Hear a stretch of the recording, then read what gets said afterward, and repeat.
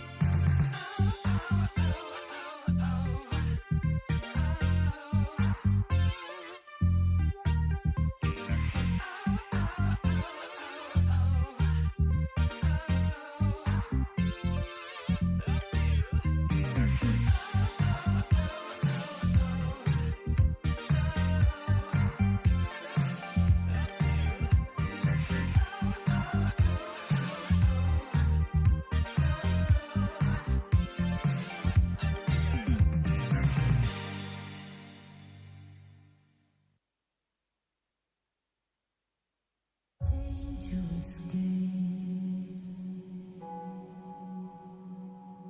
We're playing dangerous games. Dangerous games. We're playing dangerous games.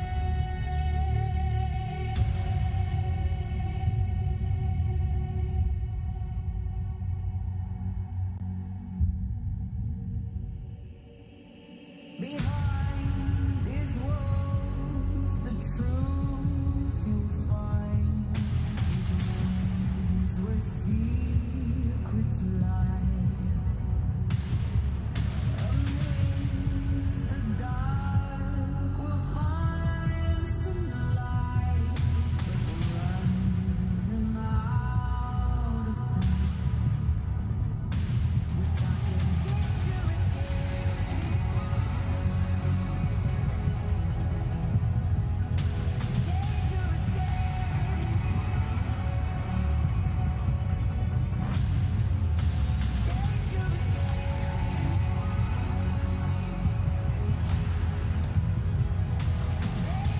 games. Dangerous games.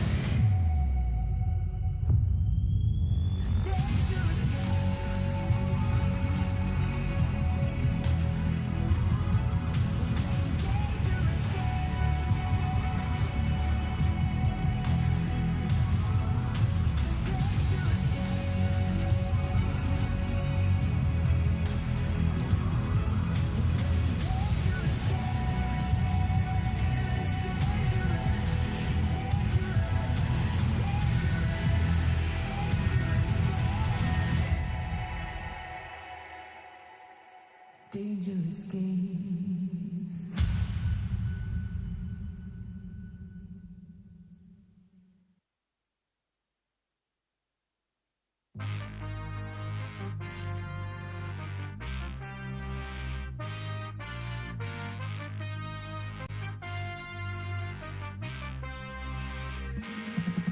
It's personal, Saturdays, prime time, baby. Grinding, you don't see me on the sideline, baby. The man, know you see me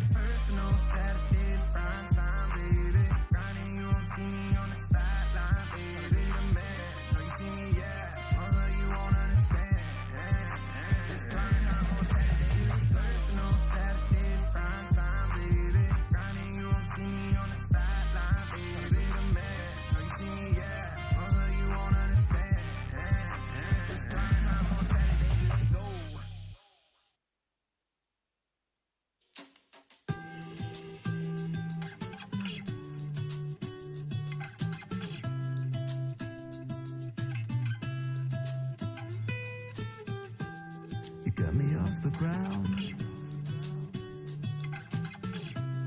and I was earthbound. When my mirror was invisible, 'cause I was waiting for a miracle. Hey, you got me off the ground when I was earthbound. Hey, 'cause I was waiting for a miracle. You're wild, like a fire. I feel safe in your wildfire, and your flames in your barbed wire.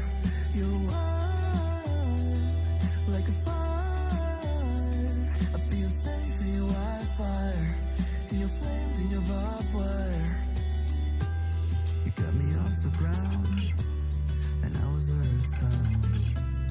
When my mirror was invisible, 'cause I was waiting for a miracle. You got me lost for words, and it might sound absurd. You're like dope and adrenaline. It's like both well and genuine. Hey, you got me off the ground when I was earthbound. Hey, 'cause I was waiting for a miracle. You're wild, like a fire. I feel safe in your wildfire, and your flames in your barbed wire. You're wild, like a fire. I feel safe in your wildfire, and your flames in your barbed wire.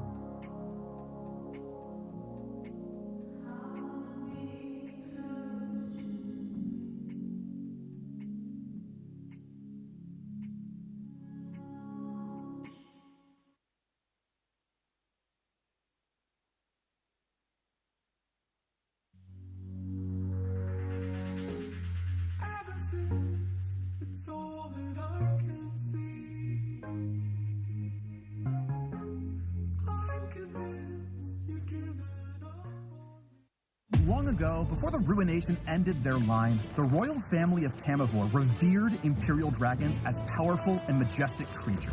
So as one of the few imperial dragons still alive today, Smolder is kind of a big deal. Or he will be, at least, as soon as he masters flying, and breathing fire, and being big, and scary. You know, dragon stuff. Sizzle! The fiery fledgling is an ADC who's all about scaling. He may seem like a tiny spark at first, but he can grow into a late-game inferno. So, you ready to play with fire? Welcome to the Smolder Champion Spotlight. Go Smolder! Go Smolder! Smolder's passive is Dragon Practice. Whenever he hits a champion with an ability or kills a target with Q, he learns a bit more about dragoning and gains a stack. Each stack increases the damage of his basic abilities, making them extra spicy as he gets more practice. This means Smolder gets stronger and stronger as the game goes on, so let him cook. Q is Smolder's Super Scorcher Breath. He spits the biggest, awesomest fireball he can muster at his target. Okay, so maybe it's not that impressive yet, but you just wait. You started it! As Smolder gains more stacks of his passive, he enhances Super Scorcher Breath in 3 tiers. At tier 1, it deals AoE damage around the target. At tier 2, more explosions shoot off behind the initial fireball, and at tier 3, the flame burns targets for additional true damage over a few seconds. If they drop below a certain health threshold in that time, they're toast. Don't forget that Smolder gains stacks whenever he hits enemy champs with abilities or kills a unit with Q. Focus on last hitting and poking opponents with Q so he reaches those stack tiers as quickly as possible. By the time late game rolls around, he'll be a teamfight terror with tons of AoE damage. Breathing fire isn't without its challenges though, like all that soot in your nose. With W, Smolder sneezes out a fiery glob. This blast damages and briefly slows targets and explodes around any champions in the line of fire. And you thought your allergies were bad. During laning phase, Achoo is a crucial farming tool for Smolder. He can use it to soften up a wave, then last hit with Q for all the stacks. In teamfights, it's a powerful AoE spell. Hitting multiple champions sets off explosions around each one, which scale with his passive and ability rank. That late game damage is nothing to sneeze at. Don't you just love his little wings? Well, they aren't just for princely charm. Smolder's E, flap, flap, flap, sends him into the air for a short duration where he ignores terrain and gains move speed and vision. He'll bombard the closest enemy in range with bursts of flame, prioritizing the lowest health champion. Smolder's E can help him catch fleeing enemies and secure kills, but it's also his only escape tool, so fly with caution or you may crash and burn. What did I do? Behind every adorable baby dragon is a super protective mama dragon. Smolder's ult summons Mom to teach a lesson to any meanies picking on her son. A face-melting, scorched earth kind of lesson. After casting, Smolder's mom flies overhead, breathing down a wave of fire and burning enemies to a crisp. Targets caught in the center take extra damage and are slowed. The wave starts a little bit behind Smolder's position and continues over a long distance. Anyone who might be hit by the flames will hear Mom's roar as a warning, so best run for cover if you can. Nothing burns quite like a mother's love. While the spell can help Smolder disengage if he's in a bad spot, his mom is best at starting fights. Especially if the enemy team is grouped up. Slow them down with the center of Smolder's ult, then go full blast with the rest of his AoE damage. Smolder's Dragon Practice stacks are the fuel for turning this glowing ember into a roaring blaze. He needs to farm safely in the early game to stack his passive and improve his Q before he's ready to take on the world. That means he'll need a more lane-dominant support looking out for him while he grows big and strong. Champions who can zone opponents off will make great lane partners for this Widow kiddo. On the other hand, he may struggle against lane bullies who can force him to retreat and lose out on stats. Without much dragon practice, his ability to trade is limited, so enemies with lots of poke and engage tools are blistering counterpicks against Smolder. Where he really burns brightest is teamfighting. Thanks to his powerful AoE damage, roasting grouped up enemies is his specialty. But like most ADCs, he needs to position wisely to stay safe. Fly in solo and you might just fizzle out. Smolder is designed to be a simpler marksman with an approachable kit. So if you've been looking for a reason to learn ADC, who burns hotter than ADC, consider this a warm invitation to try the fiery fledgling. Likewise, if you enjoy marksmen with their own escape tools like Ezreal or Zeri, or adorable forces of destruction like Tristana and Kog'Maw, you may want to take Smolder for a test flight. And of course, if you love getting stacks on stacks on stacks, looking at you Vhagar and Nasus fans, then the scaling damage should be just what you're looking for. Whew, is it toasty in here or just me? I gotta go cool off. Learn how to train your dragon at the links below, and bring the heat with Smolder, the fiery fledgling.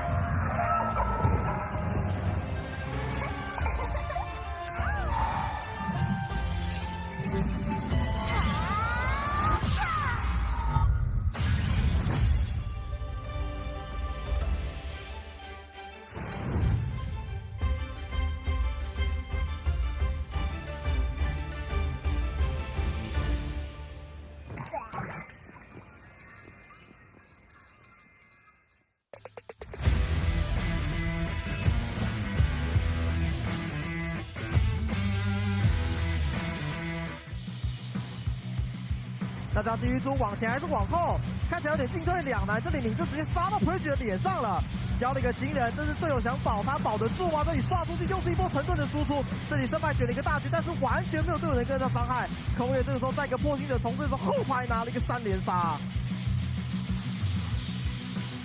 I think for Helpix to win, they really need to find some hope with the 6. They're on it. Oh, I thought. Oh. Anyway, there is a lot of CC. Edge draft will be coming through. Rooted up will ICU be, but here comes the 3-man. And it's followed by a 3-man counter-strike with Kai. Back onto this back line. God JJ just getting absolutely ran down. Although it's going to be Lakai getting low. He just turns around, counter-strike, going to take down Xingbai. Looking to take down Kazma. This should mean a very simple Baron.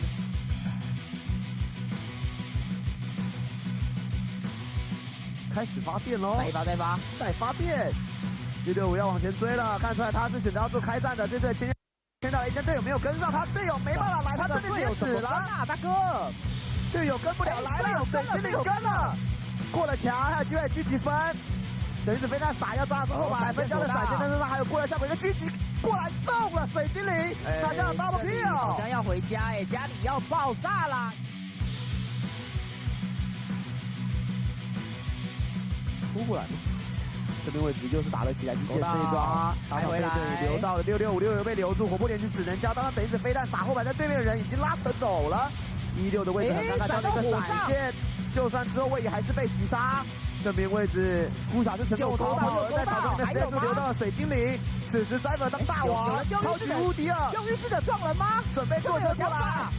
Zyber 你再撑一下，真正的 Zyber 来了 ，Zyber 倒了，但 Zyber 开车的司机来了，他撞起一个人，然后再飞过来绑住对手，预示着也增加了助攻，最后支援过来的呼下杀掉对面 AD， 也让水精灵没有机会回到中路的位置，这才是真正的玩命关头啊！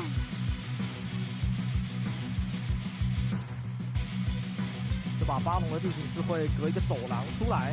另外一边则是一个绕后的机会，这里阿志跟俊佳同时进场来恶意收购，收到3个人，效果非常好。再一个球力卷到4个，这是 配的反打，一键进场，这是一个天上降模组，看见阿志走不太掉，突然一波灵幻闪。那这一波来看一下，哦，一键的 TP， 哇，他是在关灯前一瞬间踢下来的。对，这边比较奇怪的是，他们打起来可能太混乱了，加上欧弟尔那个圈圈，让队友没有看到那颗球哦。俊佳是不是关到自己人的灯了？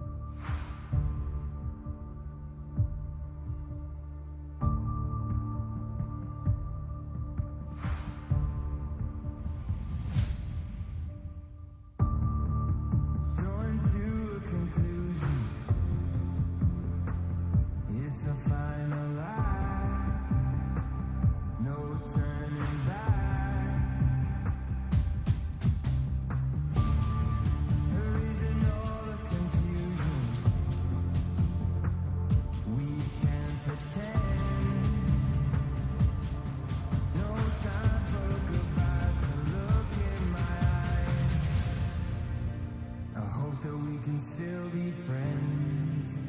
But this is where the story ends.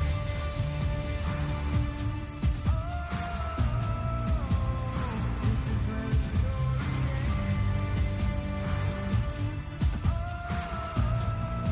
ends. This is where the story ends. Don't know how to comprehend. It's something that we can't prevent.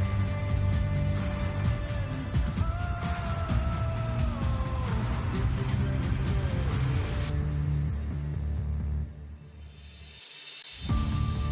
Been waiting for it to happen. Didn't think you would come. Nowhere to run. The sky begins to blacken.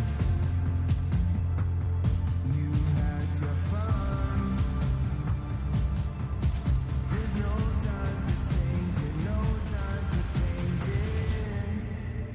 I hope that we can still be friends. But this is where the story ends. This is where the story ends. Oh, this is where the story ends.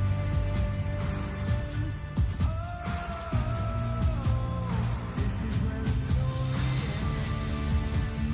Don't know how to comprehend. It's something that we can't prevent.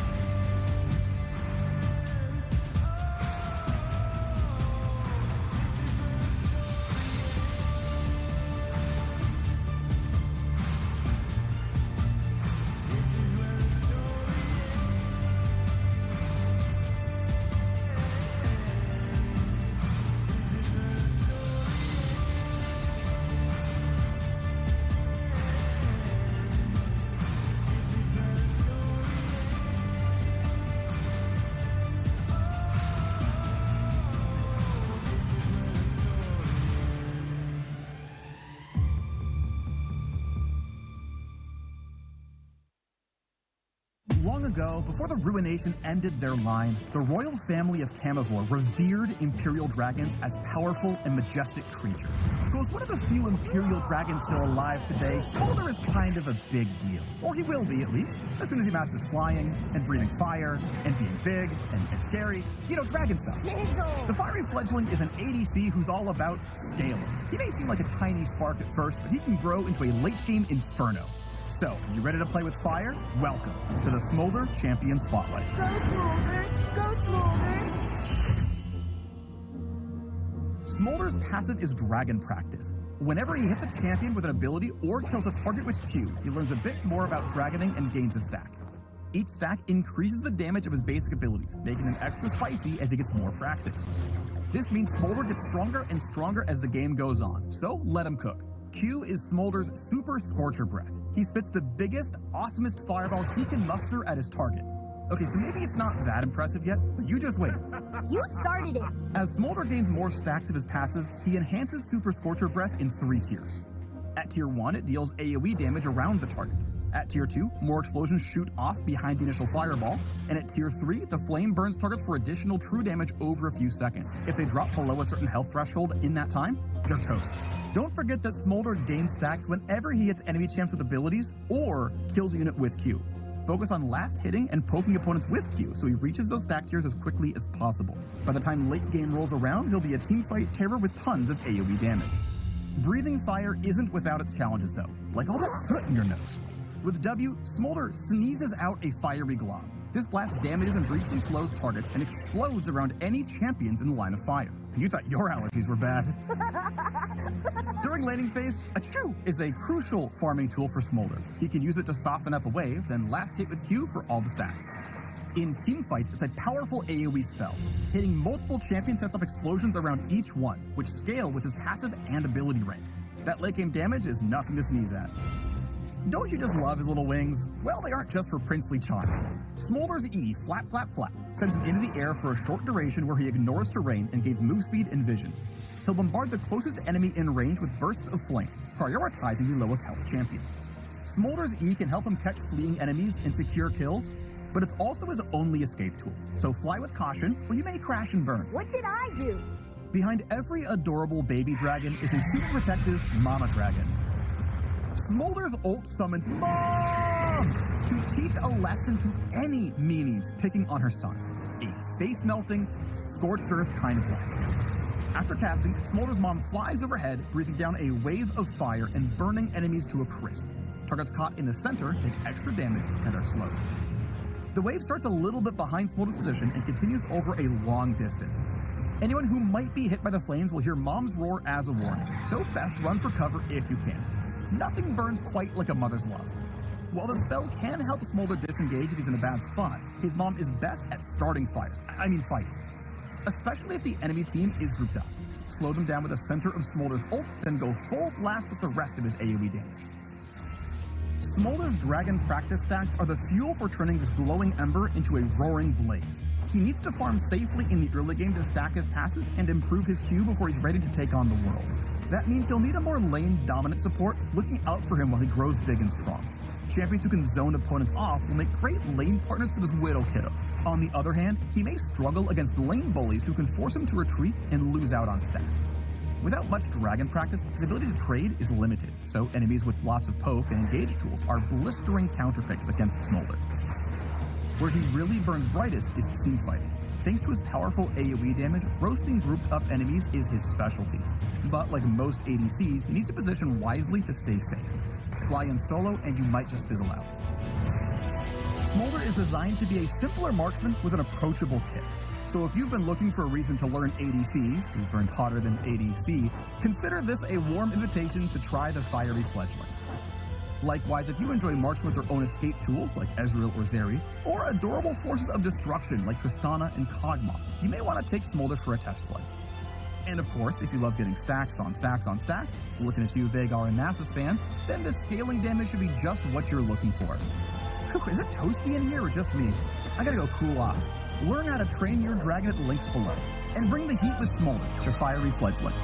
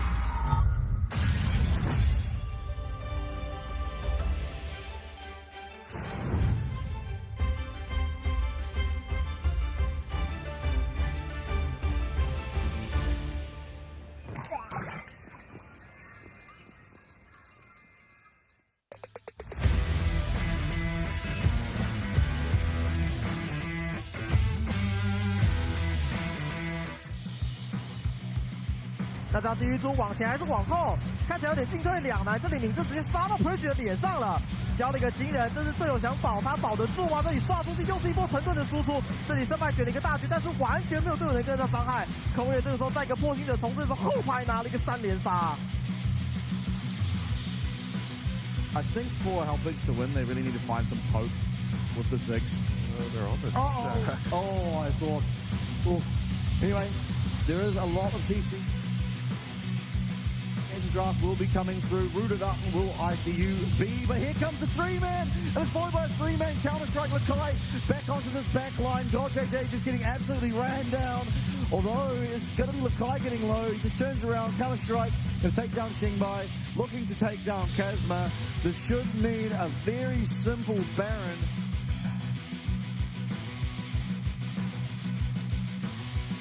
开始发电喽！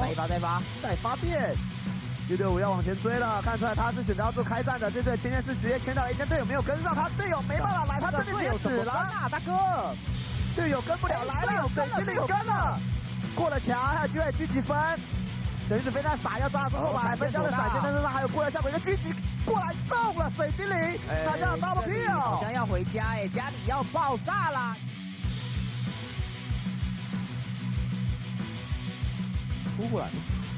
这边位置又是打了起来，击剑这一抓，打回来，留到了6656被留住，火破连只能交，当他等一着飞弹撒后排，但对面的人已经拉扯走了。16的位置很尴尬，交了一个闪现，就算之后位移还是被击杀。这边位置呼小是成功逃跑，而在草丛里面 stay 住留到了水精灵。此时 driver 当大王，超级无敌了，用浴室的撞人吗？准备坐车过来。driver 你再撑一下，真正的 driver 来了，driver 倒了，但 driver 开车的司机来了，开撞起一个人。然后再飞过来绑住对手，预示着也增加了助攻，最后支援过来的呼下杀掉对面 AD， 也让水精灵没有机会回到中路的位置，这才是真正的玩命关头啊！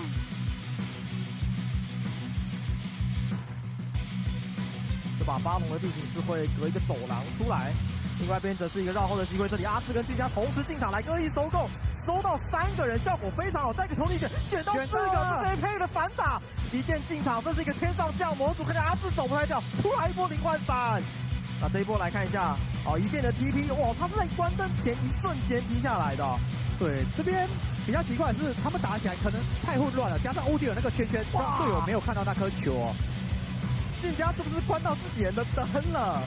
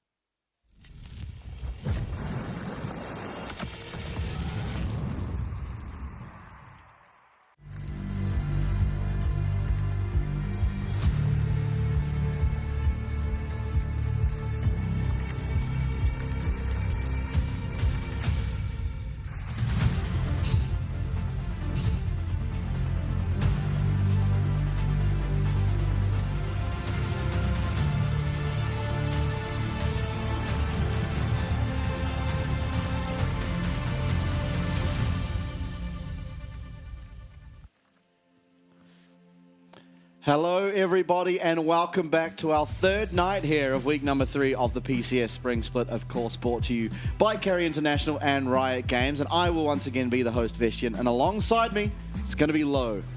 Yeah, good to be back, and we've got at least one banger on the cards for today, but first game might be a little bit one-sided, I would think. Actually, while we were on the car ride here, Lo hit me with a take, and I told him I'm going to need a justification, so now it's your turn to do that.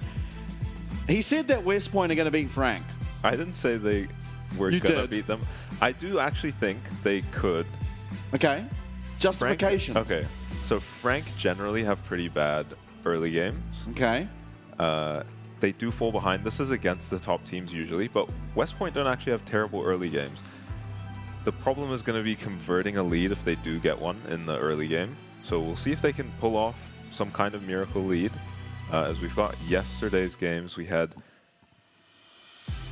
pretty one-sided games. I don't really remember much hope for either of the losing teams. Well, Helpigs found themselves with Ching9 being 3-0 at the start of their game, and it eventually didn't matter. And I mean, also Minji got first blood up against Gory in the mid lane, and Gory ended up 9-1 there. So there was a little bit of hope, I guess, but ultimately the result was as expected. Standings, of course, now we have a tie between that first place of CFO and PSG. PSG now today looking to try and extend their lead.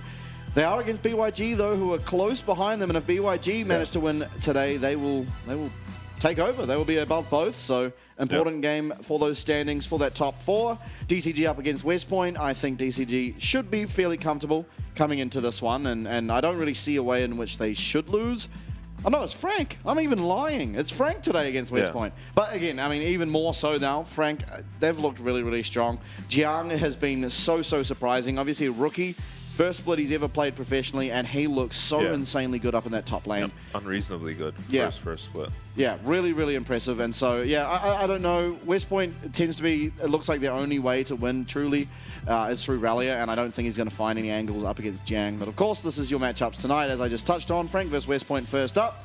And second is going to be the big one, PSG versus Beyond. I'm so excited for both of these games, honestly, and I'm more excited for the first game's 1v1. I love these things. And to be fair, I think yesterday's were a little bit more mundane than usual. The Time Kenchers kind of lowering the excitement of them in general. But the first one, the Time Kench versus Israel, came down to the absolute wire. It was a tower kill that was eventually found by ICU on that Israel. When Taka was playing the Time Kench, he got Israel down to 1 HP while the ring was coming in, so it was sudden death. One auto away. Yeah, it was insanely close. It's actually the second 1v1 we've seen come down to one guy just hitting the tower while the other guy desperately tries to kill him. So maybe a bit of a meta evolution in the 1v1s, rushing down the towers. If you can get a big wave crashing, we've seen the tower lose half its HP on the first wave in the ranged versus melee matchups. So we'll see if that ends up. Maybe we'll see a more ranged, orientated meta develop. Perhaps. We did get word of the 1v1 participants. It's going to be Jiang looking for his 5th straight 1v1 win up against Nuli, the mid laner for West Point. So we'll see if he's able to finally take down Jiang. I don't like his chances. This guy has been phenomenal. Yeah, looking a little too good. Riven, Jax, Darius. I mean, the Riven was won through tower. Looked a bit rough against Rest. Was it Rest? No. Who was it? It was Kennen anyway. Yeah, ended up taking him down. I believe it was Driver's Kennen. It was Driver's Kennen. Yeah, and Jiang just eventually got enough lifesteal to sit there, hit the minion wave, hit the tower, and took the tower down. I mean, it didn't even feel like Driver really made any mistakes. He just maybe went for too tanky of a build, and then the Riven ignored him. Yeah. Built some wave clear, ignored him, and hit his tower. Okay. Volibear, Rengar, Riven, Lucian. See if Nully goes for something ranged. We've seen a lot more range picks getting picked up. Oh, Caitlyn. Oh, Zed. Zed versus Jax. Oh. This could be interesting. I think both these champs have their ways to win. I think Jax obviously gets a bit tanky, avoids the auto attacks that Zed can throw out, but Zed with the death mark, I mean, we all know what Zed can do in 1v1 situations. So, well, I mean, we'll see. 2 Doran's Blades and Boots versus 2 Doran's Blades and Longsword. I like Jiang's Boots because I think ultimately you are going to have to dodge out of a lot of those Qs if you do want to retain some of your health. Yeah, and he'll be able to stick onto the Zed if he ever gets onto him. Yeah. But I can't imagine W being used too aggressively by Nully at any point. Yeah. I think it does feel like You have to be a little bit defensive. Normally putting that snowball in the bush.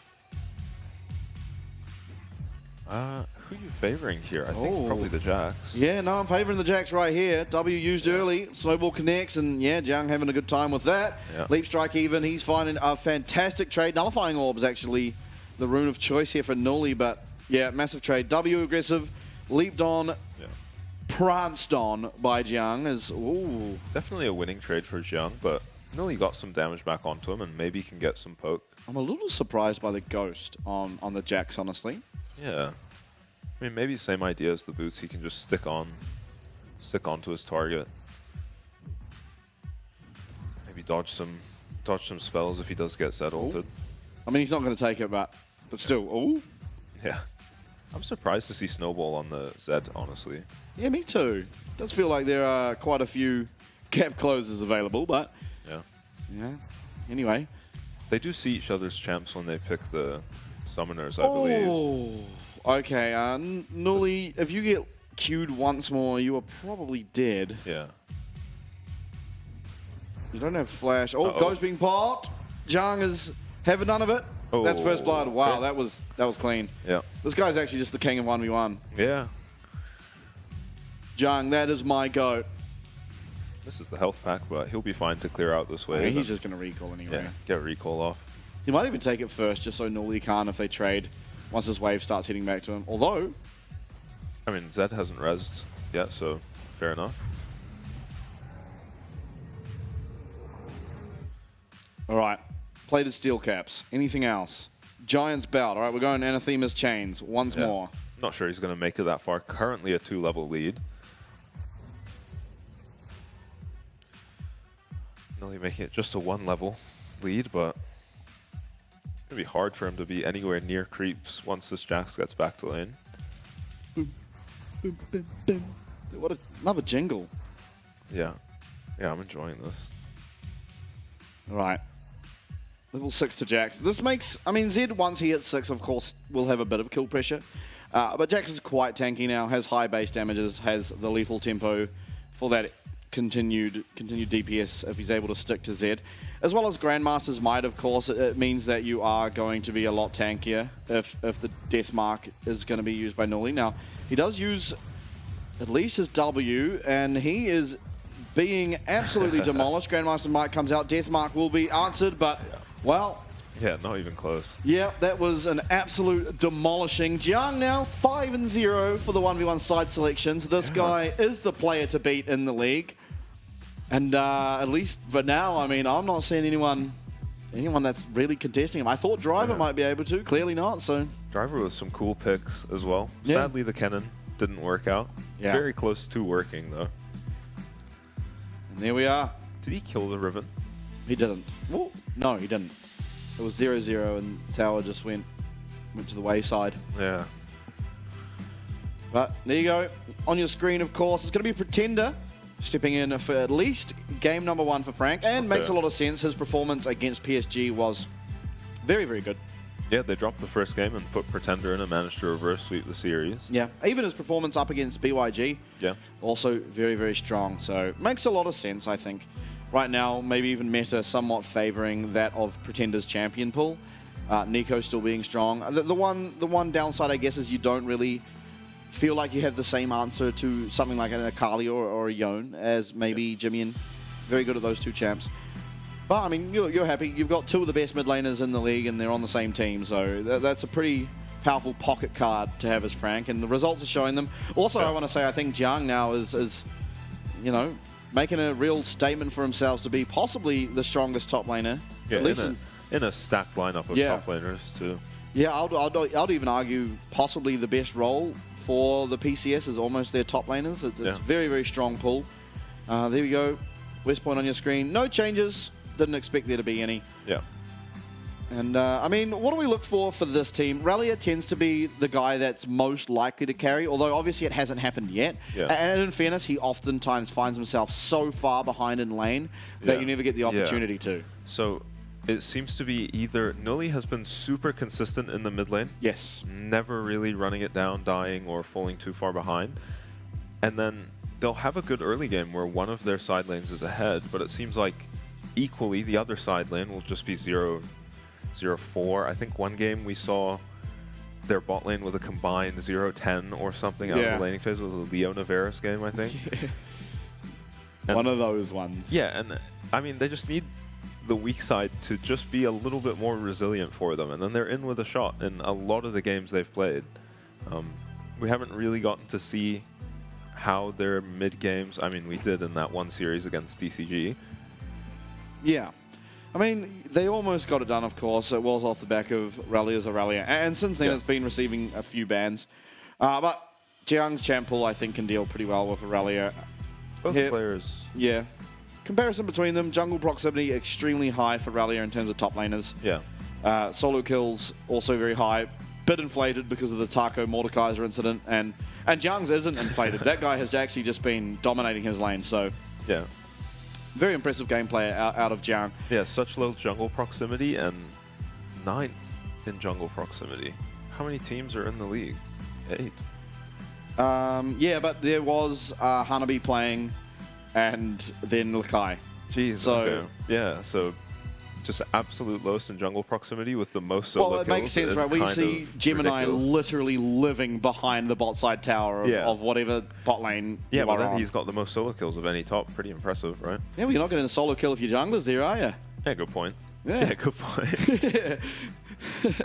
No, but yeah, Jiang has been a very, very phenomenal. And honestly, coming from a rookie, it's not overly expected for them to just come into the league. You're up against Driver, RJ, these massive names, and make such a statement for yourselves. Really, really impressive. Of course, he did solo kill Driver in the last series and then died solo to Driver in the last series. So fairly evenly matched between those guys in terms of the solo kills. But back in the draft. Driver had a great series. He did.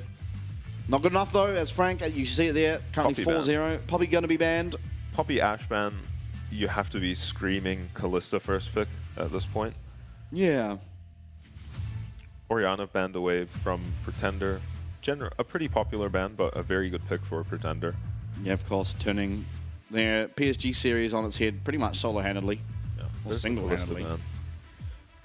A 4-man shockwave, yeah. I wonder if Rallia is playing back in the Philippines again. He did spend some time in Taiwan, and I think he looked stronger while he was there. Back stronger in the Philippines? No, when he was in Taiwan. He was, really? Yeah, well, I mean, it makes sense, right? The champions he plays, the lower the ping, the better. Yeah, true. He does play a lot of carry champions. Akali, Yone, Irelia. Now, Jax will be that third and final ban against Jiang. Makes a lot of sense. He's looked really, really scary on it. Aatrox is open. Cassante is also open. Yep. And on Pretenders, Nico is open. One of the safest blind picks there are in the game for the middle lane. And there's not really an answer to it. You can try and just survive it, basically. And then, of course, during team fights, things like the Azir, while you might fall behind in lane, you will be doing more damage in those team fights. And that's really the trade-off. You accept that you're probably losing your lane, but can find more usefulness. Might just look to take a scaling option. That's what I would expect for Nully. Yeah. Varus, I mean, wouldn't be too surprised to see it, but Lucian does remain open, so that would surprise me a little bit. The Varus priority over the Lucian Milio, which has looked so dominant. Yeah, we usually see the Lucian Milio here. Maybe looking for a more aggressive Maybe they lane. just, like, autopiloted, didn't realize that Nico was their first pick instead of the Lucian. They're like, we'll answer it with Varus. I think it might just be that Cheng and Cha like to play aggressive bot lanes, and you can't get too aggressive in the early game with the Milio Lucian. This is fair. But then you've got to deal with the Milio Lucian. That's right. And Gemini, who is basically the third support, or second support even. You can expect in your Tri-Brush behind you. Especially on this rel pick. Yeah, now Aatrox would make a lot of sense. I don't think you want to go into the next phase of bans when Aatrox is open. Yeah, it's likely going to be banned against him. With Jax banned as well, I think we saw Jax do really well into Aatrox. Yeah, what's the other one? Akali's done well into it. Rallia obviously does play the Akali, but noticeably, I think, was it against Arja? Where, it was against Arja, where his bot lane was so far ahead, but he managed to solo die a couple of times and really kind of single-handedly lost the games in many perspectives. Yeah, we've seen the Yone into the... Yeah, he did play this as well. And honestly, it looked good. Oh, we're going to get the Irelia again. It just goes for comfort with the Irelia. I don't hate it. I think Aurelia used to be a really good answer into the Aatrox. I'm not sure how it does now, but back in the day, you used to be able to just pretty much, especially early game, out-trade Aatrox 100% of the time because you just sort of dash around his Qs into the minion waves, dash onto him. When he uses Q3, dash back to a minion, and you just win the trade every time. Yeah. But I'm not sure how it is these days. The lethality Aatrox obviously does a lot of damage, even just with auto attacks. Yeah. I imagine it's still probably somewhat Aurelia favored, but it's a lot easier to play the game later on as Aatrox. Yeah. It's the same logic as the Yone pick, right? You kind of all in onto the Aatrox. He doesn't like you right on top of him, and you have a lot of mobility to dodge his spells. Yeah, for sure. Renata's getting banned. Yeah, and Rakan. I mean, Lucian, Milio. I mean, you want to ban one of them, right? You can't really ban the Milio because you can still just go Lucian Nami. I feel like right here is a perfect Lucian ban if you're West Point. Why give it over if you don't have to? Yeah, the Rakan ban makes sense too, just because Xayah Rakan, just a pretty easy bot lane to slot into your comp, but it's a Nautilus ban. Xayah Rakan sucks against both Varus and Azir.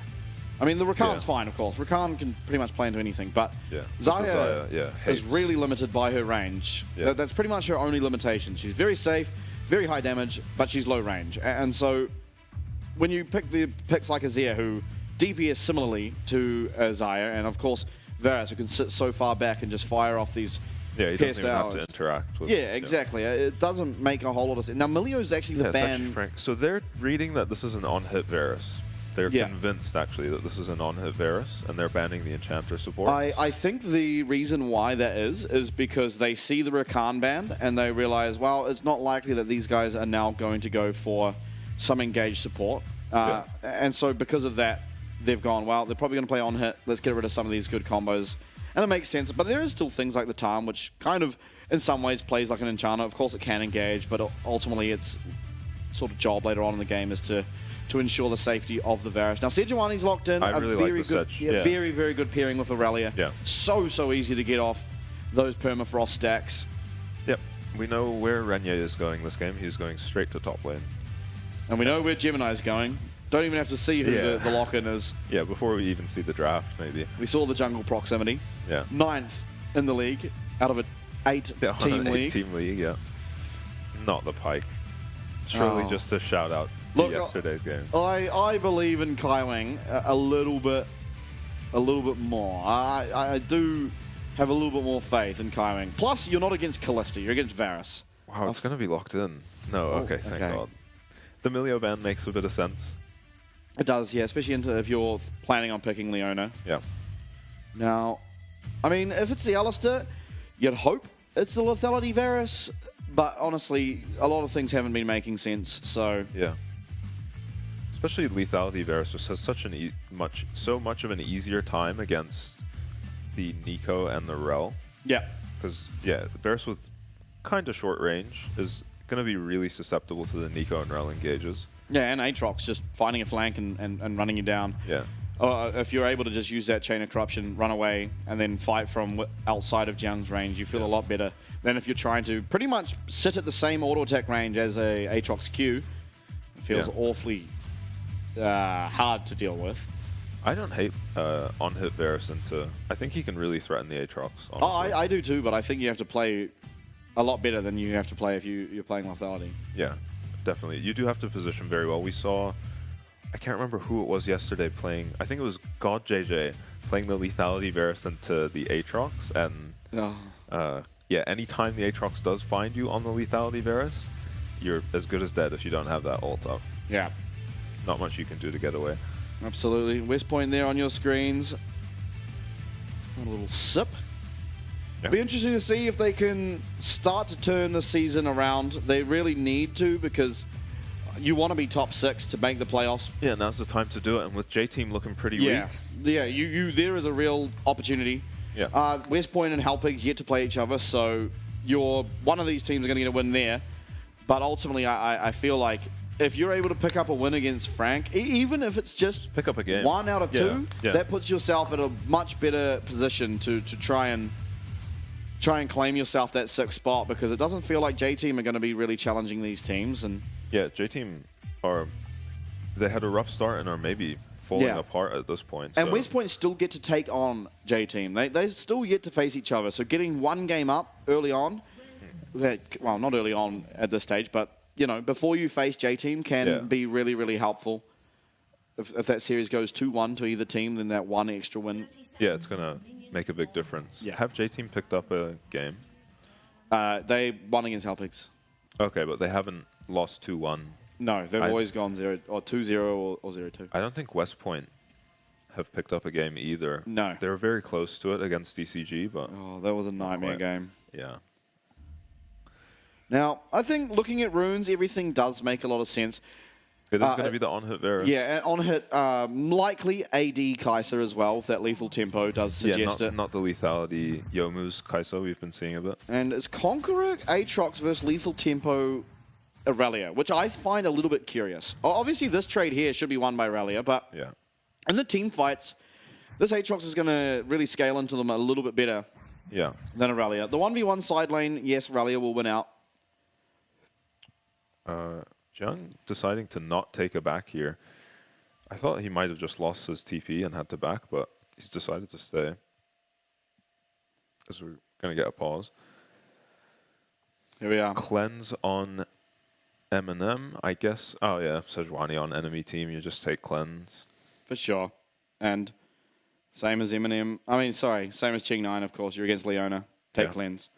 It makes a lot of sense. The one thing I will say, I think, like things like the on-hit Varus, less so than Kai'Sa, but on-hit Varus, if you are able to take Ghost, obviously you can't this game, but if you are able to, it feels so much easier to play the fights because you're actually able to stick onto some of these champs that you aren't able to without the Ghost. Yeah, and just because of Varus's passive giving him so much attack speed when he gets a takedown, he can just really snowball fights. Once you're ahead in a fight, Ghost becomes... you know, so much stronger because you can run down and finish a bunch of kills. Yeah, for sure. I'm excited to see this game, though. Of course, Omar betting the house on West Point and me, a smart businessman, deciding I think Frank will win. There's just something about West Point today. They've got this energy. They've got their chakras aligned. Let's hope Regnier's chakras are aligned because he's going to be invaded. Gemini on the blue side ward on this. Oh, Regnier doesn't have Smitey. Smited wolves. Oh, this is Jova. Uh-oh. Uh-oh. And this is going to be trouble for West Point's bot lane. Houston, we do in fact have a problem. Yep. Gemini starting those Raptors. Obviously, Raptors are much quicker to finish off than the Wolves. And he so just did Raptors and walked straight to enemy blue. Yeah. Wow. Both camps obviously will give you level 2. Raptors insanely quick to do, especially as the Rel. You can start Q or W and you pretty much immediately get them cleared. It might not really even be that much of a lead for Gemini because he's going to split map. So Sedge might end up even a camp up because she got to do her own walls. Right, but the biggest problem is now that your bot lane is just so vulnerable. I mean, you see, look, where's Gemini? Oh, he's behind your bot lane. Haven't seen this one before. Now, level 2 on the Alistair is important, of course, because otherwise it's a Pinata. He is just going to be a Pinata anyway. Flash will get him out. Very close. But they could just redive this now. Char's not going to be able to stay, and health bars are still completely fine. There's the flash from Char. One more auto will do it. It's going to come down. It's Kaiwing who picks it up. He's also not tanking that tower, but Ching9's trying to find a return. Low health bars, but it is going to be Frank who do manage to scamper away with that kill. On the other side, Jiang flashing out at that stun. It's going to be one kill at least, traded back, a massive minion wave, but a good job here for the top side of West Point to find a return. Just unfortunate that Jiang was able to outplay it that little bit. Yeah, Jiang's going to be able to pick up most of this wave, and the kill did go over to Relia. Not as clean of a dive from West Point, maybe just harder to pull that dive off against an Aatrox. Oh, he's missing a lot of them. The important thing on this play was to not let Ali proc his Aftershock. So they actually just get onto him before he can proc Aftershock, and I don't think he ever even does. He just has to flash straight out. Yeah. Makes that kill a lot easier. You'll see on the repeat dive, he procs his Aftershock and just lives for a long time. Despite the 100 HP he has. Cheng was getting his lethal tempo going, and I thought he might be able to turn a kill around, but they just juggled tower aggro perfectly. If he had Ghost, that could have been a triple. Yeah, no he might joke. have been able to chase them down. Yeah. But all things said and done, it is a slight advantage now for Frank. Of course, There's a lot of power in this Aurelia now, and Jiang is overextended. Permafrost is going to be landing. The stun will be landing. Jiang will almost certainly be going down. He's not even going to be able to have time to find that. Q2 is minion. Oh, they're all on Aurelia. Okay. Oh my god, that was scary. Yeah, close, but that's exactly what you want to see out of West Point. All right, we have Aurelia take 2. Oh, this is going to be really bad for Jiang. He loses a lot of creeps now while Aurelia freezes. Maybe Gemini wants to just go up and... I mean, he's going to have to... break the freeze, yeah 100%. I feel like you have to... This is terrible for the jungle proximity stats. Yeah, because if this carries on much longer, it's going to be too late for Gemini to even come up here. Aurelia will get to a point where she can 1v2. Yeah. And he's going to come up. Let's see if Aurelia respects it, because he could easily die here. Yeah, okay. A little bit scary. Gemini's going to look, but Oh, Aurelia. Okay. Oh, Sedge is here. He's knocked up. Gonna be... Oh, no. Oh, a little bit antsy. It's unfortunate. Yeah, unfortunate. Trying to get something going with the flash there. He is full build. Yeah. Yeah, I honestly think he could have just walked that one off. Or maybe just flashed away. He was never dying there as long as he doesn't flash forward and Q all the minions. He does pick up the entire wave that he might have lost if he just died or got chunked out. But let's see what he flashes, because the flash just confused me. I think it was maybe Q3. Like at this point, it looks like he's just out. Oh, he is. He doesn't flash anything. It was the... And then maybe more perplexingly, he doesn't walk down to his jungler. And yeah, nice W by Jiang, landing on him there and pulling him back. Pause here, maybe to work out the malfunction of Auelia's flash key. Yeah. Just getting a little too creative, I think. Yeah. With the flash. I mean, I could see it maybe working if you wait a little bit. I think even if you get stunned up, it's better to not flash immediately. Like, what's the real threat there? Aatrox had used his Q. Yeah, exactly. And it's a long cooldown, level 1s to basically 4, honestly. And so you're not too concerned. Yeah. And honestly, just stalling a little bit more time before you look for a play for your Sejuani to be that much closer. Because again, your 2v2, Sejuani Aurelia is so strong. It's a lot stronger than the early game Rel and Aatrox. And so, or he could have just run down to Sedge. And either way, though, he is still like more than 20 CS up. And Jiang's been forced to go for a Bramble Vest.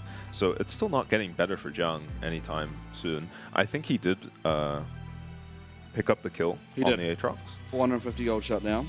So that'll help him out a bit, but the CS disparity is going to be a big problem, and there should still be an XP disparity too. Yeah. I really want to see a little bit more consistent play out of Aurelia. Oh my. Yeah, back into game. Back into pause. He has a lot on his shoulders this game. For sure. Oh, we're arriving at the Pause Championship Series. Yeah, and Aurelia, I mean, she is extremely strong at this point. You know, despite the dive, Chang on the Varus is actually doing really well in farm. Good. He's up a little bit, but Kai'Sa's going to catch up once the wave crashes into her. But, you know, doing even is fine after so much was committed bot lane. On the other side, on their weak side, Jiang is actually not doing so well at all. We'll see how the rest of the lane plays out. Has got 2 kills, though. Yeah, he does, which definitely makes up for the CS, but I think Relia has 2 as well. Yes, and yeah, I mean, both those champs can be very, very scary. Yeah. I think, though, one thing that makes me have a little bit of faith in Jiang was his Thursday performance, where I think he ended the game with something like 15 kills on the Aatrox. What was he into? It was Cassante. It was into Driver's Cassante. Oh, wasn't that the game where he gets a kill early? Gets 2 kills early, then Driver solo kills him. And then gets solo killed, and then maybe dies twice. Yeah, and then, no, I think he died. No, maybe it was a kill and a dive and something, and he went down. And then he dies solo. Yeah. And then he like has to massively outplay Driver to get a kill back. Yeah. And then eventually he just steamrolls the entire game. Yeah. So definitely mentally resolute, Jiang is. So he'll be okay from behind, I imagine. But yeah, I don't know if he's going to be able to pull off that kind of outplay, especially when he has to go for something like the Bramble. Yeah. Into the Irelia. Yeah, and Aurelia gets Vamp Scepter as full build, so... We've seen a couple Sundered Sky Aatroxes. I have not liked it nearly as much as the lethality? As the just full damage Aatrox builds. So hopefully the Bramble isn't signaling that he's going for a more Bruiser Aatrox build. I wouldn't even be surprised to see him have that Bramble and then just eventually sell it. Yeah, you might just need it. Yeah, to try and negate what will be a first item by the Ruin King out of Aurelia, as well as just Aurelia Q healing. There's so much. Yeah. Oh, well. What are we thinking? Give me your standings, 1 through 8, while this pause continues. I want to hear your opinion. Oh, never mind. Pause does not continue. You can still tell me, though. We've already talked about what's going on here. I just want to say, my favorite team is Beyond. We don't have favorites here.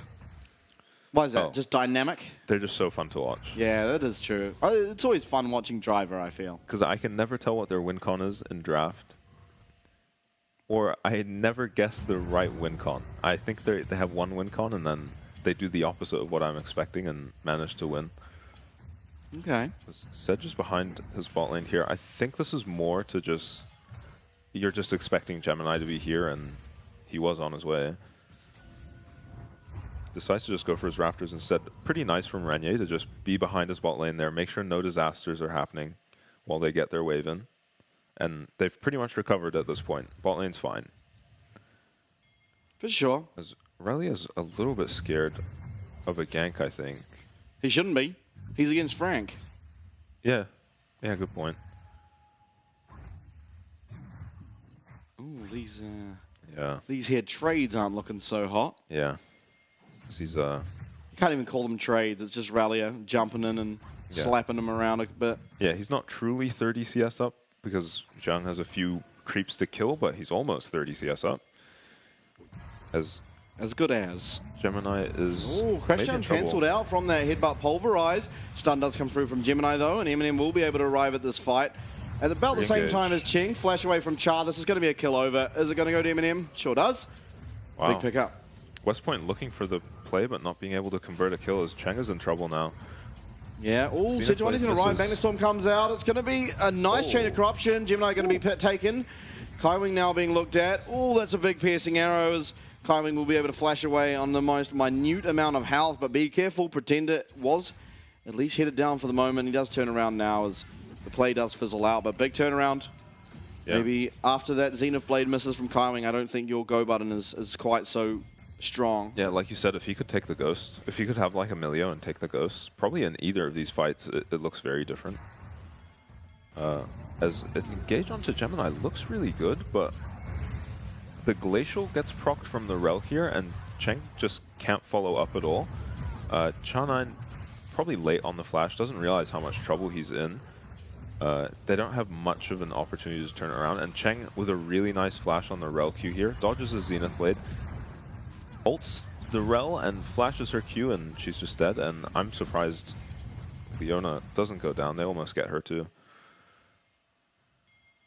Yeah, and 30 CS lead up here in the top lane, and total gold is fairly heavily in favour of West Point, although team gold in general is even. Yeah.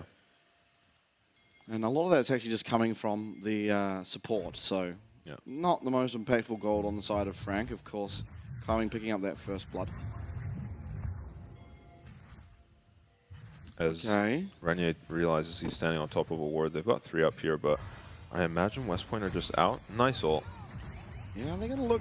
They do land the stun. Wildinger comes through. Pop Blossom also is going to force out the flash at least from Rallia's Aurelia, and it did cost Jiang his flash and ult, so. Yeah. Honestly, I think for the immediate lane, actually, it's a fine trade there for Aurelia. Here comes everything, though. Char9 going to be once again stunned up, nice and well. Kaiwing finding that Solar Flare after the Zenith Blade, and kind of curious that Eminem didn't have the confidence to just press that Killer Instinct and look for this Alistair kill, but chooses not to. It's always scary to ignore the on-hit Varus, though. It is. Frank just looking for the engage there while the Alistair doesn't have 6. Seeing if they can maybe just quickly kill him, but don't manage to do it. They don't even really throw the Ignite onto him. Ooh, Gemini's not going to be willing to part with these. Yeah, no, he's going to pick himself up one. I believe that will be 4? Did they get the first 3? Yeah, I remember Gemini doing them. I can't remember if he finished them, though. Yeah, neither. Well, it's at least 2, and I remember him getting one of them. Maybe it is only 2.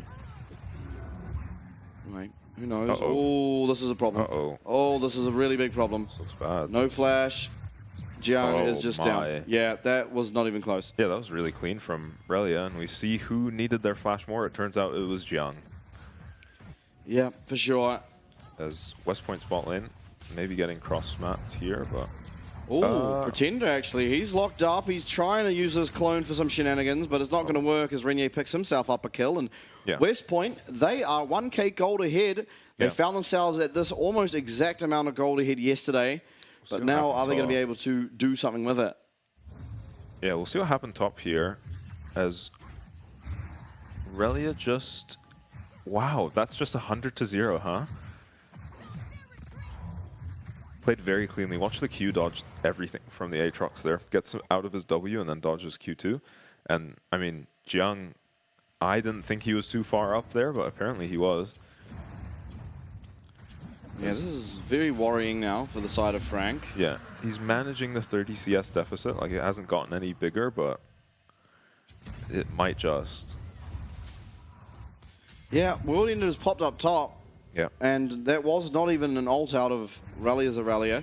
Yeah. Now, Frank are trying to do what they can on this bot side to get some gold, claw some gold, find a win condition. And I really like that Renier is here. We talked about this yesterday. You just want to be next in to your comes Teleport. This is a Rallier. You have to be so careful here.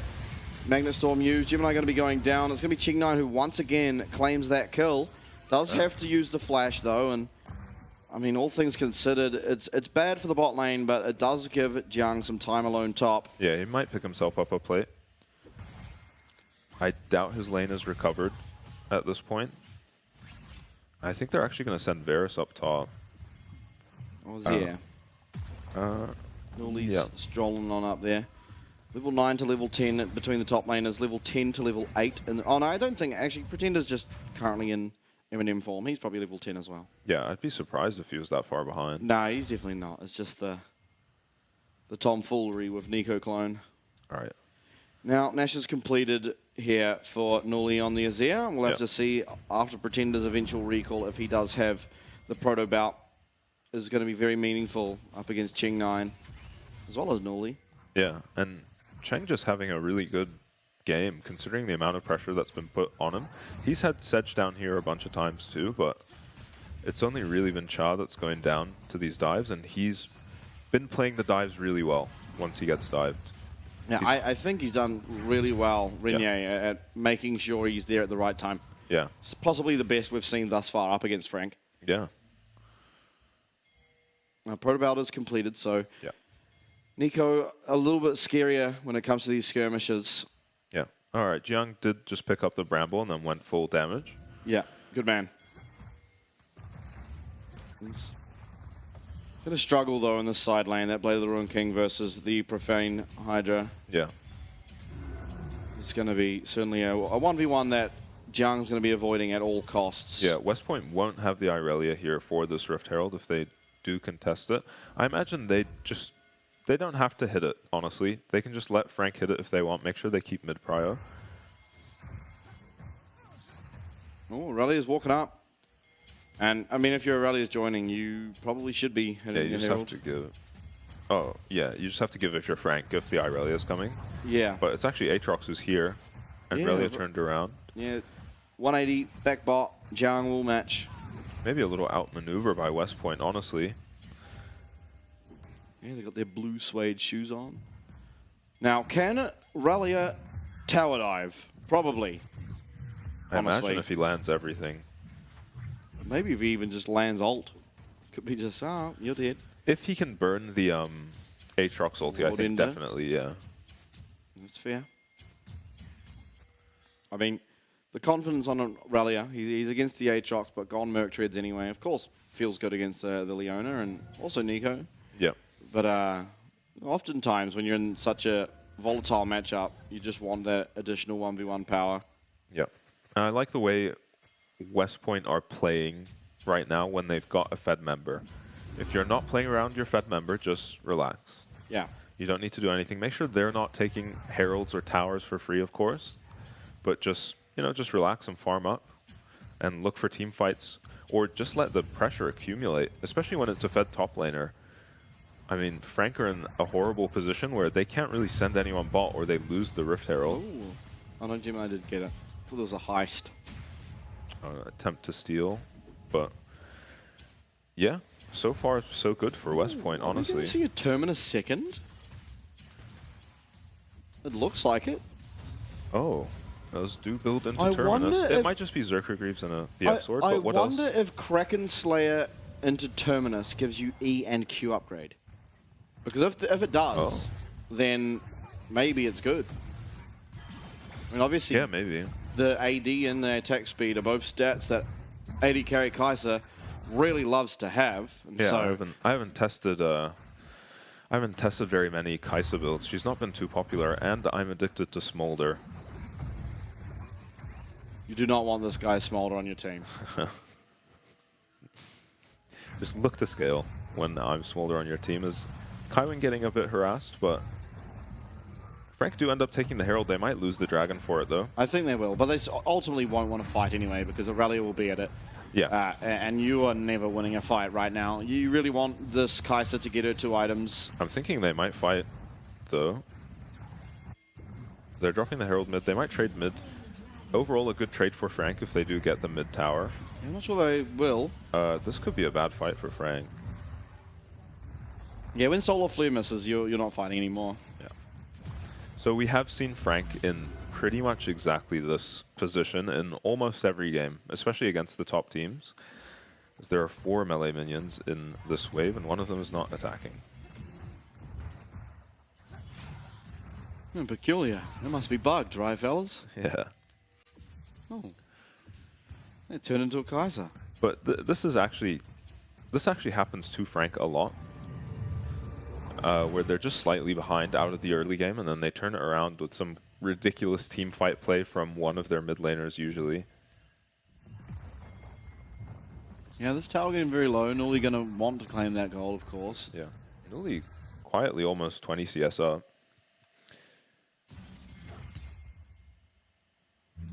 Aurelia's playing a bit safe. He realizes he's weak side right now, and Yeah. why would you want to die? You don't, so. Yeah.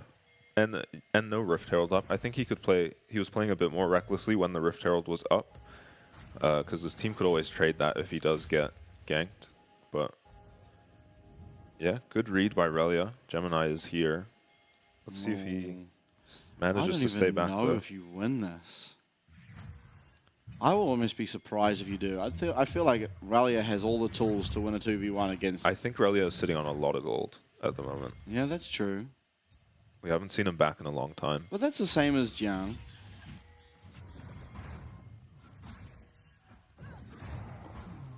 So it looks like West Point are going to maybe look for this top tier 1 and just leave Relia hanging for a little bit.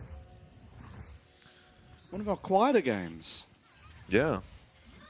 Look at these guys being reserved and stuff. Yeah, aside from some action early on. All went West Point's way, really. Yeah. I think a couple of those dives fumbled a little. Missing Zenith Blade and still committing. Yeah. Was the Terminus on the Kai'Sa. Okay. We'll see how it looks in these fights. Oh, that's definitely the upgraded Q. Yeah. We'll have to see when he presses E if he goes invisible. Surely not without Zerker Greaves yet. Maybe not Seems without hard. Zerker Greaves, but you do have the recurve bow, a dagger. There's a dagger. No, there's 2. There's a recurve bow and a dagger within the Kraken as well. You might. Alright. Stun. There's going to be Glacial Prison used on Kaiwing. There's going to be the Chain of Corruption. Char9 getting quite low, but he does pop that Unbreakable Will. Now, Relia has teleported into the fight, but he's on the wrong side, and so all said and done. It's a couple ults used, but not really all that impactful. Yeah. Ultimately, West Point, I think, coming out the victors a little bit. Good discipline from West Point once they Ooh, realized Char. they were... Oh, he's dead. He's dead. No? But what if? Flash. But about, there's a lot of movement speed that Pretender will gain. Q does land. Oh, in comes Nully though. This is not all over. Oh, yes it is. Empress Divide kind of just showing presence almost. Oh, okay, Killer Instinct immediately Relia. in, but Relia lands the star, and Eminem is just going to be going down. It's a shutdown over to this Relia, who's already extremely scary. Does pop that ultimate now as Ching9 feels very safe to just hit in that back line and double kill. This is Baron. It could very well be. But really nice play from Relia. He hung around a little bit, saw the Kai'Sa over-aggressing onto his Varus, manages to catch her with a stun, and yeah, carries the fight with his lead. Well, Jiang though, he's looking for Nully, going to get that flash out. World Ender now was popped, and Pretender hiding his health and mana stats, but they're going to be very well aware that this is not a Kai'Sa. Char taking a bit of damage, does not have that. Wow, okay, Alistair ultimate. They should look to turn here. Yeah, Char is going to be taken out. I mean, that might be all she said and done. It's going to be the Baron going over to West Point here. Baron number 1. Their record is 4 without a win. Ching9 now losing his flash. Yeah, I'm kind of surprised West Point weren't willing to fight that. No TPs or anything coming through. As it looks pretty good for Frank to begin with. They get Char's flash here, and he still dies. As Jung hangs around, they know they're looking for stuff, so he doesn't even bother walking. And Relia actually walked the whole way bot and walked back up.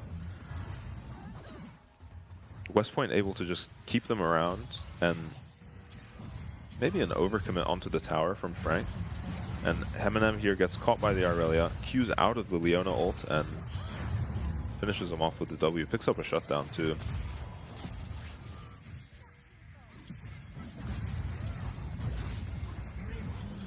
Yeah. Very nice from Relia.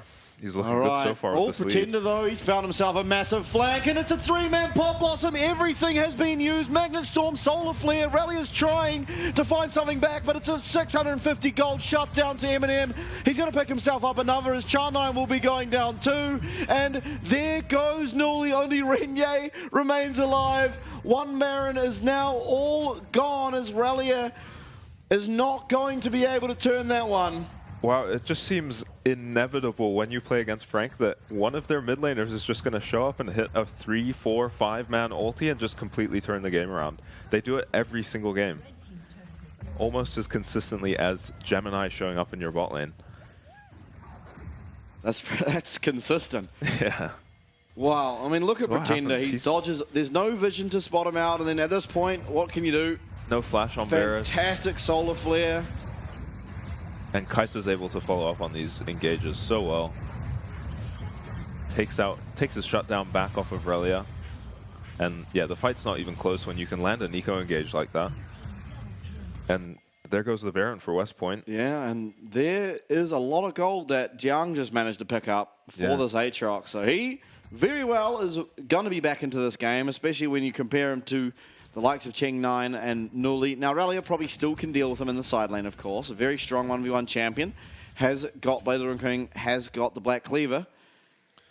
Yeah, but these team fights are now extremely scary. I mean, you saw what Pretender can do. Relia is actually trying to get this wave, but the wave's going to be cleared. That Profound Hydra really helping out. Relia commits the ultimate, but here comes Gemini and Eminem. You're going to go down again. Tower does not. Doesn't quite get the tower. Relia does, but Nully will take the top tower. As honestly, maybe a bit of an over-rotation onto the Irelia. We'll see if they can pull something off while the Irelia is dead. She does have TP Hey, up. this melee minion's in the back line, and Ching9 has not noticed, and Ching9's going to pay the price. Almost picks bombs back for himself on Pretender, but ultimately he will not.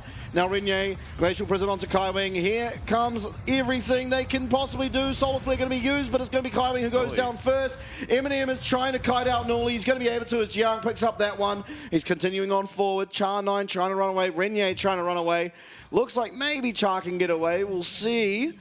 Sundisk obviously is going to go down. On the top side, oh, Q1 hits, but Q2 and 3 will not. Yeah, Flash will get him out. Gemini and Pretender, though, they should be able to pick up Renye eventually. Oh. No movement. Oh. Oh, he's dead. Okay. It's going to take a while to pick him up, but he does eventually go down. And Frank did a really good job of punishing the... No, West Point did a good job of punishing the over-rotation from Frank onto the bot side. but then they had to get out. Not really punishing it, but just they got a cross-map trade, but then they had to get out. They have no business being this far up on the map when they're down a member. And it gives time for Gemini to come back up, and Pretender, who appears out of the wave on top of Varus, actually almost goes down. You see how strong the on-hit Varus can be. And they schedule onto Kaiwing here. Maybe could have looked for Eminem, but he does have cleanse. Nully tries this fight. He finds a nice ulti and then gets himself onto Eminem, but there's no follow-up at this point. And he does just go down. As, yeah, the gold has swung very much into Frank's side, but not an insurmountable lead at all for West Point, especially this far into the game. 4K at 26 minutes is manageable. It's this Kaisa that just might not be manageable. Yeah, the Kai'Sa's definitely very scary. Has the Wits End now, of course, but a magic resist. Yeah. And plenty of CC on her team so that she can find an angle in the fights. Oh, Sundered Sky is going to be the second item and Thornmail third here. So a little bit of a mixed build. Yeah, I thought he would be going lethality with the Profane Hydra picked up, but decides to just go tanky after getting some wave clear. Makes sense. We did see Relia, you know, trying to get onto his tower, so he wants to be able to kill the wave quickly. And somehow Jiang is 7-3. Yeah. Told you, this guy's crazy. Yeah, like nothing ever went wrong, really. Yeah, all in a day's work. Relia with a CS lead and a couple shutdowns is going to be even in items. But, yeah, not able to have as much impact as you would have hoped in the side lane. Did have a great team fight. As West Point are stacking a bush. Frank do a really good job of just always having Kaiwing, you know, out in the front on this Leona. You can't really... They've tried Sedge-ulting and Varus ulting Leona a couple times, but it just never turned into a really effective team fight. What is going on here? They're just... I think they're just fighting for this mid wave as Pretender on another ridiculous flank. Look at the pink wards they have all on this side. Three pink wards on this side of the map. Oh my god, he has... Oh my god. 4 pink wards. He's just walked along, you know, a red carpet of pink wards into a ridiculous flank. Okay, G9 Vax. It's only Nully here. But Pretender could just sit there and wait. Nully's aware that he might be somewhere, but he's checked the wrong bush. He's very much checked the wrong bush. Pretender... Oh, this is going to be disastrous for There West is a ward, Point. though. There's a ward right here that will spot Pretender the second he walks out of that bush. Yeah. But if they're all committed to contesting this Baron, it might be just too late once they see him. Yeah. Okay, here he comes. They know where he is now. Nully's going to find him. Emperor's Divide comes out, and it's going to land onto the correct one, but the Glacial Prison is going to land. There's a lot of damage. Nully picks himself up that kill, but it is the Baron picked up ultimately on the other side. Now, Frank, all you have to do is try and get away. Yeah. Maybe you have to lose one person, try and commit Kaiwing to stopping, but it looks like you don't even have to do that. Yeah, they maybe use too much onto the Nico finishing off Pretender that they can't really force a fight here at all.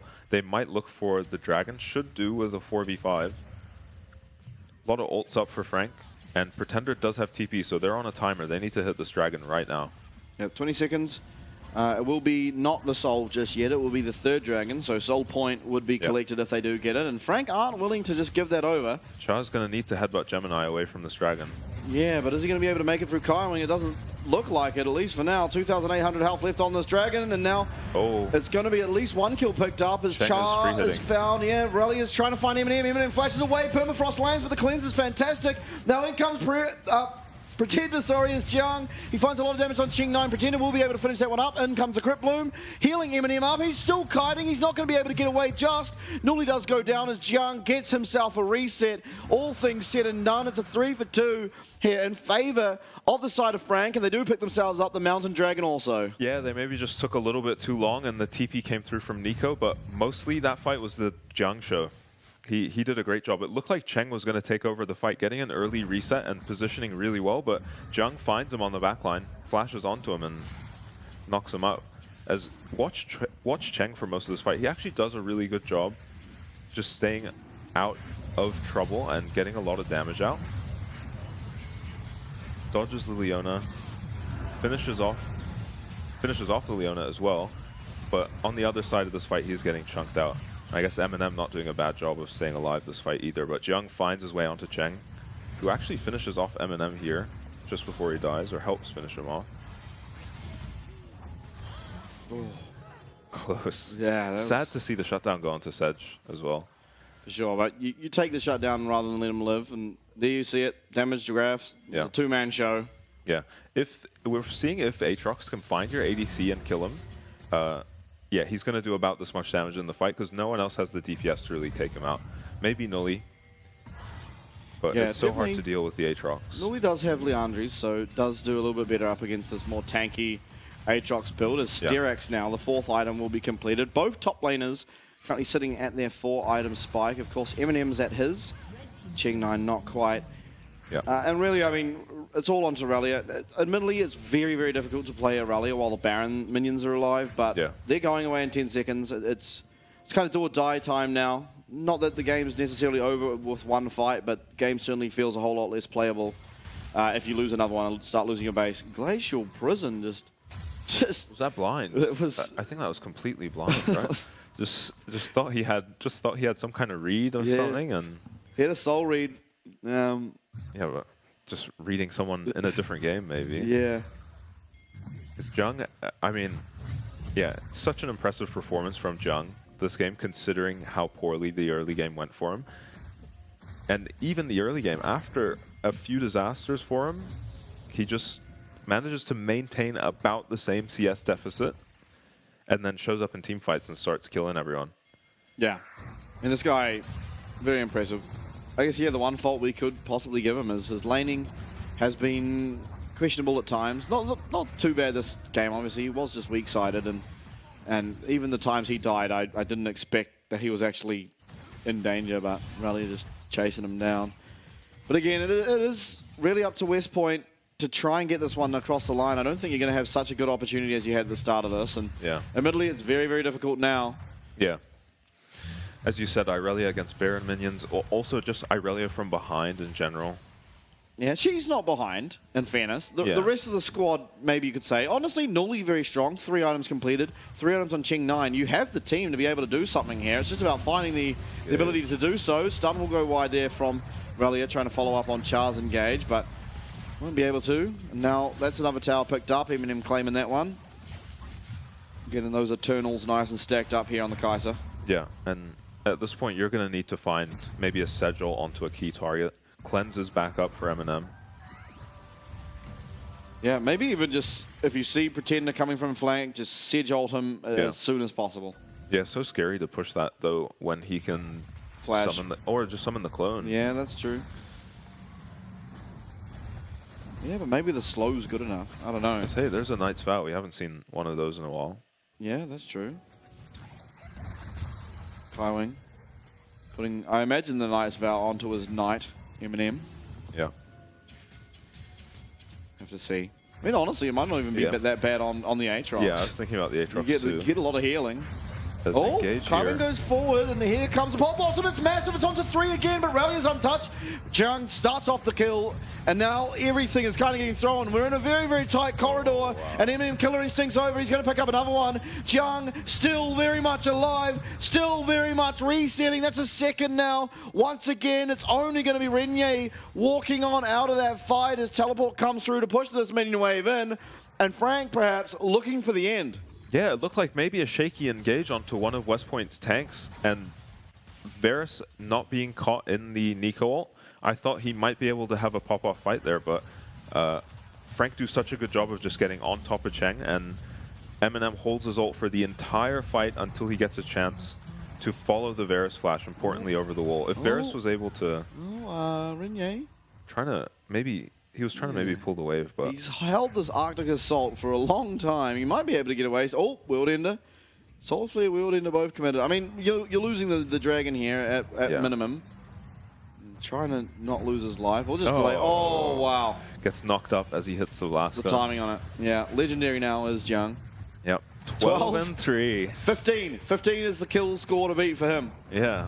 I didn't think this game he'd be 12 and 3. Yeah, you thought West Point were going to win. Yeah, I mean they've still got a series. That's true. That is true. Now, Baron obviously is alive. should be Frank really favored to pick this one up. Pretender's trying to look for another flank. Char, though, sort of privy to the concept that if Nico finds an engage like the last one, it's going to be very hard to win. Flash ultimately is down now for Pretender, which can be an angle in, but this Baron, ooh, that was scary. Jiang, though, he's found his way onto Cheng. Wow. Cheng is absolutely annihilated. Eminem as well. Killer Instinct's in. Relia cannot do anything here as Nuli now, he's really the last man standing. Two tanks versus the entire squad of the boys from Frank Esports, and they should be able to waltz this minion wave down with Baron, waltz down the Nexus, and waltz on to game number 2. Man, and I was saying that the on-hit Varus feels a bit better into the Aatrox, but Jiang doesn't think so. Manages to find Cheng in every single fight and just, I mean, nearly one-shots him if he can land those Q sweep spots. For sure, as we're playing, we're having some shenanigans in the Nexus, but ultimately it is going to be Frank that picked that up, and not overly surprising, but a very, very, very good showing from the early game here of West Point. Renier, right place, right time, stopping all these bot lane dives. Ching9 picking up a lot of kills. Relia picking up a massive lead for himself, but it all goes wrong after one amazing Pop Blossom found by Pretender in the mid lane. Yeah, I mean, it's every time with Frank. Just some ridiculous ultimate from a mid laner. Whether it's Jimmy or Pretender, honestly, they'll have a slow early game, but they are really good at, even if they fall behind early game, the lead never seems to grow for the other team. Yeah. They just know how to either trade objectives if the enemy team are being proactive, or if the enemy team is not being proactive, like West Point weren't very proactive with their lead that game, they just sit around. Yeah. And yeah. I mean, coming into the next game, I honestly wouldn't hate to just see Relia try and get a Relia again. I think, honestly, the game was very, very hard after that mid lane play because that was a lot of gold that suddenly was given over to Eminem. Eminem, obviously, not the easiest AD carry, Kai'Sa to kill as the Aurelia. Has a lot of movement speed, of course. Can just dash to the opposite side of the fight as you. And despite having sort of dash resets there on the Aurelia, it's not the easiest to then reposition and try and find your way back onto Kai'Sa. Yeah. Nuli as well, he quietly was up 20 CS, looking pretty good on the Azir, but just not really, I guess it's the cohesion, maybe it's the vision, how Char's finding vision, or how the team's working together to find vision. Yeah. They were never able to spot out the Nico in a timely fashion before she could do anything, other than one time up in the top side river, but they lost Baron whilst trying to kill that Nico. So yeah, and I think there's just a little bit of overcommitment on the picks as well from West Point. We see times where maybe they find a Leona and they throw this Sedgel at her, like, okay, maybe you can turn that into a pick, but if you then throw the Verisalt, throw the Ali combo onto the Leona as well, you kind of can't take that fight anymore. And you saw the same thing around the Baron where they committed, I think, 3 ults onto Pretender. They pick them off, the enemy team gets the Baron, but you can't punish them. Even if they walk into you 4v5, like, Frank weren't super scared of walking into them because they're just, the engage tools weren't there anymore. They maybe could have tried to pick up Pretender with just a couple, a couple spells, and then, or even just get him so he's away from the play. Yeah. You can just even set up an Azir wall around that red buff, and obviously that's a big ult. Or just even leave the Azir. I mean, you should be comfortable as the Azir if you find the Nico like that to win that. Yeah, I think at the 3-item stage, of course, Nico should be favored in that. It's really Nico coming in with those AoE ults is where she finds power the later on in the game she gets into. But yeah, I mean, ultimately, it does feel like that was yet another game that West Point should have been able to convert. Obviously not the same as the DCG series. Honestly, the lead never got that big, though. Like, kudos to Frank because, it looked scary in the top lane, but they were never able to... Well, they were never allowed to turn it into anything. You saw a lot of the time Relia was much stronger than Jiang, but he felt like he couldn't walk up to the wave. Right, but I think that's sort of what I'm talking about, right? Is it feels like another team you think of the likes of, the likes of Frank, the likes of maybe PSG or Beyond or whoever you want to say out of that top 4. I think if they find themselves in a similar position where they've got this massively far ahead top laner that's really wanting to split push against the the top laner you put behind, you can just send the Sejuani there and use Azir and Varus wave clear to not look for fights, but just to play as safe as possible. As long as you use some time to set up vision to ensure the safety of those 3 members, I think that is a very valid game plan, especially when you have Sejuani with Aurelia, which just combos so well together in the first place.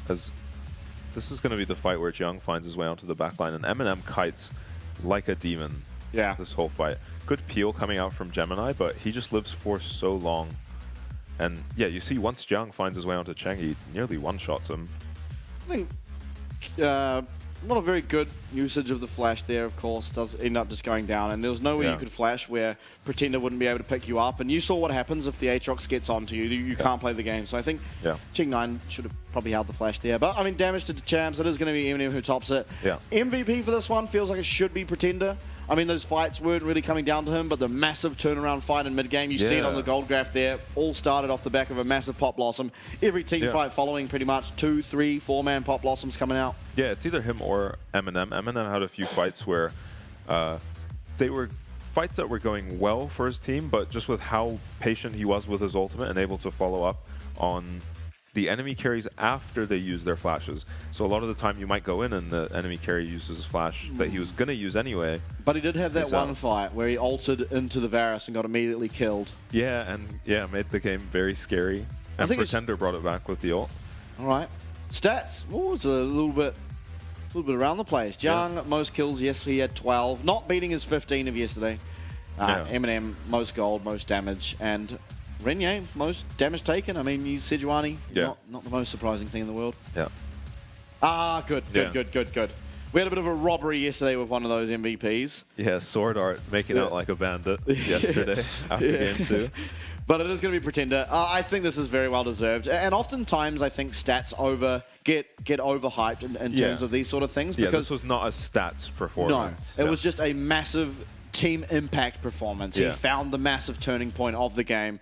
And time again, so much was going to have to be committed after that point to make sure you know where the At a moment where it looked like West Point were actually going to do it. They managed to win a team fight, get the Baron, and they're setting up to go push now and take their win. Go take their win. But Pretender, and it was exactly this flank, I think.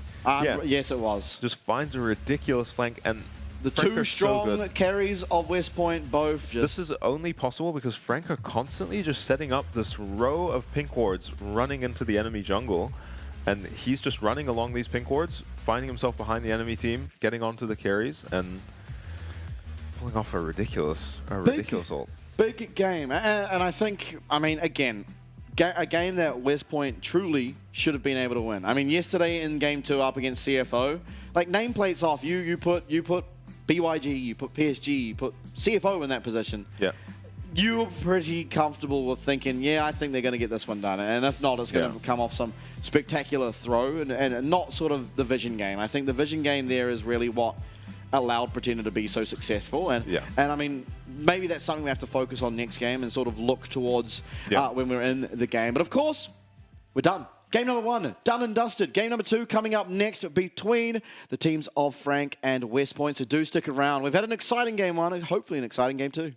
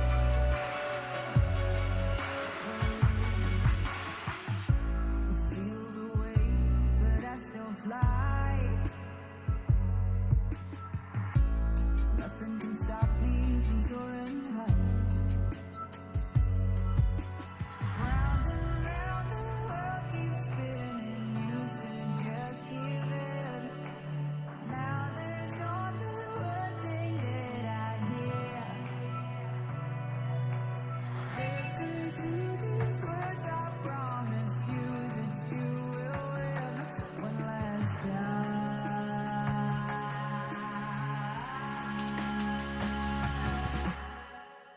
Say it louder, say it for longer. We are stronger than we were before. Travel further, struggle more, but now we're stronger than we were before. Now we're stronger.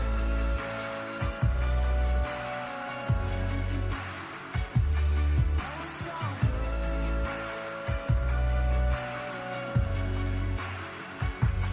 Now we're stronger.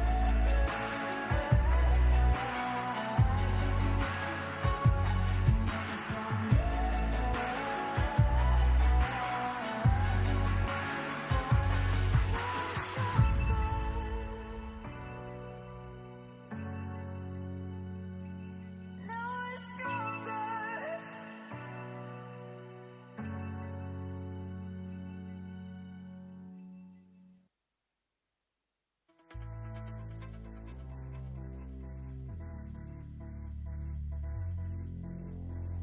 Ten missed calls, half a dozen texts. You're not sorry, you're mad that I've left you there unread. Said I need some time to navigate your mess, but you always have to drown in self-interest. The way you walk us my heart's like a flame. Consider me karma, now you have to play.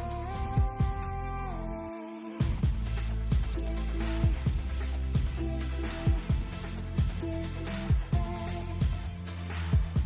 I need that freedom, the time. Give me space. I need that freedom, time.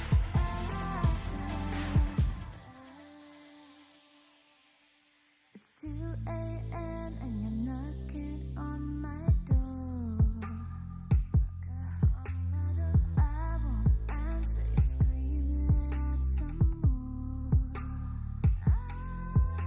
This isn't love, it's a need to be in control.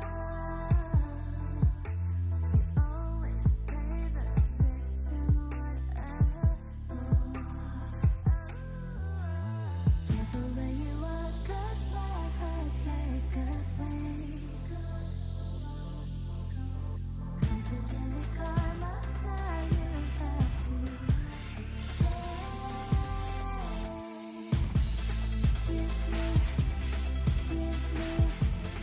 Give me space. I need that freedom, the time.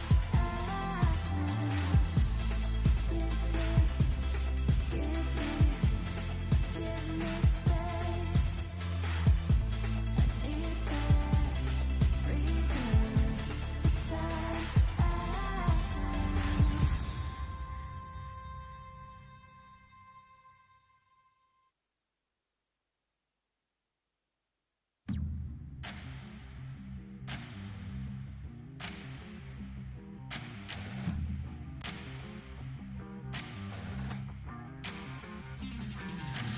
Dangerous.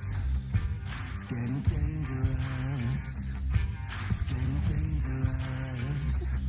It's getting dangerous. Getting dangerous. There's danger in your eyes. It's tempting blessing in disguise. Oh, I'm falling for your lies.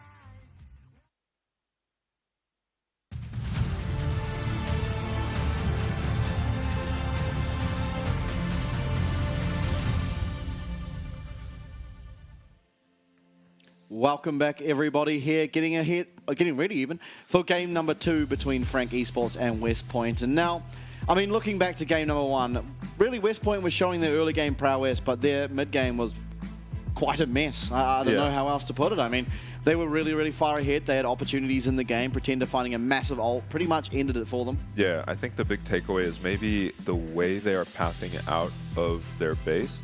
I saw a lot of backs where Cha9 was just walking up mid lane. If he is maybe just walking out through the gate, if you're contesting Baron, you can walk out through the gate and just walk through the jungle and just check for any deep pinks, because there were pinks super deep in their jungle that they just never found because they were always going through mid to get to the objectives. So maybe just change the pathing up, chuck a sweeper. Oh, we have Jimmy's coming in. Yeah. Oh, keeping them nice and fresh, I suppose. Yeah, I don't hate it. Me neither. Maybe able to punish a little bit more in that lane than Pretender was able to. But honestly, Pretender was the guy who carried them across the finish line in many ways. I don't think he's out based on performance or anything. No. I think it is just a get a game on each mid laner. Yeah.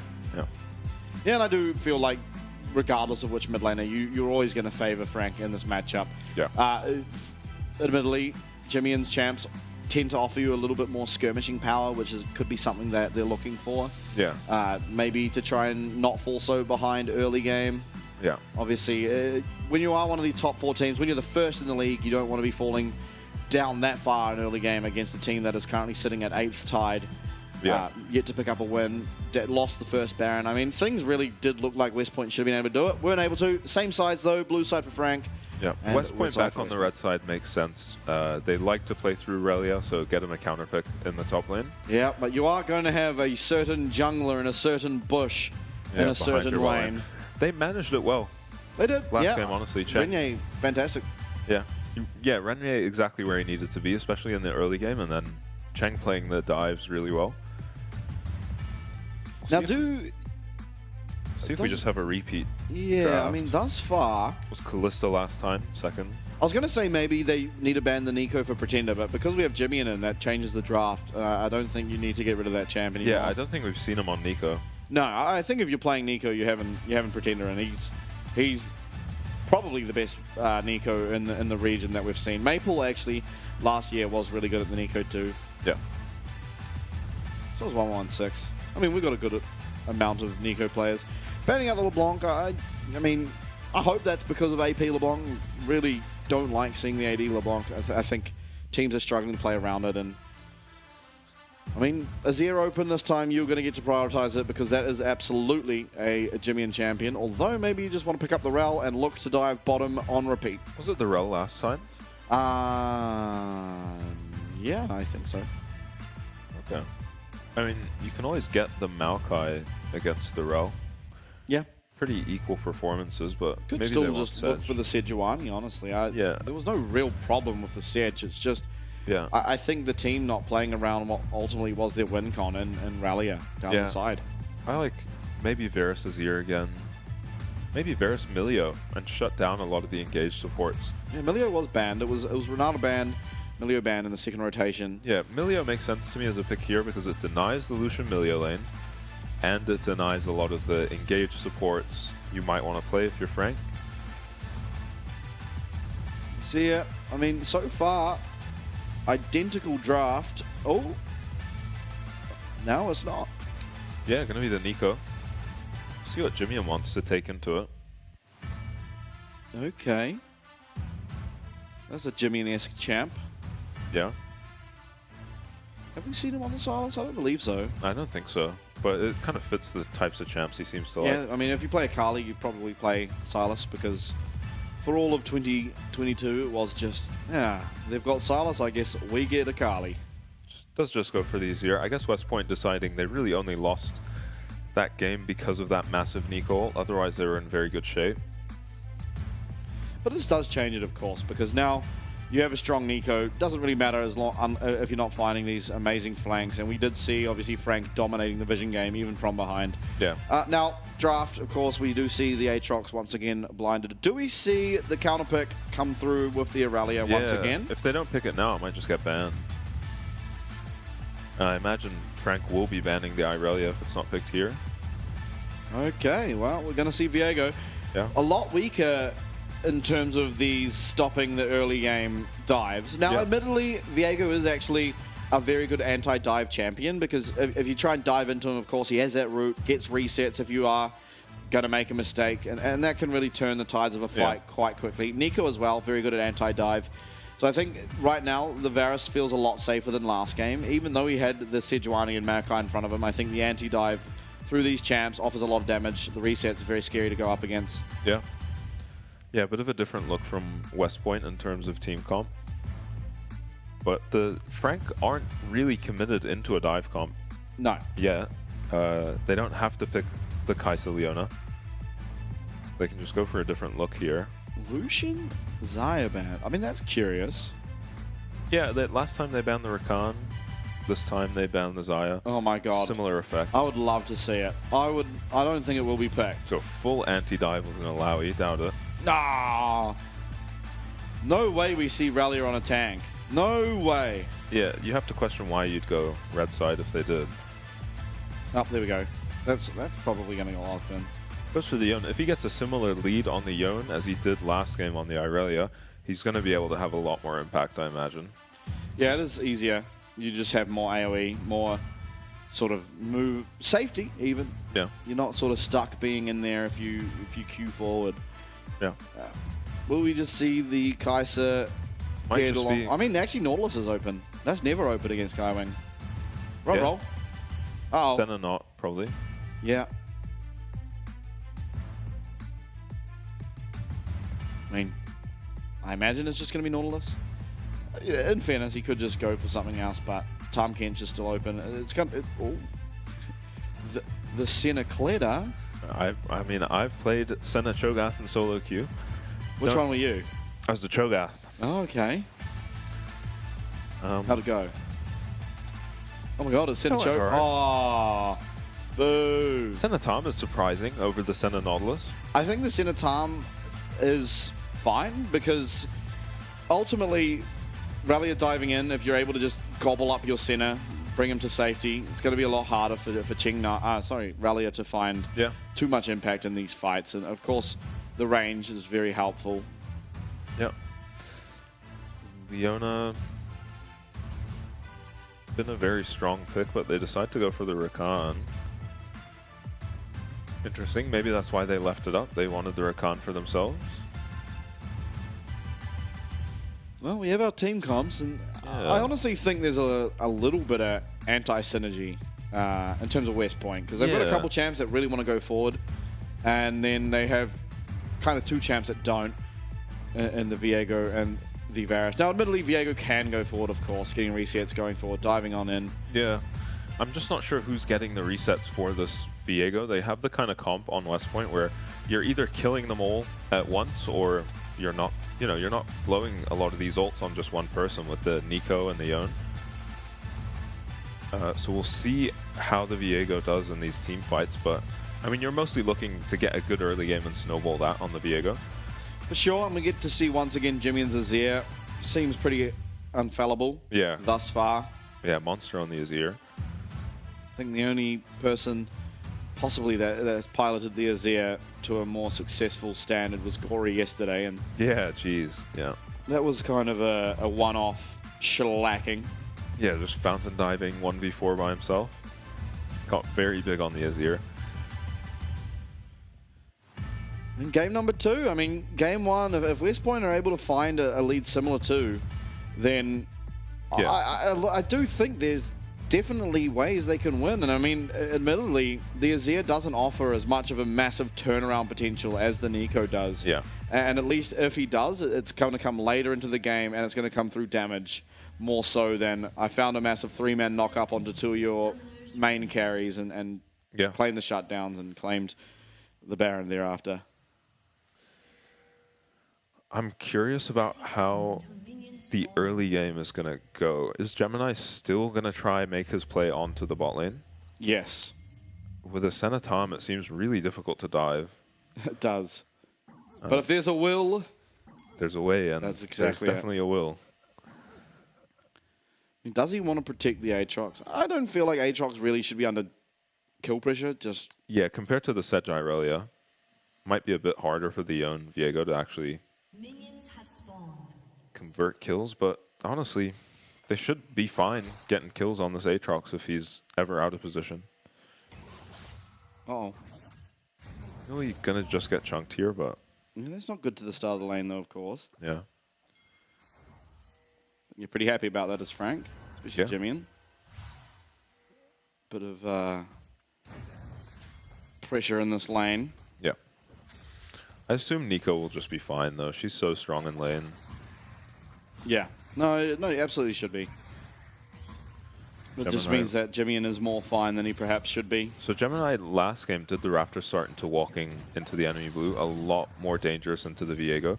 And Renier actually just starts his blue buff this game to prevent any of those shenanigans.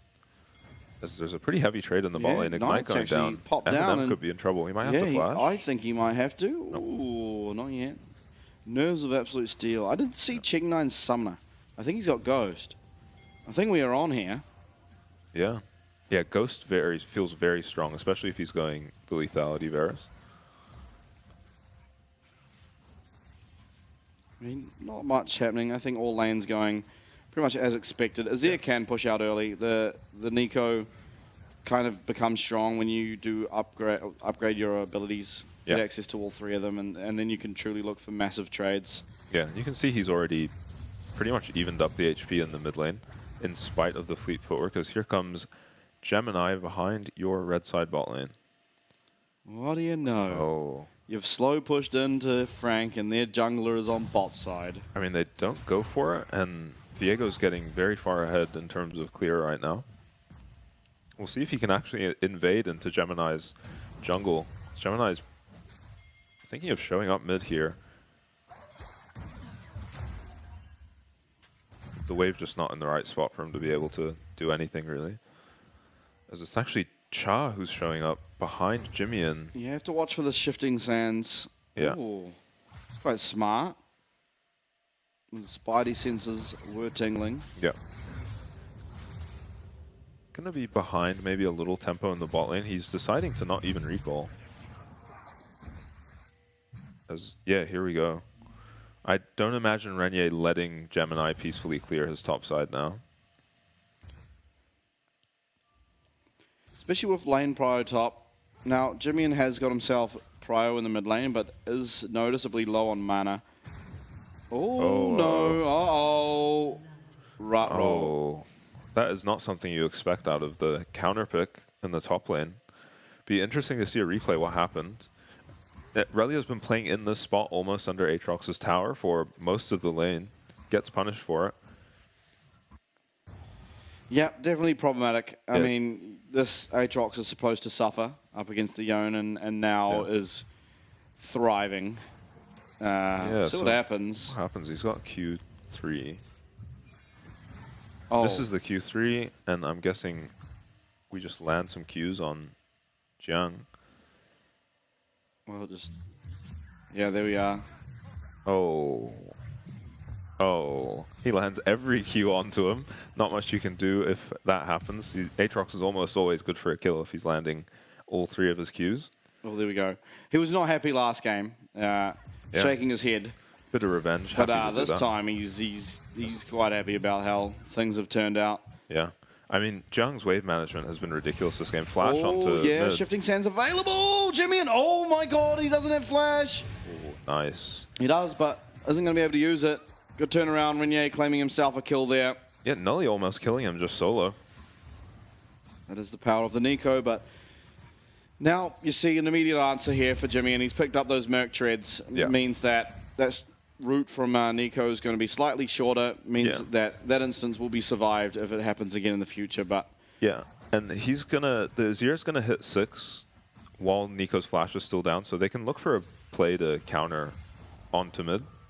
Azir is very good at setting up a kill at 6, as they might be diving top Frank. Yeah, but as soon as you see Renier here, you're not, surely. Yeah, I can't imagine they'll I mean, go World for Ender it. available, and Fate's call is not. Yeah, this is good from Renier. Once Gemini takes this chunk, the trade really shouldn't be possible. Yeah, now Yone hit 6. In fact, Young, you do not have flash. Okay. Able to get on out of there. Yep. I think Renier not looking for too much there, just wants to get his recall off. He picked up a kill in the mid lane. Probably a lot of gold to spend. Why wouldn't you just use Abyssal Voyage last hit a minion. Yeah. That's crazy. He's actually up in CS, although this wave will be claimed and it's going to be more or less slightly even. ahead for Ching9, but... Oh, okay. Battle Dance 1 got blocked, but of course having 2 of them means that Chara is completely safe. You know, one thing that I noticed, the massive difference between solo queue games and like competitive games. Oh, hold up. Oh, so as I Abyssal Voyage misses. Kaiwing will miss that Abyssal Voyage. Ching9 getting low though, and Eminem staying really safe within the tides of the Shroud. Flash forward, W connects onto Char. Flashes 3-man stun from Gemini. He's going to claim himself. The kill there onto Ching will be going down himself too, but my God, what a stun there from the Rel. Yeah, pretty impressive from Gemini to get the kill. He does end up going down. Good kill traded back from West Point, and West Point having to hesitate on what looked like a good play because the Azir is moving so much faster than the Nico down to the fight, as Relia's wave is permanently sitting here. Good for the forward percentage. Yeah. Yeah, true. I don't think it's where he wants his wave, honestly. No, you can't really punish. Yeah, you want a long lane against the Aatrox when you're the own. As yeah, it looks really good for West Point at the beginning with the Abyssal Voyage missing onto Chang9. They find an engage onto the Tom, but he doesn't use his Abyssal Voyage defensively, he uses it offensively. And yeah, Renier decides to not pull the trigger onto the center, maybe just too far. Eminem trading flashes, and then yeah, Gemini finds 2 with his Q crash down. Gets traded back, but no potential to really do anything with the Rel pickup with the Azir there. Oh, I've seen this one before. Yeah. As it feels like Gemini just has permanent prio.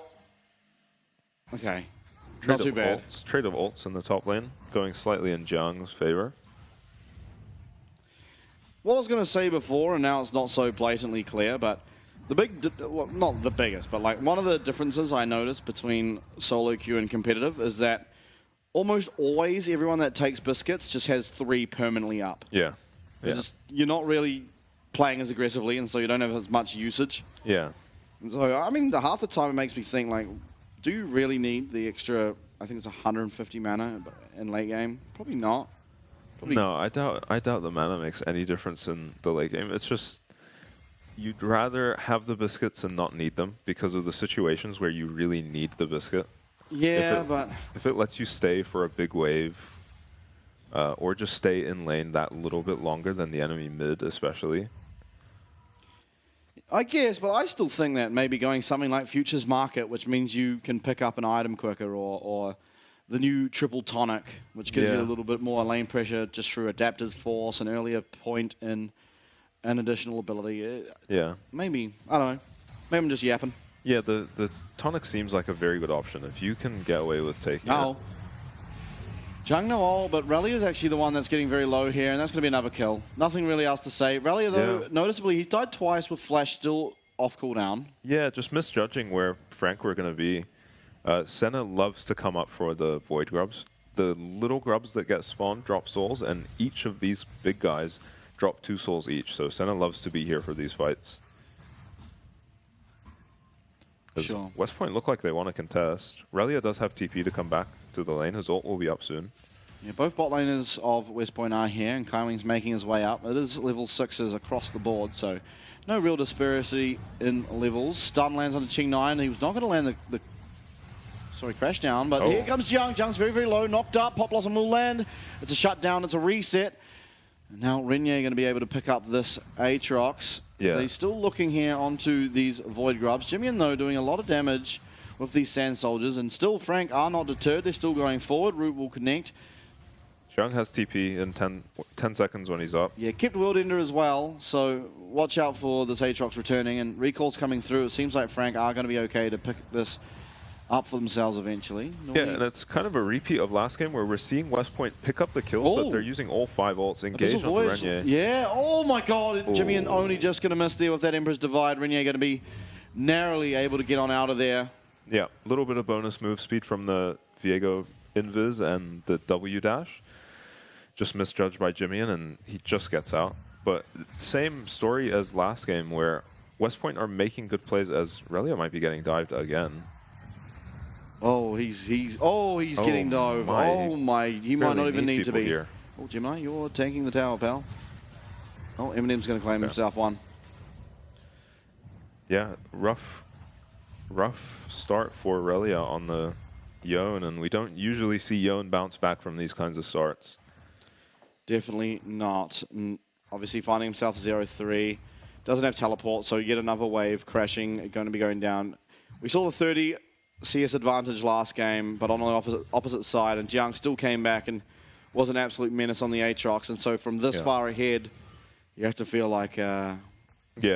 Yeah, he's going to be a massive problem on this Aatrox. Oh no, oh Relia. That's 3 deaths with flash up. Oh, so the Void Guard walks out. Yeah. Surely he sees it. No, he didn't. Oh, he gets just flashed on by Gemini, and... yeah. I think he was level 8. Did I see he was level 8? Yeah. Oh, they decided to just not even take his tower as well. I think that's really smart. The suffering continues. Relia is not able to lane anymore. Yeah. I mean, look at the item discrepancy in that top lane. It's boots and some components to boots and Profane Hydra. Renier. Yeah, Renier looking. Kaiwing going to get stunned up. Here's quite tanky. Flashes out of that... What is it called? Oh, I forget already. Grand Entrance. Flashes out of the Grand Entrance. There we go. Slow onto Ching. Does have flash available, so not really any pressure. And honestly, this bot lane for Frank, all they have to do is not die, and Jiang will take over this game entirely. Yeah, you're always just looking to get by as these Senna Tom lanes anyway. Yeah. Senna scaling very well. There's definitely pressure, though, of course. If you're able to get onto the enemy team, you can absolutely just slap someone down as Tom. Yeah. Trainer Corruption connects, but I was going to say, Devour is going to be able to come out. Eminem lands the slow. Gemini is here. They're not going to come out. It is going to get the Ghost, though, out of Ching9, who's actually returning a lot of damage here. It is that on-hit. Doesn't have any items as of yet. Through comes Cinerolt, and Gemini going to get rooted up. Does not have Magnet Storm, so it's better to just walk on out of there. Once again, this bot lane of Frank will survive. Ooh, W connects onto Char. He is quite low. Obviously does have Battle Dance available, and that Quill, 112 HP. Thank you very much. Yeah, Varus not quite there yet with the damage to turn around the play. Oh God. I mean, the timing on that TP. Yeah, there goes Ching's flash. You're not getting out. There's no way you'll get... Oh, my. All right, down goes Rakan. Down will go Varus, and... The moment Rakan pushed his W Grand Entrance, the TP came out. I mean, almost at the exact same time, and at that point, it was just over already. Renier shows up, he tries to do something, show some solidarity with his bot lane, but yeah, the play is doomed. Hey, Char, upgrade your support item. Still deciding, maybe. He's going on the sled. Yeah, no-brainer on the Rakan. So many dashes he can proc it at will. I didn't know it was such a long cooldown when I first saw it, though. I think it's like a 30-second cooldown. Yeah, that's why I almost feel like there are chances it's really good on, of course. Oh, Jiang, he's looking for the 1v3. So much CC coming down. Relia, he's not so out of the woods, and down will go Relia. Char's next. Renier, you might be next. Oh my God, is it going to be 1v4? He's going to get very low. He's not going to be able to get the next reset, and it's going to be turned over. Oh my God, I thought. Yeah, thank God Nili showed up there, or else Jiang was just going to be 1v3 killing everyone there. Oh, if that third Q had landed there onto Renier, it would have been a quadra. Yeah. At which point, surely, Ching9 walks up there and just honorarily gives him that penta. Yeah, and if you are CFO watching this, you probably don't want to let Jiang onto this Aatrox. Yeah. Yeah, no, I'm very much of that opinion. Now, admittedly, he has been a little shaky at times on it, but by God, this game he has not. Yeah, but even against, I think it was Driver on the Cassante, he faltered a bit, but then managed to, as he's just ignoring the Yone here, he walks up and hits his tower. 2 Qs missed. Gets hit by everything. He actually buffers the Rakan and Yone ulti for his Q3, manages to just finish up Relia here, and from here, it looked like we were in a bit of trouble. Oh, if he was able to get... Oh, his E as well was interrupted there. Yeah. very close to just One more maybe auto 1v4ing. even. Maybe if he gets that auto off, he might have been able to pull it off. Yeah, and he knows he was close to just getting a quadra kill 1v4 there, because he probably finishes off the Nico. Team fight damage. Wow. As he is the team. It was a team fight with one guy in it. That is so funny. Total damage dealt to champions team fight. 66 Chig9 did. How did he do 66? I'm guessing he just queued Tom Kent or something while that was happening. Oh, wow. This Aatrox is very, very scary. It looks like... Yeah. I mean, I don't even know what he's building next. What are those two items built into? Edge of Night, maybe? I can't remember if that does go into Edge of Night. I know Serrated Dirk does. I don't know about Tunneler. We've seen the Edge of Night as a really common second item, so I Yeah. wouldn't be surprised if it was. I can't remember if the I'm sure Tunneler- we'll find out now. Yeah. He just picked up a tier 2 tower for himself, so There yeah, we there's go. the Edge of Night. And 2 pink wards. Team player. Oh, wow. I mean, they make good use of these pink wards. They do, but they don't do no any Nico damage, flank. so... Yeah, very suspicious in that regard. All right, Nully, you've got to get out of here, pal. I think he might just be fast enough to get out here. Yeah, should be. Oh, there's Renier, though. Going to get that Blood Song procced on him, Will Eminem. And Viego also very slippery, though. oh, I don't know if Nully is... Okay, teleporting away. Yeah, And that's a fair big enough. cooldown. Yeah. You'd like to use that for an eco flank, but if it's going to save him, might just be enough. Oh. So Renier's looking for Hey something, guys, look, but I don't know Aatrox if he doesn't wants know to I'm find here. it. Smite, he misses the stun. Does have his ultimate available, so should be able to get out, but is going to use that flash. Gets out Jung's ultimate, which of course Yeah. is...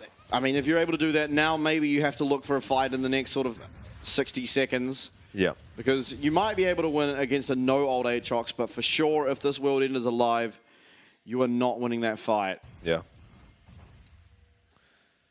Yeah, I don't know if Frank are going to give them the fight they want, though. And with the lanes as they are, if they do send 4 people down to the Aatrox, they're going to lose a lot in 2 lanes. Yeah, Nully and Renier, honestly, still reasonably strong. I mean, Yeah. Nully really trying to get to that Crypt Bloom. Yeah. Second item will be good, of course, and on the other side, it's going to be Kraken Slayer. Maybe doesn't need the Crypt Bloom so early. Yeah, I'm surprised by the build path. I mean, there's 3 Merc Treads even, so maybe that was his thoughts, but... Mercreds gives what, though? Like 25, 30 MR? Yeah, not that much. But of course, it does just mean you're going to do more straight-up damage. Yeah, and the active effect of the Crypt Bloom. Yeah, the problem is, who are you killing? A lot of people They're looking leading. to dive top, but there's no one top. Now, Jiang is coming up there. Does have ult. Uh-oh. Yeah. Uh-oh. Okay, he's going to get stunned. He's going to get knocked up. You're trying. Nully is going to not be able to get that Pop Blossom off. And now, Renier, you are locked in here with an Aatrox who is not phased at all by these 3 members. He's not going to be able to get the reset, although... Oh, and he just runs off 3 members Nully. of the enemy team. Nully. Uh-oh.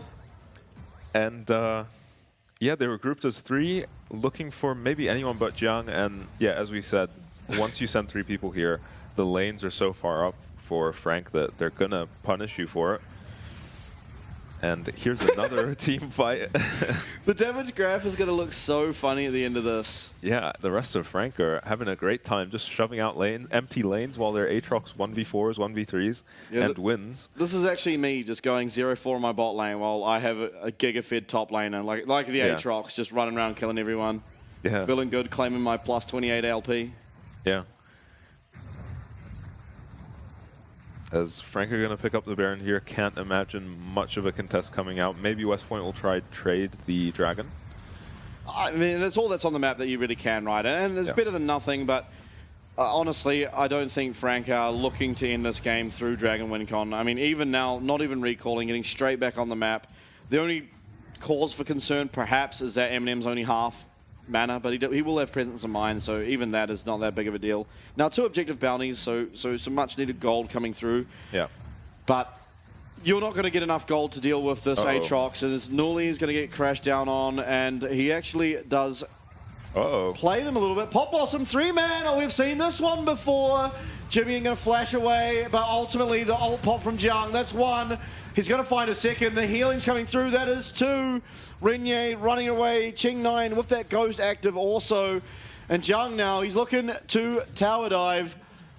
It's just going to fizzle out really, but ultimately 21 minutes. I think it's the fastest game we've seen so far this split. And it's off the back of what was another massive Aatrox performance out of Jiang up in the top lane. It's going to be a 2-0 for Frank. I was correct in my prediction. Low was wrong. All is right in the world, and Frank Esports remain undefeated.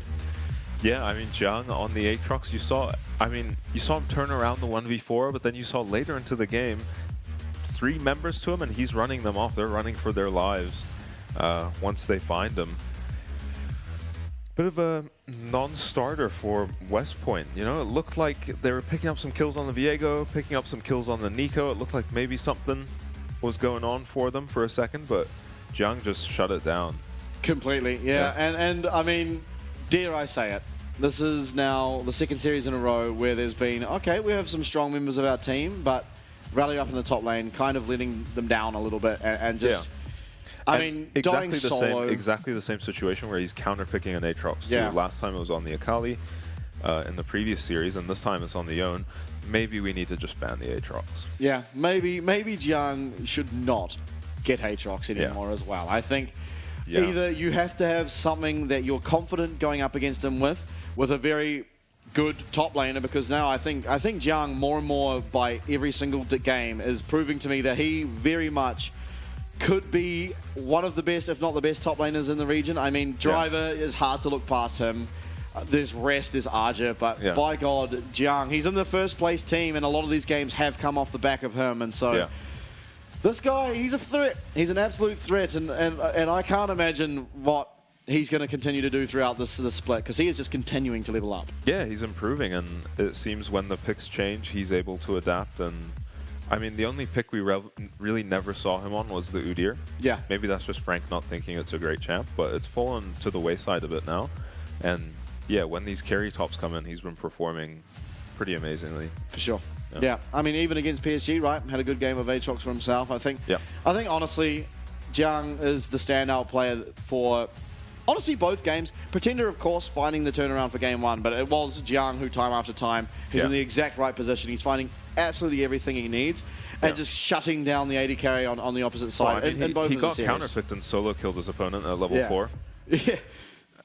Jobs. Just as you could say, I think he was putting in quite an honest shift out there in the top lane. I think in both games, game number 1, getting dove, still managing to pick up a kill in that dive, gets killed, but then still just turning the game around entirely. I think that is one of the most, if not the most honest shifts I've ever seen. Yeah, I mean, if he does poorly in lane, he's going to outperform you in team fights. If he does well in lane, he's just going to completely take over the game. Yeah, what is your options at that point? I mean, and in fairness, it's kind of on West Point to make sure that doesn't happen in many ways. You've picked the counter pick.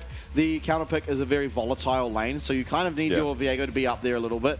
But you're still scared of getting dove bot. Despite it being center Tam, Gemini is still living in this lane. Yeah. And so it becomes a very difficult question on what do you really do? I think he was going for the Tahm Kench here. On the replay, I think he was going for the Tahm Kench, but it actually hits the Senna, and he's able to Tahm Kench alter. Yeah. And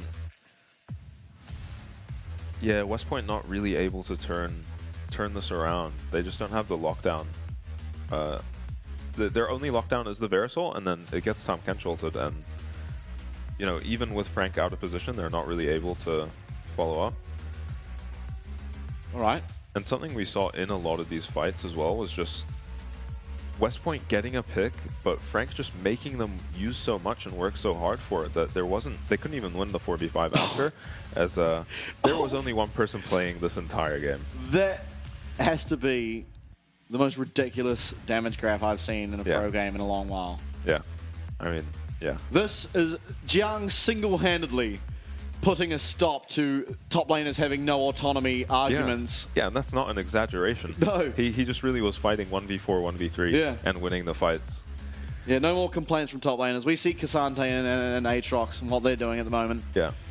I mean, yeah, what a phenomenal game. It's so hard to talk about anything else, right? Because we saw him literally 1v4 and almost come out the victor. I think one auto attack going off, one more Q being used, and he probably wins it. Yeah. 48% of your team's damage.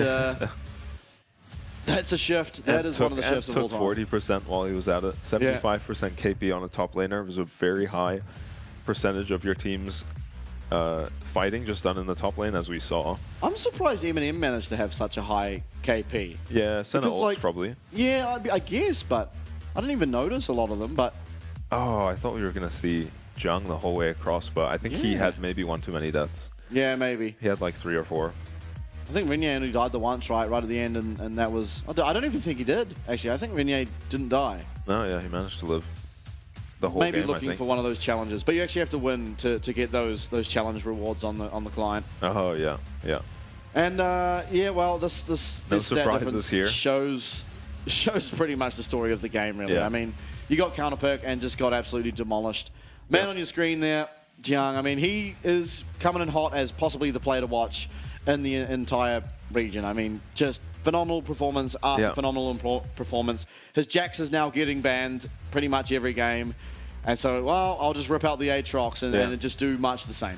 And this is going to be... Yeah, he starts this at half HP, by the way, this 1v4. Misses almost all of his Qs. Gets hit by everything, but just tanks it all up, manages to kill Relia. Once Relia goes down here, it is doomed. Buffers the... He buffered the stun both times. Both times he got CC'd, he buffered his Q3. And because of that, was able to get these kills. Just not managing to get the kill on Renier here. Oh, he actually did get the auto attack off. It just wasn't the passive one, but... Yeah. Oh, what a game. What an absolute game out of Jiang. What a series out of Jiang. Yeah, in honestly. general. I mean, both games, I think the first game, what was it, 12 and 12 and 3. Yeah, 12 and 3 after 1 and 2 start. Yeah. And to finish the game 12 and 3, and then game number 2, he's literally like to the point where he doesn't really care about dying. He's like, well, there's 4 people here. We'll see how many of them we can take down. It was almost 3. It was 2. Yeah. And yeah, what an absolute runaway game. Definitely, I think my play to watch. Maybe even so far the MVP of so far of the PCS. But that's going to do us here for the series. We are now going to go to an interview with Patty and Kaiwing. So please do enjoy it. We'll have a break right afterwards. 赛后采访是 FAK 的辅助选手凯卫，请凯卫先跟大家打声招呼吧。Hello， 大家好，我是 FAK 的辅助凯卫。Congratulations for the win today and kept on with your 0-loss record right now. How do you feel about the game you just played? 恭喜你们赢下今天的比赛，持续保持住了你们目前0胜的战绩，觉得自己打得如何？今天？今天就2局打起来都比较闷一点，因为就看起来第2把就像没玩到一样，然后第1把就是因为我们前面有一些乱流啊，就是我觉得今天2把都比较偏乱流局，所以就打得比较奇怪，但整体赢下来算是好的。I think today our games are not that exciting because the first game we had kind of a messy in the beginning, in the early game, and in the second game I felt like we didn't really play much. We just kind of won it. So overall, I think the 2 games we played today are kind of not as exciting as I want it to be. In the first game, your team were behind and was at a disadvantage in the early game. How did you guys close the gap in the later game and reverse the game? 你们在第1场比赛前面去比较劣势的状态，你们是怎么慢慢调整，然后把劣势扳回来，成功逆转胜的呢？因为基本上我们这种选下来，很明显就是拼后期团，然后打团赢了之后就可以吃大龙那种的。所以我觉得，就算前面发生了一些小意外，但没关系，只要好好稳住，保持好发育，等对面失误一波机会就可以了。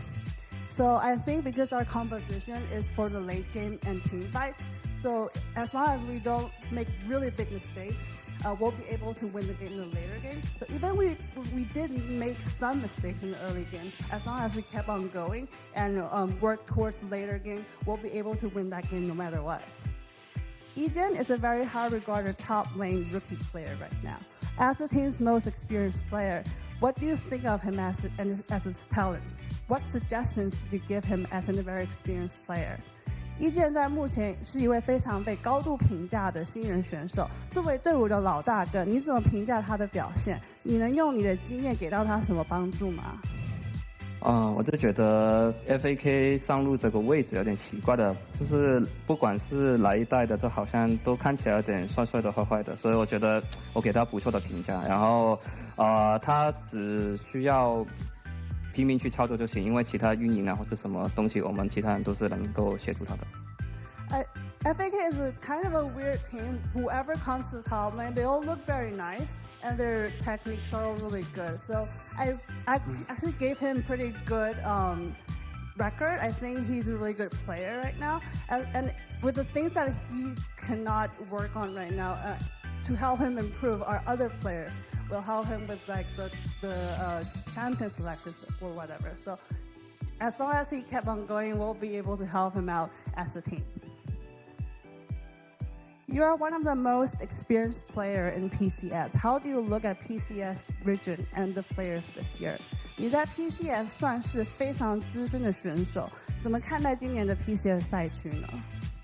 我觉得今年除了因为有很多强的人回来以外，而且还把那个赛季改成那个 BO3，所以我觉得 BO3 其实我是蛮喜欢的，因为不管是打强的队还是打弱的队，我觉得都会给一个兜底的机会，就是给一个翻盘的机会。但以前可能 BO1 的话，就很多东西可能没办法去测试。然后21年的是我们跟 BYG 鼎立嘛，然后22年的时候是我们跟 CFO 鼎立嘛，所以我觉得今年的看起来就没有一些两队在鼎立的队伍，所以我觉得大家都是拼去抢第一名的话，我觉得这个斗性是看起来让整个赛区变得很活跃、很刺激的。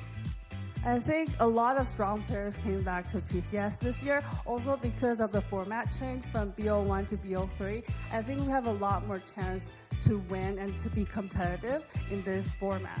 So with the BO3, we'll be able to reverse and train ourselves a lot more than BO1. Also, in 2021, we are the only team against BYG, and 2020 we have CFO and us.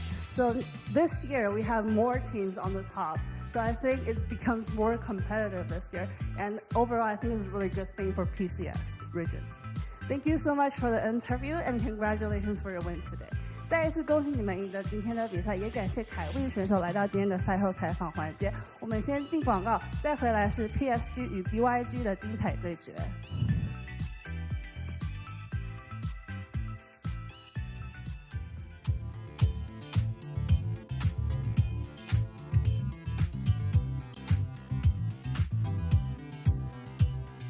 Moving slowly, so hot you're burning. We've been waiting, slow jam season. Don't be shy now, nighttime romance, golden moments. Don't stop dancing.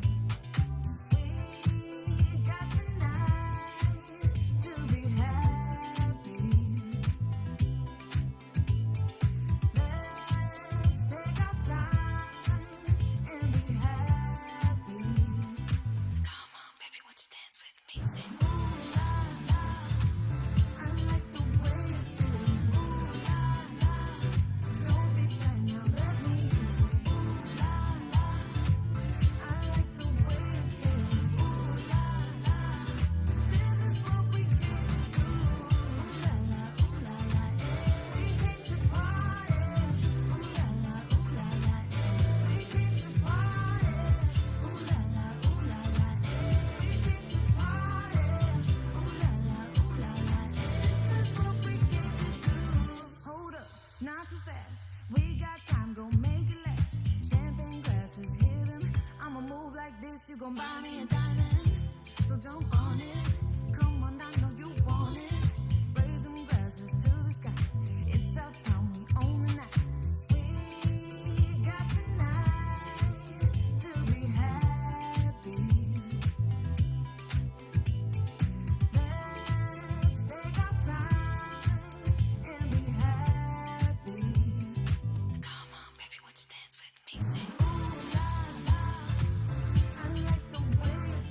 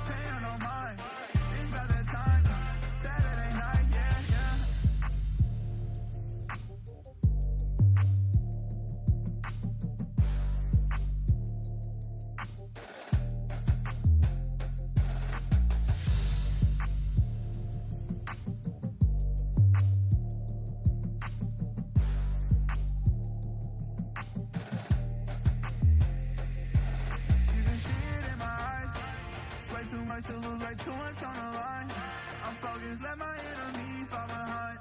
Paying no mind, it's about that time. Saturday night, yeah, in my eyes. It's way too much to lose, way too much on the line. I'm focused, let my enemies fall behind. Paying no mind, it's about that time. Saturday night, yeah.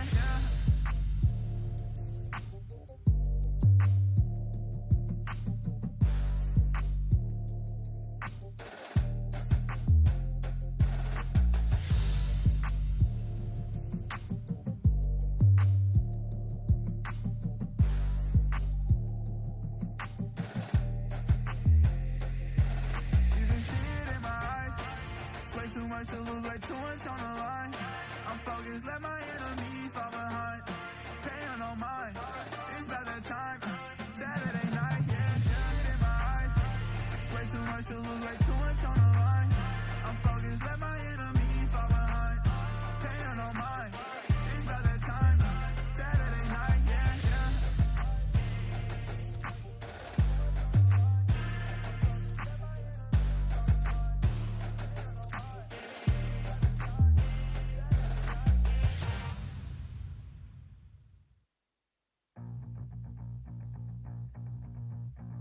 What I believe in, I just do.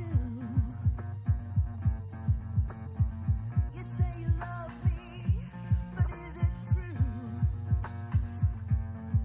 You keep lying, cheating, I'm not buying all your lies again. Makes me feel good, walking away from you. Makes me feel good, having the person I do. Oh, it just feels so good.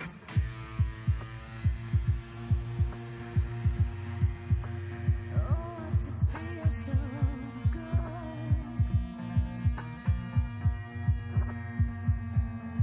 You keep lying, cheating, I'm not buying all your lies again. Makes me feel good, walking away from you. Makes me feel good, having the person I do. Oh, it just feels so good. I've been dreaming, I've been stuck since you said you're leaving. Since you said you're leaving me.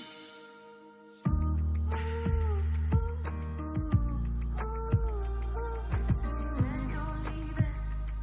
Since you said you're leaving me.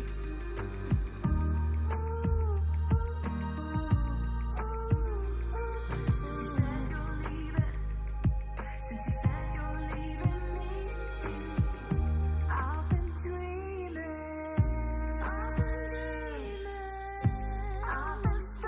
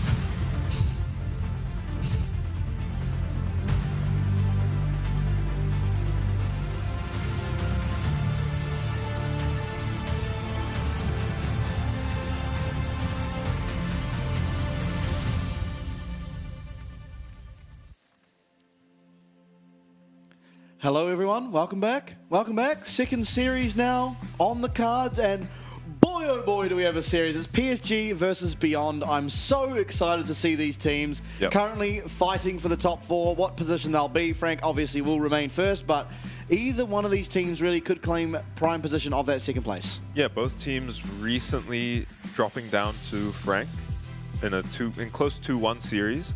I think it's anyone's guess who's going to win this game. Yeah, I'm inclined to agree. I'm favouring PSG.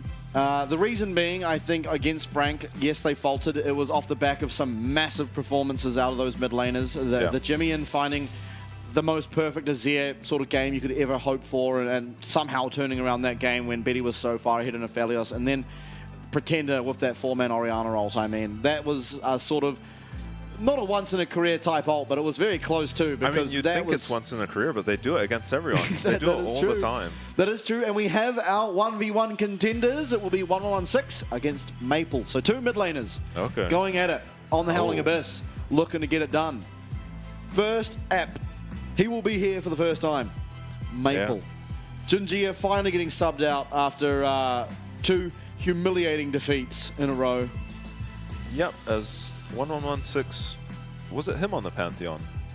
Yeah. And did he win that? He won that. Because it says he has 1 win. Wait, I thought the Casio won that. No. That was Junjia playing that Pantheon, but he played a different Pantheon. Who'd he play Pantheon to? Oh, I don't even remember. Yeah, but I do remember 2 Pantheons. Oh, okay. And he took them down. Maple respect banning the Pantheon as we've got my. ADC versus ADC. Wow. I think the rune that is going to be chosen is going to matter a lot. They both do go Hail Blades, as 1-1-1-6 goes for Ghost Flash. Yeah, a little peculiar. And 2 D-Blades versus Serrated Dirk. I'm not sure what's stronger, but I'd have to imagine it's the 2 D-Blades, especially in an all-in. Yeah. And only just 1 potion on the Varus. Maybe 1-1-1-6 looking for short trades, poke, but I don't know if Maple's going to let him do that. Kind of hard to get this Kalista off you once she's on. Yeah. I mean, this is our first AD carry versus AD carry, I believe, right? Yeah, and this is kind of what we were expecting. The range champs have been doing so well. And noticeably, it's not... Oh, Maple's got bone plating. Yeah, wow. That's really smart. Oh, my God. Yeah. All right, 1Q rend. Wait, I heard the pings. Maple pinged some. Someone has pinged... Or maybe 116 pinged Ignite. Oh. Jungler, come gang. 1 pot on... He's dead. Oh! Oh, yeah, my... Quick snappy. Uh-oh. Well, that's a quick kill there for Maple. He's going to get this wave in. He's going to get a recall. He might even take a plate if he knows the tech. There's a long time on these respawns. Here's Maple no slouch at League of Legends. Do you remember, by the way, that one game? It was like Meteos. I think the YouTube video was like Meteos finally learns how to play Lee Sin after 55 minutes or something, and it was between Flash Wolves and C9 way back when, and it's like it's a bit of a famous clip, and it's like Lee Sin eventually gets a kick onto the Varus. Yeah, the Varus was Maple. Oh, so wow. I always think back to that when I see sort of anything to do with yeah. It's like this one. I don't know why it always sticks in my brain, but he was playing there back when it was like the old tier that you could toggle on and off when it was a mid laner. Oh. I think it was like season 5, maybe. Oh, right. Yeah. You could toggle the Muramana because it would consume mana to do extra damage. Yeah. Bit of a throwback as Maple picks himself up a Serrated Dirk and is just up 2 D-Blades. I don't see what you're going to do as the Varus here. Yeah, down sums as well. Yep. He's playing quite safe. Level 5. Oh my God. Yep, he might die to another one of those somehow. Okay, doing plenty of damage himself. Okay. I think that was the empowered Q though. Which, I think 1-1-6 is realizing that this 1v1 feels a little over. He's going to recall, see what he can pick up. Not much. Yep. Refillable, gets himself a D-Blade. I think that's a new D-Blade. No, he had 1, I think, didn't he? Or maybe he had... No, I think he had 1. I thought he went Longsword, Dirk, 1 potion. Yeah, maybe I you're could right. be wrong. Maybe you're right. Maybe I'm the fraud. Yeah. Yeah. I don't know what you're supposed to do as Varus. I mean, his plan, I guess, was just like to poke the Kalista out and then she can't look for an all-in on him. Well, Maple's very good at Kalista. Yeah, he is just nailing these Qs. Maybe more. Oh my. Okay. Okay, trading poke back and forwards. I mean, Varus should get a much bigger spike at 6 than Kalista. Yes. Kalista doesn't get anything at 6. Yeah, but that being said, Kalista is 8. Yeah. Yeah, that'll help. So 1-on-6, maybe freezing. And Maple has a full item. That is an opportunity. Yep. Makes sense. Gonna make those Qs really sting. Yeah, and even the Ren, right? I think it lasts for 3 seconds. 3 seconds, right? Yeah. Yeah. All right. 1-1-6 freezing. Don't know if that's the play. Don't know what the play is, to be honest. No. After what happened level 1. I mean, he's got both sums up again. He's looking for Maple. He knows something's coming. Oh, boy. Oh, boy. I don't even think that was a Q. He lives. Oh, my. The stop for a second. See if I'm I dead. think he thought he was donezo. Just ghosts his way back to Fountain. Does Maple... How much damage does he do to this tower? Tower might just be dead. I mean, he doesn't have much of a wave, so I don't think he takes it here. Well, I was going to... There was a last whisper in the inventory there for a second, which... It does look like the recurve bow. I'm not sure. No, it is now. But like he did immediately build the last whisper. No, in I the mean, cellar. yeah, I mean, maybe he clicked it because they look similar. I don't know what the recurve bow is turning into. Yeah. I mean, why are you trying to trade auto attacks? Yeah. Answer. You shouldn't be. Okay, Ninja Tabby. Yeah. I mean, admittedly, maybe 1-1-6, it comes down to sudden death and he's able to somehow find a kill with that ult. Yeah. There is no flash, and you can like see where Maple's going to be dashing to and use that ult to try and land there. That's a Q. With the tabbies picked up and an attack speed item on 1-1-1-6, it's not doing that much damage.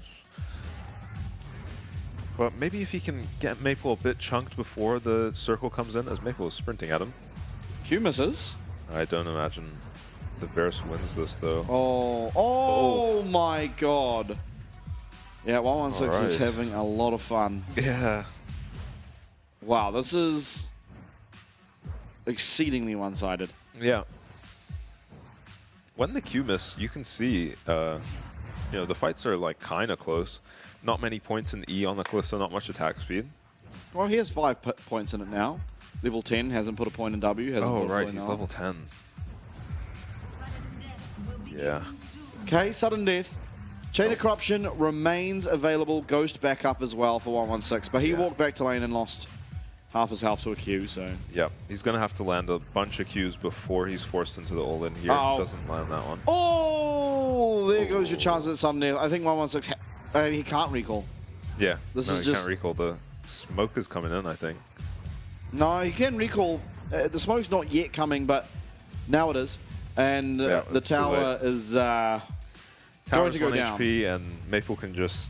Yeah, I think this is the way to do it, honestly. Just take the honorable death in your Fountain. No, he's going to stay. Yeah, I don't know. Oh, that's it. My. This is it. This is over. Yeah, one more Q from Maple. I mean, no need to rush it. Oh, got his dancing shoes on. 1-6 is laughing. Oh, I think he's just, yeah, he's just committing to it. All right, that was not particularly close. No, not at all. And from the first minute, really. Deuces. Deuces, I'm out here. Yeah. Big man on your screen there, Maple, of course, storied career. Yep. Did get kicked by Meteors back in Season 5. Yeah. 60 minutes into the game. But, I mean, PSG versus BYG. They won the 1v1. They get side selection. They choose the blue side. Yeah, no surprises there. Blue side looking very strong. Yeah. Some niche situations where you really want to duke it out in the top lane. The red side seems good, but for the most part, blue side's looking good. Yeah, for sure. And honestly, I don't think it matters what side Junji is on. He's just ganking top and claiming himself a kill level 4 as Nocturne. Probably our best jungler in the league, Junjia. I would tend to agree, yeah. The other maybe part of the conversation you could have is Husha and Gemini. I think both of them have performed very valiantly. Karsa as well in now. his last few series has really picked it up. Yeah, well, he started playing more utility and looks really good at facilitating around the team. Yeah. But in terms of just getting an early game lead and just running away with the game, Junjia has been able to do it on just about every champ. I think he had a couple of suspicious Maokai games, if I'm remembering correctly. He had a suspicious Ral game yesterday. Not yesterday, Thursday. Oh, who was it on Maokai? Was it yesterday? I can't remember. Someone had a strange Maokai game. His Maokai game was Giga Smurf, remember? He went to tower dive the second tower and then howled back. Oh, it was the Rel. It was the Rel. Yeah, it was his Rel. His Rel was a little suspicious game too, but they still got it done. Yeah. And that's, mental fortitude. PMA, as they say. Yeah. On your screen there, beyond, people to watch here, Husha was Junjia's underling in PSG last year, finally getting his time on stage now and has looked really phenomenal. Yep. Driver, of course, Yeah, Driver able to take over a couple games by himself against Frank. Yeah. Made that a very close series. Yeah, and so this is one of the games to watch for the regular season. It's going to be very exciting. And it's even better now. Best of 3 means one small mistake in one game doesn't lead to you just dropping a point. Yeah. You can bring it back in games 2 and 3. And we saw that happen yesterday between Frank and Beyond. Yeah. Beyond. You go. I think you'll be looking at probably PSG's bot lane as a win con to see if, they should be a very strong bot lane. Oh my, solo kills Husha 5. That was probably all in that one Viego game. Yeah, I wouldn't be surprised. But forward percentage, Junjia. Yeah. And goal difference at 14. He is just so far the best early game jungler. Yeah, he's 400 gold ahead a second that you see on your screen there. Yeah. KDA not as hot, but he is also just getting absolutely stuck in there. Yeah, he gets his leads on champs like the Nocturne and just sends it into the enemy team. Yeah, most damage per death. Junjia's pride and joy, that one. And pretty much every stat, these guys are first or second. So I'm excited to see this series. Coming into it, I do favor the odds for PSG personally. I think the reason being is Driver oftentimes ends up being that main carry force for BYG, but the problem is that Arja is probably the best neutralizer in the top lane. Yeah, especially if he gets on this Udyr. Yeah, Udyr might be banned, but we saw his Aatrox yesterday, finally had his hand at carrying and popped off completely. That being said, we've seen some really strong Gwen games out of Driver. Yeah, that is true.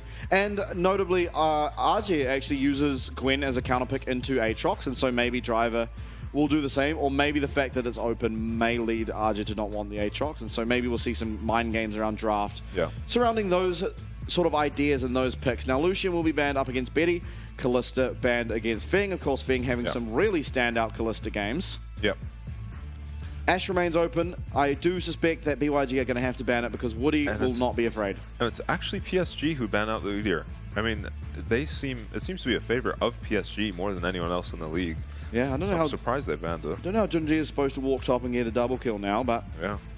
Look, I'm sure he can still do it. Yeah. Rumble banned, of course, that's a ban against Junjia as well as Arja. Junjia's first, was it the first game of the split? Maybe second, something like that. Picked out the Rumble and just took over completely. Ash still open, notably. Yeah, I think Ash will get banned now. Nico banned away from 116. A player very akin to Pretender, I've said time and time again. So getting rid of that pick, it is probably the most powerful of those sort of control-esque mages. Lane bully control mages, whatever you want to say. Annie's another one. Ash is going to be banned. Now, where do you look for PSG? Varus is open. It's quite often been first pick. Oriana's open. Nocturne is open. A champ that's just kind of vanished, the Nocturne.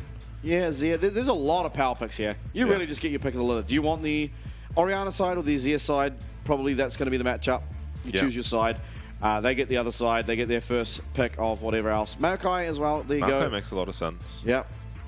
You can pretty much pair anything with that champ. Yeah. Oh, Driver's taunting Arja.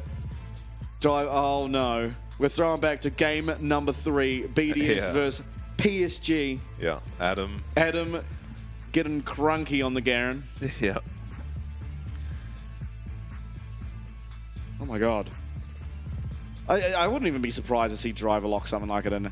Senna. That's with the Senna Varus going to the wayside for now. Yeah. As Will we see the low special, the Senna Cho'Gath? Yeah, maybe. I don't think so. They might just go for the Azir here. Or just pick their... Yeah. Yeah. I think that feels like the better side of the matchup. Not necessarily because of laning, but just because the sort of impact that Azir can have in a team fight is more consistent than Orianna. I mean, one big ult obviously is massive, and Orianna with one good ult is very, very scary. Yeah. Now, you have to be worried about Nocturne a little bit. Yeah. Oh. As PSG? Yeah, because if you go to the Orianna, very, very vulnerable. Not so much the Azir, of course, has that shifting sands. Yeah. And Senna's going to have a Tom or something beefy. Yeah. Aatrox's blind, we haven't really seen it answered that well. That's right. I mean, the best answer we've seen so far was just the Jax. The Irelia. The Irelia was a fantastic answer. Yeah, the Irelia did work well, but it just sucks having an Irelia on your team. Wait? Be surprised. Okay, there we go. Now, if there's anyone that's going to pick sort of Korean-esque counter matchups, it's Maple. I mean, he plays in Challenger on the Korean server on 2 different solo queue accounts. Yeah. He's been in the scene for, I think, since Season 5, maybe it was even Season 4. Yeah. And so obviously he knows how to play pretty much every mid laner because they've all had their time to shine. Corki, no stranger to competitive play. Now, Seraphine hovered briefly. It is going to eventually be the Nautilus. Yeah. Slaytrue, he's a player similar to Kaiwing, likes his engaged supports and tends to like them more than the Enchanters. But notably, of course, his Melio did look really, really good alongside Feng's Lucian. Yeah. But other than that, I think in general, we do know this guy. He loves his Blitzcrank. He was kind of in Split 1 of last year, played multiple Blitzcrank games, looked really good on it. I think he's even played one so far this split, if I'm not mistaken. Yeah. Someone definitely did. Yeah, I'm pretty certain it will stay true. He definitely loves the Blitzcrank. Yeah. Nautilus, Hook Champion once again. Not quite the same as the Blitzcrank. You don't quite bring them all into your team immediately, but you can follow it up with that depth charge, and it's good against champs like Corki and pretty much whatever AD carry you want to pick. Yeah, with the Senna on his team too, the Nautilus does a lot better with all the farm he's going to be getting. I'm surprised to see the Xayah ban. It is a good pick into the Nautilus, but she really suffers against Senna Azir. That's right. As Gwen is banned from the other side, so we won't get to see the Gwen counter the Aatrox. Maybe just another ADC ban here. What would drive it? I mean, Varus just being ignored. There it is. Okay. There we go. And then I don't know what you banned here in the top lane. Do you really think Driver will go for Driver Yone? will play Jax, Gragas. I think you banned the Jax, right? Because you're not worried about Yone or Akali in the top lane, I don't think. Those champs haven't done well enough. And you kind of want your Azir to be solo AP. Otherwise, it's really easy for RG to just build an early Maw. Yeah. Yeah, we've seen into the AP matchups, we've seen a lot of the Comet Aatrox because he can take that nullifying orb, built-in Maw, Keystone, and then build a Maw on top of it, and it's just so hard to kill the Azir. As it's actually a Vi ban. Okay. Don't hate it. Obviously, Vi, really good follow-up for the Nautilus ult, and Azir doesn't struggle to get stuck in. Senna can hit from the other side of the screen. Now, Xin Zhao does remain open. There's Nocturne, Xin Zhao. Those seem like the obvious one. We've seen a Jarvan. Yeah. Castle picking that up looked really good. Sejuani doesn't really pair with anyone that well right now. Nautilus, yes, admittedly a little bit, but I mean, Husha's looked good on the Xin Zhao. I wouldn't be too surprised to see this locked in. Yeah, he does really well on the carry junglers. Yeah. Most successful Viego we've seen, definitely. Maybe Caitlyn Lux? Yeah, Caitlyn Lux does remain open, and I mean, it is a little scary being Lux into Nautilus. Yeah. But I think in general, you're going to have absolute control over the lane if you opt for that. Now, admittedly, you can go something else. You can just look for something like the Caitlyn Alistair if you want to have something there. You can look for dives easier if you have that Alistair. Bard, again. Oh, this wouldn't be bad. I don't know if they'll lock it in. But it might even be better than the Lux. Yeah, I even wouldn't hate to see a Zyra, to be honest. Yeah. Zyra can be really annoying for Senna to play around. They do just go with the Lux. Yeah. Okay. Woody, again, I said this really early on in the split, but he does tend to enjoy playing these more mage-type supports, and he has looked really, really good on them in the past. So quite happy to see him back on them. Yeah, with the Xin locked in, you kind of have to worry about your top laner, because this could be very scary depending on what Driver goes for in the top lane. Ooh. We did see the Zac into a Cassante earlier today. Just now. Oh my god, it's happening. Wow, really? Okay. Driver not going for strictly a counter pick. Is it Xin top? Or No. It'll be Zach. But oh wait, pause champ. no, it'll be Zach top. If you remember, Driver's first 1v1, the first 1v1 of the PCS was Zach into Aatrox, and it looked like Driver was getting absolutely destroyed until Gory recalled into the ring. Now there is no ring on Summoner's Rift. Yeah. You can recall at any time, and you will not just die. Yeah. But it did look extremely Aatrox favored. Yeah, which makes it interesting that he's picked the Zac into it. I guess you have junglers now. The entire dynamic changes now that you can have set up. You can land those sort of E's, W's, and Q's a lot more easier. Yeah. When there's a Zinzal there trying to knock up, stun up. Yeah, well, I said you might have to worry about the Aatrox's safety with a Zin on the enemy team, and Zac has great setup. I assume, especially if they can get the ganks early, they'll definitely have the damage to kill the Aatrox. If this Aatrox gets a lead, though, we might have a repeat of last game where he can easily 1v2. Yeah. And RJ definitely the player to be able to do so. Driver definitely the player to be able to deny it. Yeah. So, I mean, matchup of the week, perhaps. I mean, we did also have, was it Frank versus Beyond? Yeah. So, I mean, we've had a pretty good week. Probably the hardest week for Beyond that they're going to have really to go rough. through. Yeah. They've already taken on CFO, beat them. The only other two teams left in that top four are PSG and Frank. They took down, they didn't even take down Frank. They lost to Frank. Very close. Very close. Yeah. Looking for redemption here up against PSG. And PSG also losing to Frank. It's their time to prove that they are at least second on the ranking. Yeah, Feng doesn't go for the D-Blade we see a lot on the Senna. Decides to just go for a support item early.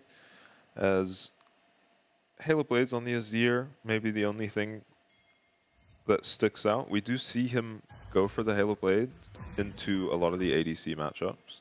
Yeah. Just allows you to get a little bit more trading in. It makes your trade pattern a lot stronger than if you have the Fleet or if you have Lethal or Conqueror. And so just for the lane pressure, go on the Halo Blades. It doesn't scale nearly as well as the rest of the runes. Yeah. Fleet, obviously, for that movement speed, mobility. Lethal tempo, just continuously auto-attacking, and then obviously Conqueror. Yeah. Lots of damage, but yeah, I think everything does seem as you'd perhaps imagine. Now, I don't really know who wins this top lane. Obviously, we saw Gory versus Driver. It looked like it's Aatrox favored, but when you introduce other things like dragons, the Void Grubs and junglers, everything can change. Yeah, as it looks like Husha's going to start on the bot side and path to gank this Aatrox, and Junji is going to start on the top side and actually path towards his bot side. A lot of the time we see him path top. But he's going to try punish the red side bot lane here. His bot lane's definitely going to have prio. Yeah, so it's a good lane to play around. Doesn't get a bit any more ranged than Caitlyn Lux, especially in the lane phase. Obviously, eventually, Feng probably going to have more range than either of these champs. But Yeah, he has to get there, though. Yeah, it's not easy. Caitlyn Lux, a very strong lane, but if you make a mistake on this lane, your game is almost just immediately over. If you die in this 2v2, which shouldn't really be happening, but if you make mistakes and die, lose trades in this 2v2, then it becomes really difficult to play the game with a Caitlyn Lux. Yeah, and I mean, Nautilus is having to do the farming in this lane, and like now that the wave is in tower, he's able to get some of them, but... And Husha knows it. He's coming to try punish Biddy this lane. saw him. Biddy saw him. Yeah. And maybe he didn't. I mean, I swear he did. Oh, no. Would have been very close. Husha's going upriver, though, so... Yeah, but even just having to make the Caitlyn Lux back up a bit is, relieving a lot of pressure, as it seems like Zac gets the early prio at the very least. I mean, a big difference with this and the ARAM map is that you don't start with a bunch of items. So you can take advantage of the base stats on the Zac. Maybe helps the early game a lot. Yeah. No boy. There's the Halo Blades trades. Corki usually doing fine in these lanes, though.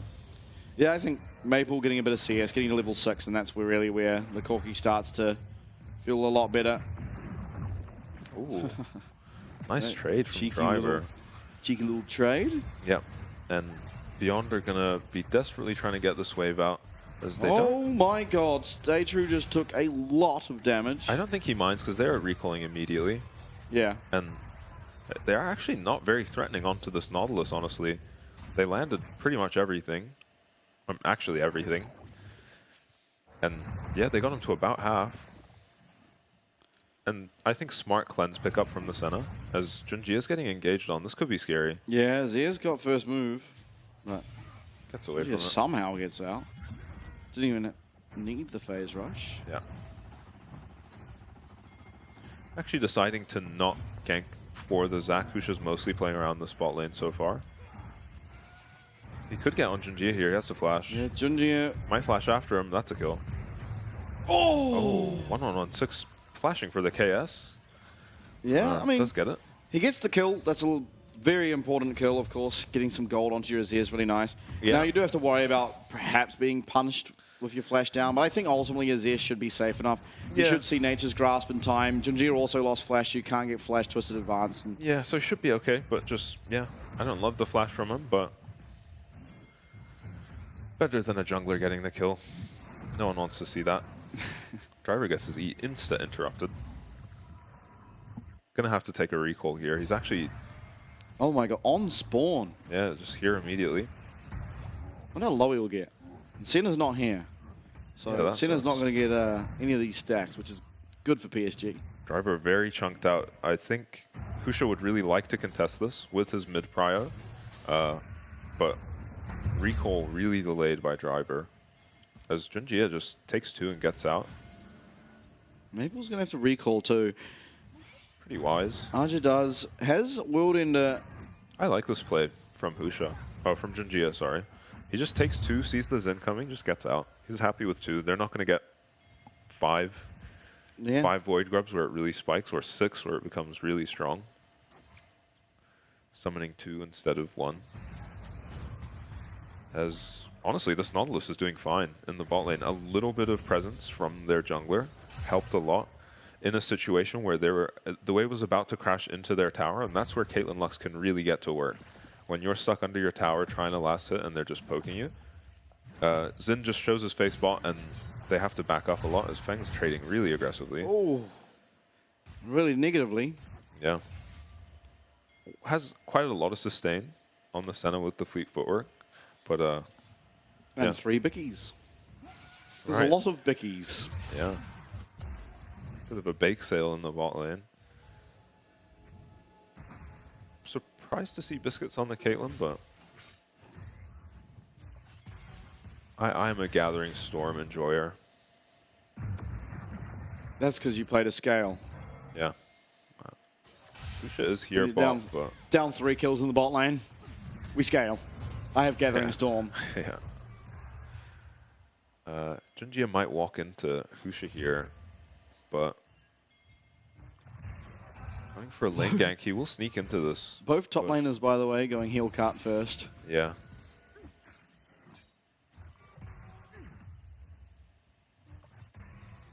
As this could be trouble for PSG.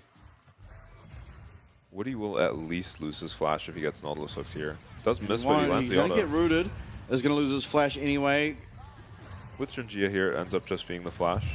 Good play by Junjie. I think if he's not here, Woody just dies. They can follow up on that, I think. Oh, they're going forward.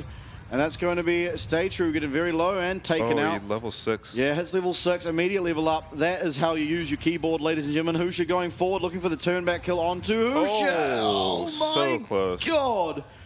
But yet so far. We now have a 2-0 Caitlyn in the bot lane. Yeah, this Wave is what crashing. you want out of your Caitlyn Lux lane. Play around it, and yeah, I'm surprised they managed to turn that into a kill, and then somehow a second kill for Beyond. Pretty disastrous. Biddy, by the way, has Bickies and Triple Tonic. So no Cosmic, no Boots. As it looks really good for Beyond here. I mean, the hook doesn't land, but you still hit it on the wall and get on top of Woody. The Senna W coming out really late is maybe what screwed up this play. But, I mean, Junjie just lands the slow from his E and just gets onto the Nautilus. And I guess you just had to recognize your Nautilus was just dead there. But I think maybe they just didn't expect the level up off the kill. Yeah. We've seen the Nautilus tank, you know, the full Caitlyn Lux combo, so maybe they were expecting to be able to turn that play around. Senna doing a lot less DPS. Husha goes to spear the red buff and locates a tree. Yeah. But not the kind of tree you want to see. Priority for Aatrox means Maokai is able to bully the Xin off his red buff. And I don't see him having much hope of trading the enemy red buff with his bot lane getting shoved in.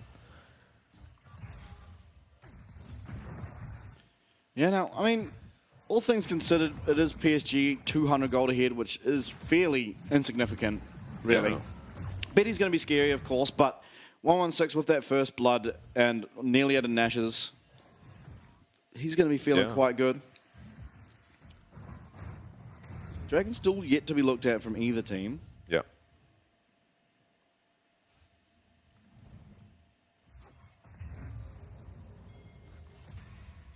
On the way. Both junglers. Yeah. We're bot again. Teleport's still not upgraded. Will be in 5 more seconds. And I wonder if they just saw Husha. I feel like they might have. Oh, I didn't even know he was there. I thought he was in the first bush still. They do see him now, and I think both junglers just kind of have to stand around here. I think whoever commits first probably loses. Junji is starting up this dragon though, and PSG do have first move with their wave crashing. Back to top, we have 2 people currently with grievous wounds active, and boy oh boy, Feng's gonna have to flash and still almost die. Yeah, loses both his sums. That means no hope. Oh, but Stay True still is going to be using his hook forward as Maple is coming on in. He does have a package. Yeah. That's going to be one dead Nautilus for the second time this game. Feng kind of getting away with murder there. I think maybe Stay True dies anyway, and Maple could look for for a dive. center, but yeah, they're happy to pick up the kill on the Nautilus and the Dragon. It is very ambitious hook from Stay True. With the Senna chunked out, I don't think they can ever fight that. Gonna be the 3 Void Grubs, making it 4 beyond. Yeah, I don't think PSG really care about that. Yeah. Dragon getting some scaling on the board early and some, you know, the win con, of course. Yeah. It's good to put a timer on something like the Senna. Yeah. And the Azir. And maybe the Zachary. Corki is fine scaling into Azir, but, you know, you don't want to take it late, too late for no reason. And we're just leaving the Void Grub for fun? Decides to go for the crab. Oh! Just misses. Swing and a miss. Thumbs up. That was very close, though. Yeah, not much need for the Azir ulti, so he's not going to be missing it too much. Yeah. He'll be fine in the mid lane without it. You know, when I play Corki in my games, there's usually been about 7 fights in top and bot river by now. Yeah. It just feels doomed. That you are not useful in at all. Somehow PSG winning the early game with, you know, the black hole that is a Corki in the mid lane. Yeah, but they do have the bot lane, which, you know, Caitlyn Lux is so much finally power. made his way to the top lane, but getting harder and harder to find a kill onto the Aatrox. Maybe once he finishes Titanic on the Xin, if he gets it in a reasonable time. They can look again. Oh boy. Husha did show himself top. Yeah. And Nature's Graph's going to come out. It's going to be blocked up, but 2-man root. What an absolute beautiful light binding there. Jinjia is going to look for the kill on Feng, but maybe not. As somehow, some way, it is BYG's bot lane who managed to live, and now Driver's actually teleported down. 116, he does not combo his Shurima shuffle correctly. Kind of stands flat-footed as now. In comes Azir. Maple's in there. Maple's truly in there. There's a lot of low health, but there's a lot of low mana here on Maple. Feng eventually will be going down here to Betty as RJ finds himself 1 as well. That's eventually 3 down. Yeah. I think all off the back of a failed Shurima shuffle. Yeah, and I said he wouldn't be missing his Azir ult, but he kind of was in this fight. Maybe over-ambitious from Beyond to just TP down when they kind of got the best outcome they could hope for with both their bot laners living kind of miraculously on this play. But then they TP in down numbers because it's always going to be matched, I guess. As yeah, they line up to dodge the Maokai ult, but the Lux snare hits both. And Feng almost immediately one-shot. Nice positioning, and I thought a Maokai Q was going to pick him up, but he gets hooked back. And TPing onto a trap driver is it almost looks good, but Woody flashes the Zac E here, and then Driver finds himself in the middle of everyone, has to flash away. And Maple, Giga Chad ults onto 2 people here, or Valks onto 2 people. And yeah, they clean up a couple extra kills. You know, PSG getting the maximum there. You know, having fun with it. Yeah, bro's happy. Not often this early in the game you get to just Valk into the middle of 4 people and get away with it. Yeah. Well, he does, and I mean, yeah, big turnaround. I mean, not turnaround, they're already ahead, but now extending that gold lead ever so slightly. Admittedly, 116 still strong, but the game gets harder and harder for him as it progresses. You're still going to have to deal with Lux bindings, Lux ults, and then, of course, Corki just throwing out this missile barrage on a 2-second cooldown. Yeah. Now, it is going to be that Mirror Mana completed. Still stacking it up, however. Malignant's also being started. Yeah, beyond hitting the Rift. PSG out of position to contest it, really. They might look to take the bot tower, but actually they're moving to the Rift. Oh, Betty does have flash. He's going to be able to get out that 90 caliber net. In comes Junjia. In will come Driver. Junjia's in the middle of 4, and he's not quite going down. He will eventually. Driver should be able to pick it up, and by God, he does. Woody. But a massive Lux binding will find 2 of them. That's 1 kill for Woody, 1 kill for Betty, 3 kills overall. And once again, PSG coming off better off. It looks like it might work out for a second there for Beyond. The Xin ulti blocking so much damage from the Caitlyn and the Lux, but then Woody, right after they kill Junjia, he finds a snare onto 2, E ult, and... Oh. Okay. Yeah. Is Caitlyn starting to hit? Yeah. I mean, Stormrazor and half his IE already. As, yeah, Husha finds his way onto the enemy bot lane, but they're so strong at this point. They can trade so much damage back. He gets the ult off and stalls so much time that they can take out Junjia, but watch Woody with this binding on the backline. Finds an E onto 2. Finds a binding onto 2, ult onto 2. Just solo carries the fight, really. Maple teleports in, says, oh, my bad, guys. Yeah. Oh, 171 damage dealt by 116. He auto-attacked Maple while he teleported. Yeah. And yeah, I mean, it does feel hard now for BYG to find angles, right? Because their team comp to find and engage is go in. Send Driver in, disrupt, and hopefully Azir and Senna can find this long-range poke down and DPS. But you hate to be Zac jumping into these Fed carries. Yeah, this Caitlyn now has IE, working towards Berserker Greaves, likely to pick up some armor pen next, I'd have to suspect, is feeling really, really strong. BYG, they have the Azir, who is quietly just getting stronger and stronger. Nash's tooth completed.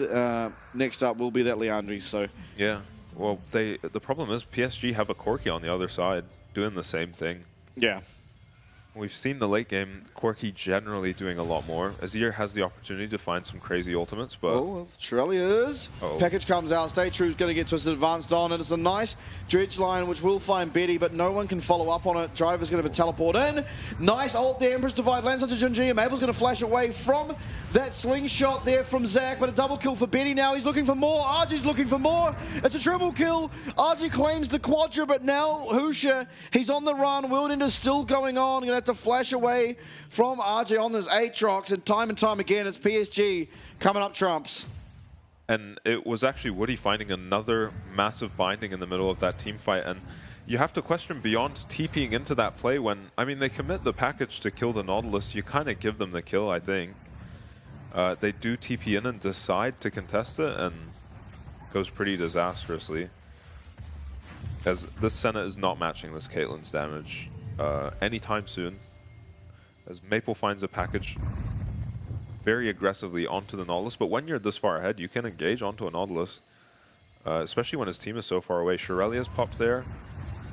He just gets locked down and killed very quickly. Driver comes in, and Woody flashes out of the Azir. Ult finds a binding again onto 2. One-shots the Senna, almost. Betty comes in to finish off the kill, and at this point, the fight was kind of over before it started, because they started the fight by making a pick onto your Nautilus. who's a little bit more important than the support usually is, because he does have all the farm from the bot lane. For sure. 116 getting a lot of autos off and doing a very inconsequential amount of damage. Now Arja does pick up that Sundered Sky as his item here, and I mean, I don't really hate it so much this game. I think you have a lot of damage. I think you might just need it against the Zac. Yeah, the healing's helpful. Yeah, I think the lethality build might struggle in the side lane, as the gold is all PSG. 3 members up in the top 3, and Azir 1116, as we've said, is doing well on the Azir, but is it going to be enough to carry the whole game? Maybe just too many threats on the side of PSG. Yeah, and it's so hard to consistently dodge out of these continuous sort of barrages coming from Corki. Yeah. I mean, living in the side lane already feels like it's going to be difficult. He does get the ult out of Aatrox, not going to go down, so that's big. Yeah. Of course. Now this makes the side lane a little easier. Admittedly, Aatrox's cooldown is not that long. I mean, it's already a quarter of the way to being back up, so... Might get the tower, though. That's another objective gold for the team, and obviously the tower, local gold for him. Driver, though, being looked at, does have his revive available, is going to have to use that elastic screenshot, and wow, they actually find him. The revive passive is going to be down. Are they going to be able to keep him alive? Oh, they're not. Woody does claim that one. Stay true now. He's a bit too far up. Center ult keeping alive for just a little bit more. Maple ended up going down there to the center and the tower. And now, Jinji, though, he's still feeling confident. He's still walking on forward. It's 3v3 here as both sides have one person dead, Driver and Maple. But pretty hard for BYG to stand up. Too many low health bars. It's top lane. Inhibitor tower now going down, and 116 not quite able to get their bot tower. I think they maybe could take the inhib, but they decide not to. I think that's wise this early into the game. It's also a top inhib where you do just give them a lot of farm if you take an inhib, and you can't end before it respawns. And it's the top inhib, so they're not being pushed far away from the Baron. As I think Maple in that fight just went down to the tower. Yeah. I don't think he got really hit by anything but the Senna ulti, as he just tanked the tower from full HP. I think he walked into it while Malignance was on someone. Yeah, must have procced on someone and just got DPS down by the turret. Absolutely one-digged. But you saw the power of the Caitlyn Lux there, picking off the Zac from so far away. They both land their ults onto him, and then even while his blobs are respawning, they both can just land damage from so far away. Yeah, even Corky with the phosphorus bomb just walks up, Q, it kills 3 of those blobs. Yeah. Just single-handedly. Yeah. And so if it was on top of all 4, it would have been just taking him down immediately. Honestly, with the Zac, you had the tools to deal with this kind of comp where they're super long range but a bit immobile. But from this far behind... Yeah, you're just going into your inevitable death. Yeah. Is Woody being annoying on the Lux? Yeah, going to be looked at here. Does have flash, so should stay safe. But you don't want to use the flash. Oh. Close to finding 1116. Oh, okay, Archie is going to recall. Does have that teleport there for a teleport flank. Let's look at the items on Betty. Yeah, he's very strong. Teleport flank coming in. You are kind of pigeonholed here into the mid lane. Driver trying to find and engage, and they're going to find Woody. That is the support. It's an important support, but down will go 116. Ozzy finds the knock up. In comes the package. Feng, you are going to go down. Maybe the tower takes out Maple. It will do. Stay True's going to survive at least, but now it's all Husha trying to run away. The flash twisted advance will be in range. Husha's taken out. It's a triple kill now for Betty. It's going to be Baron for the side of PSG. And they are so far ahead. Yeah, and you don't want to be losing the fight before the package has even come out, because as you saw there, the package comes out and it goes from a couple kills to a wipe as Maple goes down to another tower. Yeah, this time it's the Sand Tower. Yeah. Light work of the Baron here with your ADC, the strong. Betty is 10-0-8. Yeah, I mean, we've seen this Caitlyn before. It looked really scary. Maybe we don't give it to him. As watch how much damage this Caitlyn ult does to Senna here. Ow. Oh, and that's not even the lethality one. Driver almost finds the angle onto Betty here, but Betty is just, he's hit the ghost and he's just running in circles around Beyond. Oh, the 3-man. Package comes out. Husha finds his way onto Betty finally, but yeah, it's too little too late. He's got no follow-up coming in the Zac. And Junjie flashes on and make sure the jungler's dead and you're guaranteed the Baron with no shenanigans. Yeah, PSG pick themselves up the Dragon as well. And damage to champions, Senna 303, Caitlyn 5,736. Yeah. I mean, yeah, this game, not really the Arge's show, but in fairness, he did land a 3-man Q1, which isn't the easiest thing to do. What, on Aatrox? Yeah.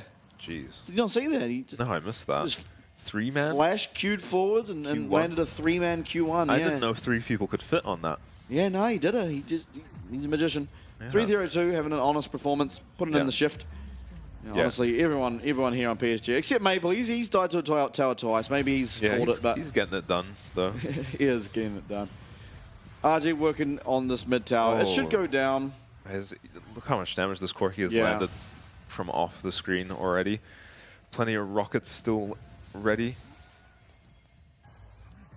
Aja can just push. Even Woody is hurting. Yeah, and you see what this comp is capable of doing from PSG, and I really think that Beyond Draft was decent at dealing with this, but just not from this far behind. Hook lands, it's on the Junjie, depth charge comes out, it's on to Woody. Massive ult there from Woody as Driver comes on in. He's going to be eliminated almost immediately. Arjun now, he's the one in the back line. Fang, he's going to get away. This ult might just take him down. It's so low. He's not going to go down, though. A little bit of return damage onto Arjun. Still 3 dead here for the side of BYG. Bot lane inhib going down. Mid lane inhib being looked at next as Betty works his way on that. 116 does respawn. Oh, he doesn't even respawn. He's just still alive. Yeah. But what can he really do up against these menacing champions that PSG have put together? Yeah. I don't think they're going to be able to hold this. No, they're going to fall. Oh, GG! Oh, he does go down. He does go down. But look so how much damage will the rest of BYG. Everyone's dead. Slater respawns. Their Nexus will not. That's going to be game number 1 in exceedingly quick fashion for PSG Talon. Damn. Bit of a statement game 1. Yeah, you didn't expect a 25-minute. I don't think anyone expected a 25-minute game here. Yeah, no, I thought PSG would win, but I thought it would be one of them. All right, guys, we're ahead. Yeah. Let's get the dragon. Let's get the Rift Herald. Let's get another dragon. We're at 4 dragons now. Let's get a Baron, maybe 2. Yeah, instead it feels like Beyond made one mistake in the bottom lane, and they were just able to get 2 kills on the Caitlyn and completely snowball the game. Yeah. And in fairness, I think there was a couple mistakes, not in a row necessarily, but sort of back to back to back, right? Yeah. The teleports, the overcommittal to that re-engage down bot, which Betty got more kills.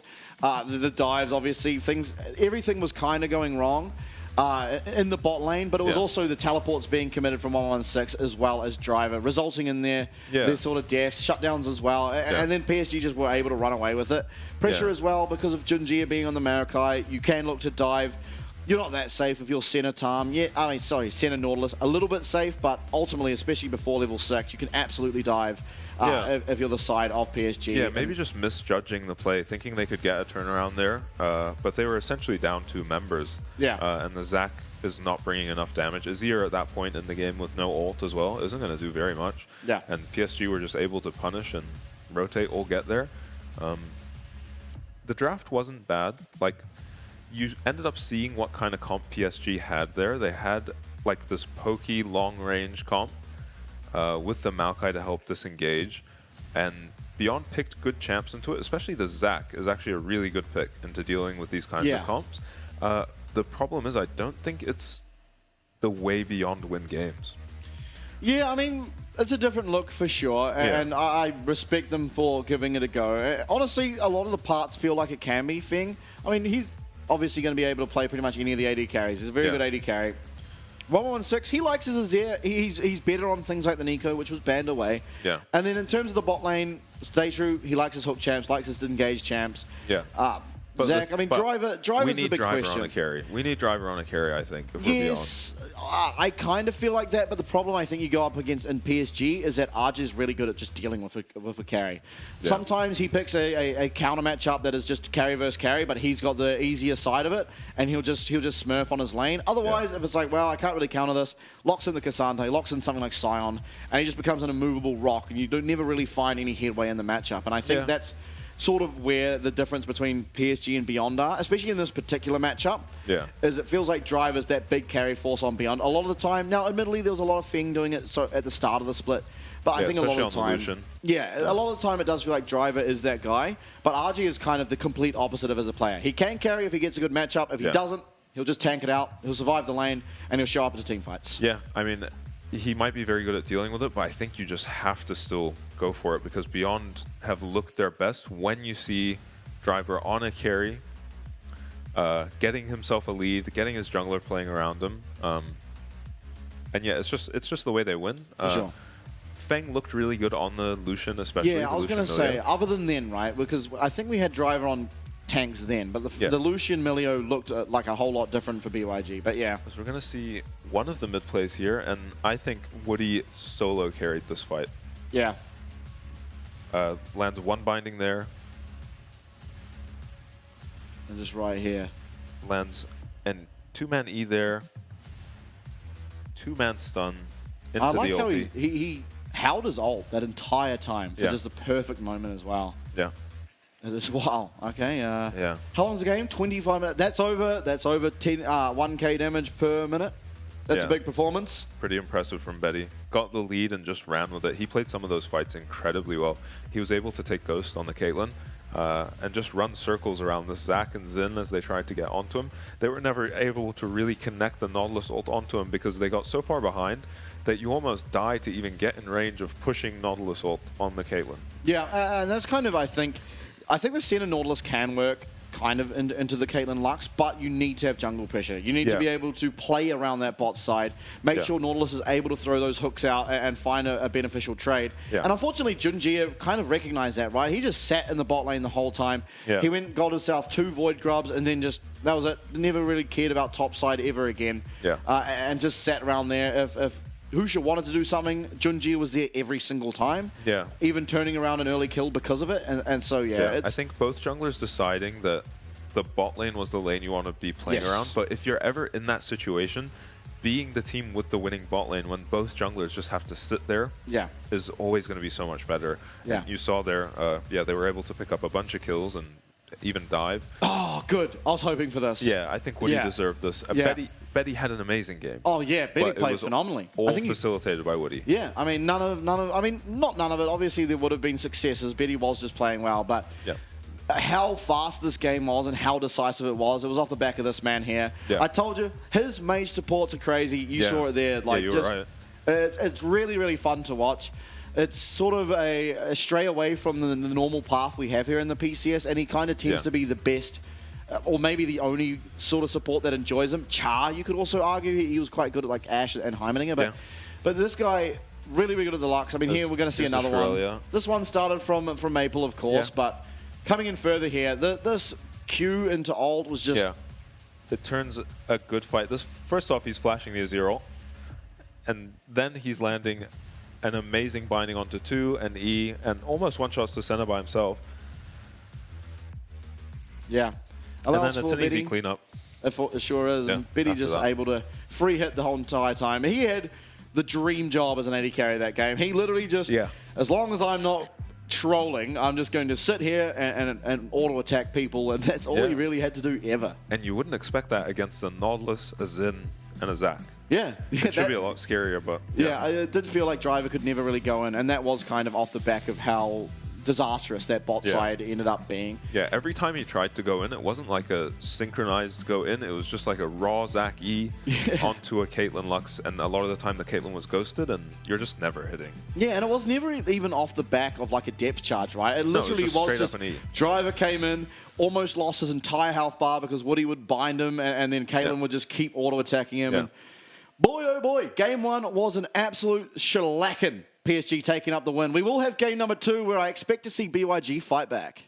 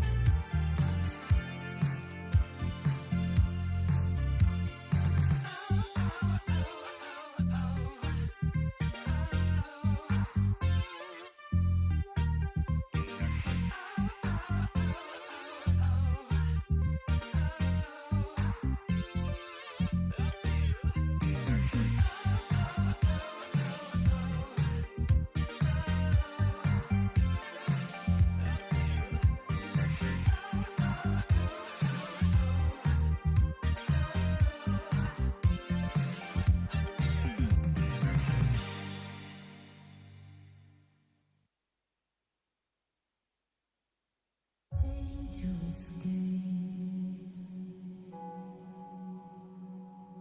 We're playing dangerous games.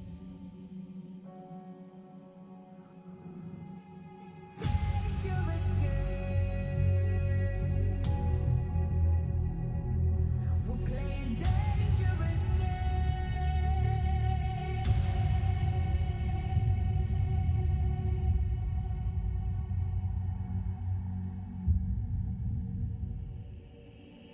Behind these walls, the truth you'll find.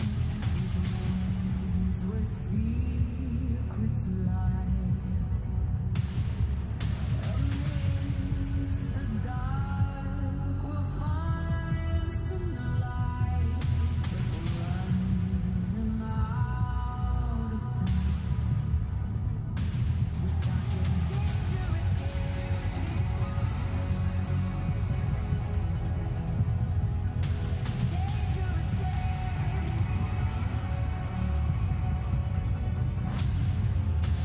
Dangerous games.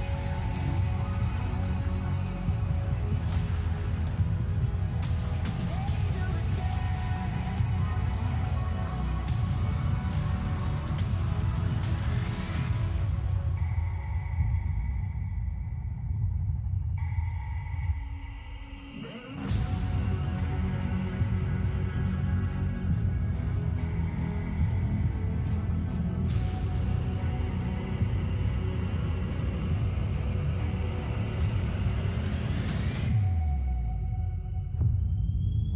Dangerous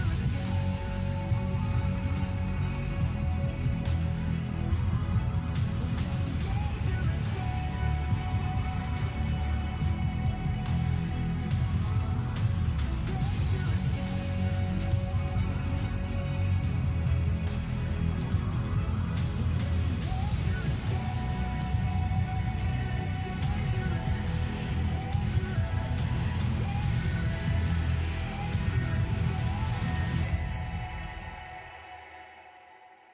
Dangerous Dangerous games.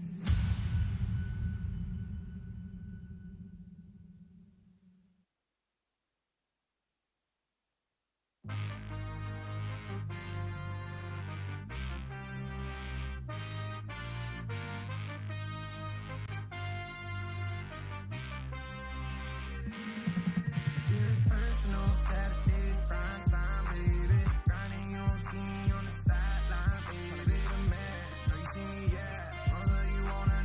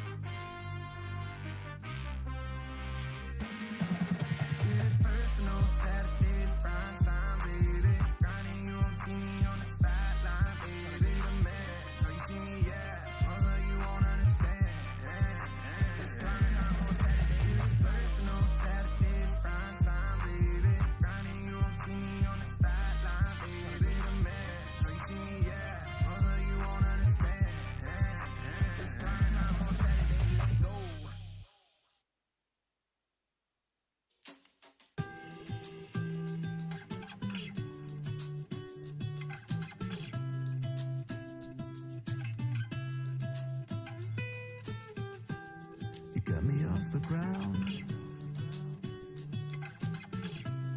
and I was earthbound. When my mirror was invisible, 'cause I was waiting for a miracle.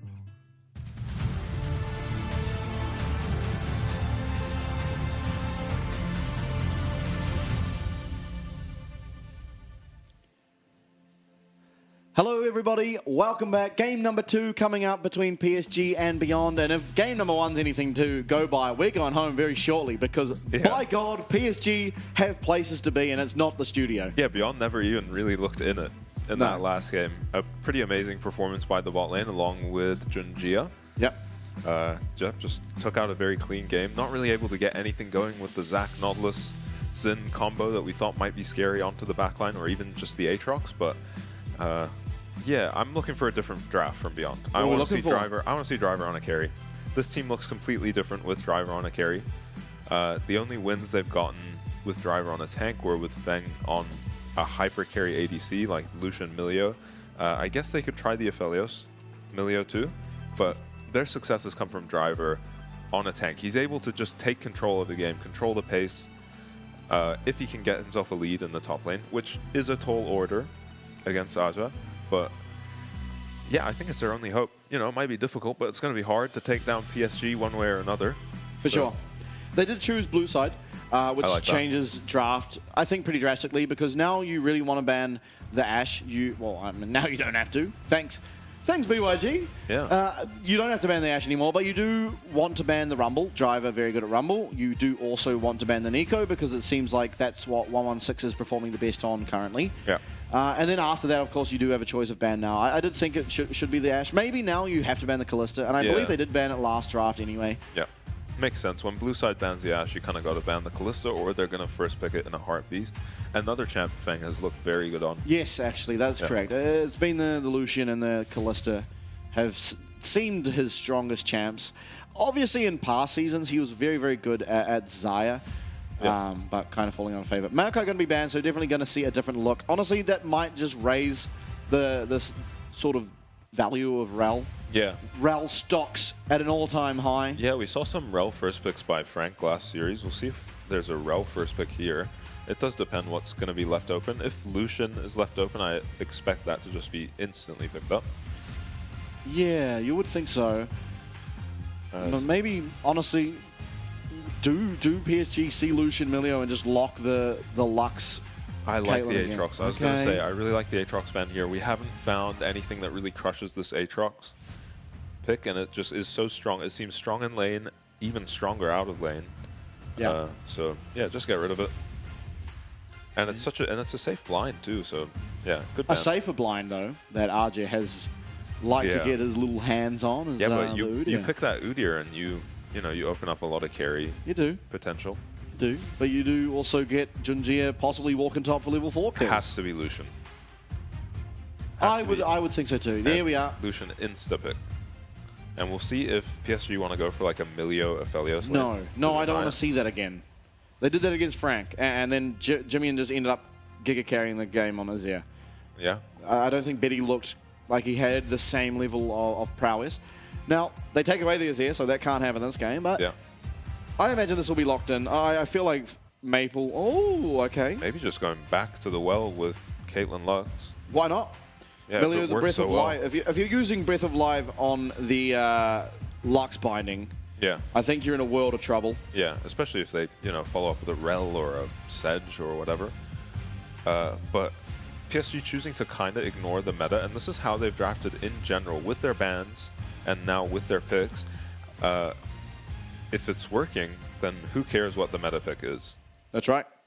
PSG are the meta of the PCS. Yeah, if you're the best team, you get to decide the meta. Are they the best team? Maybe Frank is. Yeah. Ooh. It's just the Caitlyn Lux picked instantly. Maybe didn't need to take the Caitlyn so quickly. I think it's fine. You already know what the bot lane is.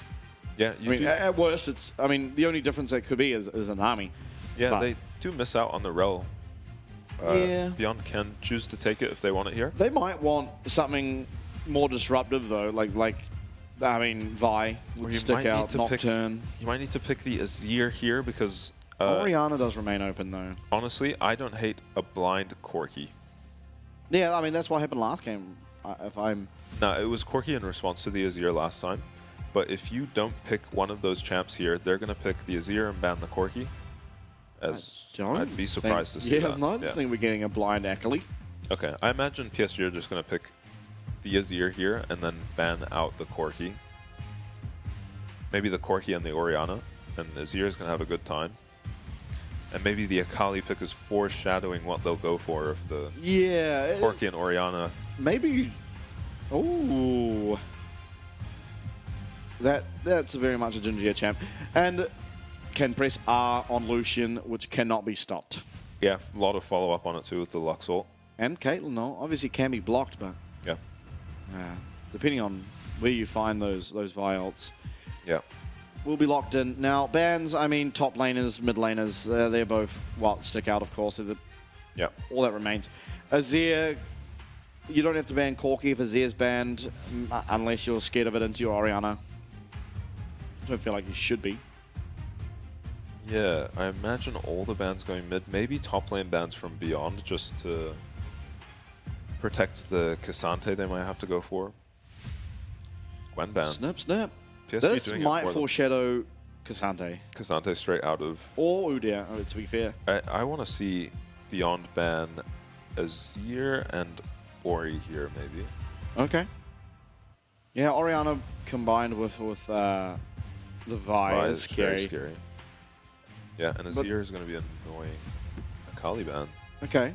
So saying they want to take the Orianna, probably. Yeah. Maple a very good Akali, just in his own right. Yeah, definitely. I mean, he had one performance on it. If this is a Jax, then PSG are very clearly just going for a Cassante out of this rotation. I think you can just give over the Jax Cassante matchup. Yeah. But TikTok. Zach. For the Zach. Okay. Alrighty. Maybe he's scared of the Zach into something that isn't Aatrox. Although Driver just picked the Zach into the Aatrox last time, so. And I think you want to ban Cassante here if you're Beyond, because you're not going to get it. But then if you ban Cassante, they get Orianna. It does feel a bit off theme, though. If you ban the Akali and then ban a top laner, it feels like you've not really achieved much because there is just so much left over. They do ban the Cassante. But then it's just going to be an Orianna response, and you have to play the Azir into it. It's not, you know, your favorite matchup. And maybe you would like that Akali to be up, as maybe they're just going for Udyr. Yeah, I think the Gwen ban suggested either Cassante or Udyr. And so you can just blind this. You feel completely fine. Maple then gets his choice of matchup mid. I mean, you've banned the Akali, but there is still things like, I mean, the Silas sticks out. Yeah. If you pick the Orianna, most likely will be the Azir. Yeah, you can just take the Azir and go for a slightly losing lane and scale up. It hasn't even been losing. I think it is a losing lane, but it hasn't been. Yeah, it's been doing fine, as I'd be very surprised to see this with the Corki still open. Yeah, I think now Maple might just Corki again. Yeah. As we've seen a bit of Gnar into the Udyr. Yeah, and Driver back in spring last year had some phenomenal Gnar performances. I mean, 1v4ing, 1v2ing in the bot side. Him and Solo Kill back then were really dominating on the Gnar. Yeah. As well as, honestly, Arja. Arja certainly is no... Goes for the Gnar. Oh, by the way, actually, I just thought of this. Now, it's not likely to happen. Yeah. But Maple has been spamming Udyr mid and solo queue. Oh. Absolutely spamming it. Oh, and then maybe just get a counterpick Yasuo off onto the Gnar. You could pick, Yone, Yasuo. I mean, it's probably not likely. I don't think he's going to play it for a day and then pick it out in his pro games. But it was something I thought I should mention, that it is, in theory, a possibility. Oh, Talia. Okay, Talia's a good matchup into Azir. Yeah. It's kind of hard for Azir to play. And obviously, level 6 as Azir, you have to be so scared, because if that sort of... Wow, Talia feels good into all of these champs. Yeah. That's a nice last pick. Yeah, no, I think that's a counter lane, counter comp. Yeah. And, I mean, yes, Driver has his side of the Gnar Udyr, but this Talia is going to be very scary to ever play into. Yeah, if you're the Lucian if you're the Rel, if you're the Azir, even the Nara, you just have to be really careful trying to find angles onto this. Coach Corgi is coaching right now. Yeah. He's got a game plan here for Junjie. Yeah. Do you want me to try and relay what I think he said? All right, what do you reckon? All right, we're going to want you to clear downwards towards your bot lane and sit there for the first 10 minutes of the game. Wow. I think he might just do that. You reckon? Yeah. It has happened yeah, and a lot. On the other side for Husha, I don't want him to get stuck bot lane again. I mean, it's a tall order to get a gank off on this Udyr, but you have to try do it, because if he gets stuck just protecting his bot lane again, we might just get a repeat, especially with the Vi being so strong early game. Last time he had the stronger jungler, you know, into the Maokai, and it still went disastrously. But on the bot side, it's all PSG. With Vi, Caitlyn, Lux, good luck in that 3v3. Yeah, for sure. And even Talia. I mean, Talia ult, putting out that Weaver's wall, can absolutely look for things bot. Now, admittedly, Lucian can jump over the wall as long as Talia hasn't been there to put down that scattered earth yet. But yeah, it's a tall order. Ooh, we might have some funny business. Yeah.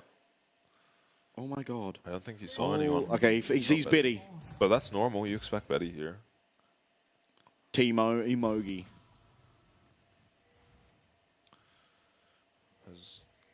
Yeah. Oh, first strike's gone. GG.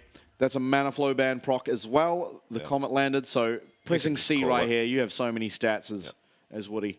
Big win. And I think that might have been the Udyr's ward there. I was just so happy to play for his team on this Udyr pick. Yeah, it was his ward. Does look different, though, admittedly, when he is on the red side, because he doesn't have that option to just stroll into enemy team Raptors and annoy the jungler. Yeah. Raptors obviously a really easy start solo, and most junglers want to start solo. For two reasons, it sort of hides exactly where you've started. Most people will assume it's Raptors. But obviously, if no one's leashing, then you can't have an actual grasp on exactly where he is. Yeah, but even then, if they know you're starting Raptors, it's still, who knows where you go after. Yeah, exactly. And yeah, it does mean that, Udyr can't just walk in there and try and disrupt that, and does make the game a lot harder for the jungler, but on the red side, not so possible. People aren't usually starting solo blue on red. This driver has to start E to stay out of trouble in this lane.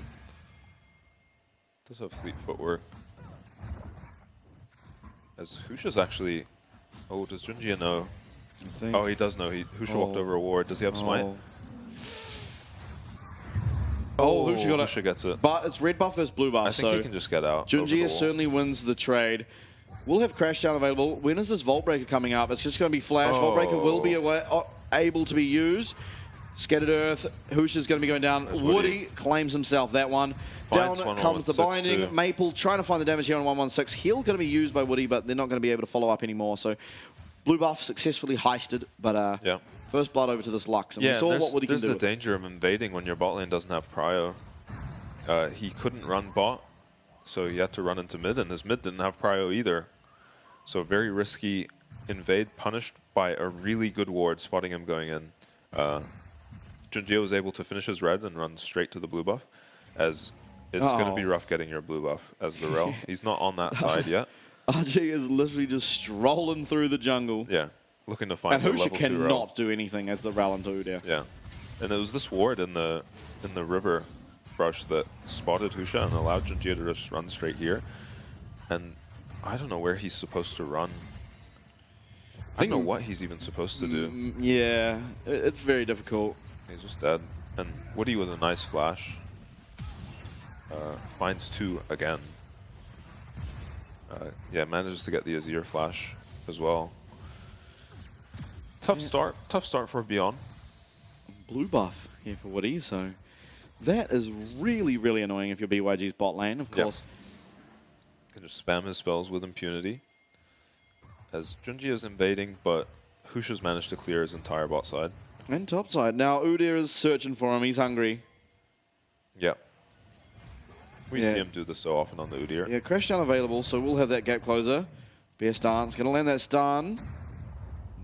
Not much more to come from it. Yeah. But this top side has not been taken. RJ being up here, so much lane pressure. Going to be able to go back up there, push it out. Junjie as well. Can probably look for an invade. Yeah. Should be very strong. Maybe they're just not willing to. It's not so certain. They decide not to. He is doing it on top of a ward. Has a smite up at least. Oh, Bank finding a good trade. Oh, that's cleanse. Cleanse, yeah. It's a good trade until cleanse was used. Yeah, and that is the end of any aggression he can have for a while now, because one binding lands, he's as good as dead. Yeah. At least binding, until Milia gets 6.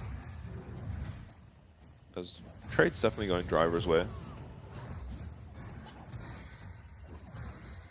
Sure. But I think RJ will be happy to recall now, see how much he'll likely be going for the Iceborne Gauntlet, see how close he is to it.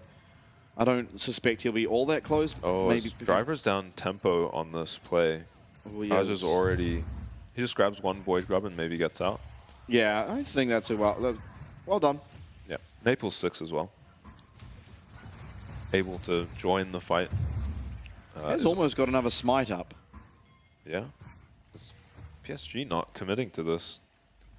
I think they might be privy to the idea that Husha might just be looking for a smite. It's hard to punish. You don't have flash or Yeah, no ult. smite on Jinjia. But RJ here now, Husha, he might be able to get this. Yeah, okay. Oh my god. Wow. Just outplayed. Oh, he takes so much HP off him. Yeah, just completely outplayed. Yeah. just play safe jungle.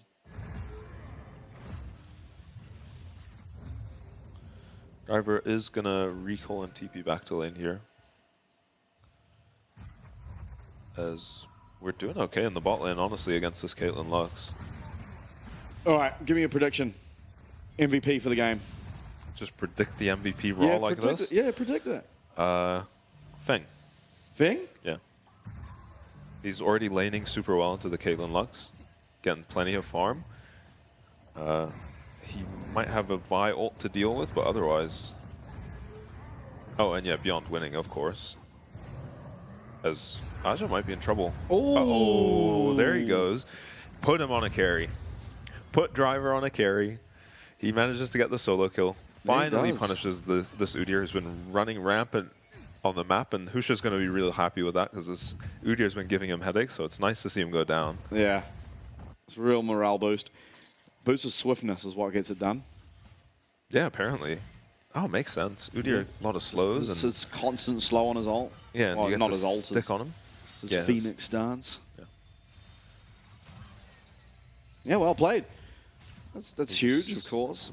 I think, honestly, still, the side of PSG, they should still feel okay. Your bot side is really where you want to be strong siding. RG getting a little bit too aggressive. Yeah, overestimates himself here. Yeah, kind of uncharacteristic as well out of RG. He even uses the upgrade, I believe, on maybe is the E or the R, but yeah, it wasn't the turtle stance, which maybe could save him, but yeah, recognizes too late how hard he's losing the trade. Maybe a little unfamiliar with the matchup, because by the time he uses Ghost, he's already dead. Can't get enough distance. As no surprises, the Dragon going over to PSG. Caitlyn Lux just too much prio. Talia too much prio. Just one Void Grub still just existing. Yeah. I don't think PSG get there in time. I don't think they need to. They got one already. As long as they get one of the next ones, should be not really. The Void Grubs are just a non-issue for the most part. Unless you somehow get 6 and you have a split pusher. Now, admittedly, of course, quite good at split pushing if you choose to play in that way. But, I mean, unless you get 5, 6, it really is just a non-issue. Now, Driver getting a really good trade, but of course, does have to commit that Gnar. Yeah. And honestly, not as significant as it seems. This Udyr has so much to sustain. Yeah. And we should look for Husha to just stay around Driver right now and let him really punish this Udyr, especially when he's chunked like this. Gnar wants to be under the enemy tower, just constantly harassing, not allowing Aja to do this and, you know, get his W up, lifesteal off the minions. Yeah, it's a bit unusual that Driver's in this position so early on, because Gnar, while yes, he's ranged and has that sort of movement speed buff on his W proc, he really... Triforce, usually. Yeah, you really do usually need some items, because otherwise you are just pretty much doing no damage, and you are really, really squishy. So, really, I mean, that kill accelerating him a little bit, of course, putting him further ahead of RJ, upper level as things stand, and so it does make this lane a lot easier, and it means you can pressure a lot earlier. Yeah. Husha, though, he's looking bot, but there is going to be a ward here to spot him out. 116 is in the area, so... Importantly, yeah, Azir is already here, so the Weavers will not as strong from Talia. They decide to not go for it. No point in risking a disaster here, I think, because your bot lane's doing great into the Lux Caitlyn, which is a lane that has to get advantages early. They've got one plate and not much of and a a kill CS on the lead carry. Woody. Yeah, true. As Junjia is here, this could be very scary. Woody will have flash to follow up a Viol. Yeah, keep an eye on Maple. I think that really will tell what PSG's idea is. They're not going to just going to dry dive the Lucian Milio. Obviously, so much health from that W, the shield, the ult, the heal available. It might be Azir who's in trouble. Yeah. Scattered Earth. Oh my God, the seismic shove connects. He is a goner. Wow. Nice by Maple. So greedy with that shifting sands, not committing it. Yeah. Gets hit by that seismic shove, and Maple going to be able to pick himself up one. Importantly, oh, they did use the Viol, at least. Okay. So the Viol is down, which takes a lot of pressure off these side lanes. And 1116 does have TP to get back to the mid lane. So it's going to be a lot of gold over to Maple. Oh, thing. Money coming net will miss. There comes the cleanse. There goes the breath of light. Through comes that ultimate from Woody. Woody flashes away. Nice. He's too far away. Husha does follow. In comes that ace in the hole, but not going to find. Yeah. 2 flashes traded for 1, and the jungler's flash. Yeah, did get heal as well as cleanse. Yep. And Junji is on his way here. Do they know? I don't think they so. Don't. Fing. The soccer ball should help, yeah. It's pretty hard for you to actually land that Vault Breaker against Milio, of course. Yeah. Can be interrupted really easy by the bouncing ball. What it's called. Something super inferno kick or something like that. Some kind of kick. Driver is kicking Ozzy right now. Yeah. Both going for the Swifties. Some Swift boys. I think it's important to note that RJ's job in the team fights really doesn't change depending on if he's ahead or not. He really is just going to be bear form, run, stun, throw Phoenix form out, turtle form back to full health. Yeah, just run around in a circle till his E's back. Yeah, pretty much. And it just, I mean, all that's affected is how long he gets to run around in a circle. Yeah, pretty much. And honestly, these fights feel like they're going to be real instant. I mean, this game, his job might be just defending his tower against the Snar. The split push win con is not as strong when you've got Atilia and a Vi in the game. So Driver is going to have to find some big ults and team fights to carry this one. Well, he's a man that can, I'll tell you that much for free. Yeah. Yeah, no slouch in team fights. Because honestly, you do have to worry about this Udyr a little bit. We didn't touch on this, but it's actually the lethality Caitlyn this game. It was the crit Caitlyn last. Yeah. And maybe just looking for a bit of poke here. I barely noticed the Halo Blades on the Caitlyn. That should have been a dead giveaway. So Yomu's completed. Looking to just follow up on Vi ults, I guess? Yeah, and honestly, the chunk that comes out, you're against a fairly squishy team for the most part. Nah, if he's not in Mega, will take a lot of damage. A binding lands onto this Milio, just one Caitlyn Q. And the Lux combo will easily kill him. Even with the Lux not really building AP. Yeah. And of course, you can just do that off the back of a Vi ult, which is even easier. Looking for bot. Husha on top of a ward, actually. Yeah, now Dragon is spawned, of course, so I think both of these teams really want it. PSG for that win con, as they've already got the first one. Yeah. BYG to allow for more time for Driver to do what he needs to do in the side lane, because obviously right now, he is extremely ahead. He's up 40 CS, he's got a kill solo. He's even looking for another one, perhaps. Turtle Stance comes out, though, and actually denies a very substantial amount of damage. Yeah. Yeah, definitely with the lethality Caitlyn coming out, definitely going to be a scaling advantage for Beyond. They probably already had the scaling advantage, so I get the lethality Caitlyn. Maybe try to accelerate the game, get a big team fight win around one of these dragons. Oh, okay. Teleport's coming in now. They are answering this. Weaver's Wall, though, is going to split up this team fight. Who's just going to go down immediately? 116 can get over that. Needs that scattered ground to go down. Both teleports are coming in here for all the top laners. 116 is in their back line. Shreema shuffle into that Emperor's Divide, but it's going to be a kill found. Driver now trying to find one for himself. He gets one. Woody is going to get clipped by the boomerang, but what a seismic shove from Maple. Gets Driver back, keeps his support alive. It's an ace for 1, 14 minutes in for PSG. Yeah, meanwhile, Junjia just managed to kill the enemy bot lane by himself, essentially. Yeah, rough fight for Beyond. Husha just dying immediately, trying to engage. Gnar shows up, but he's in mini Gnar. And, I mean, 5 kills going over to PSG. They're getting exactly what they need here. 2 to Arja, who was behind. And now he has a Warden's Mail and a Glacial Shroud. Yeah. He's feeling pretty good. Yeah, I don't think he's even recalled yet. As Husha getting clipped by the VIQ. And Feng walking too far up here with his culling. Yeah, 1116 stuck over the wall. Tries to find something onto the backline. I'm surprised this doesn't work for 1116. Just doesn't have the damage yet. Finds himself 1v3. Driver able to clean up 1, but this Woody... seismic shove is insane. Yeah. Maple having a great game.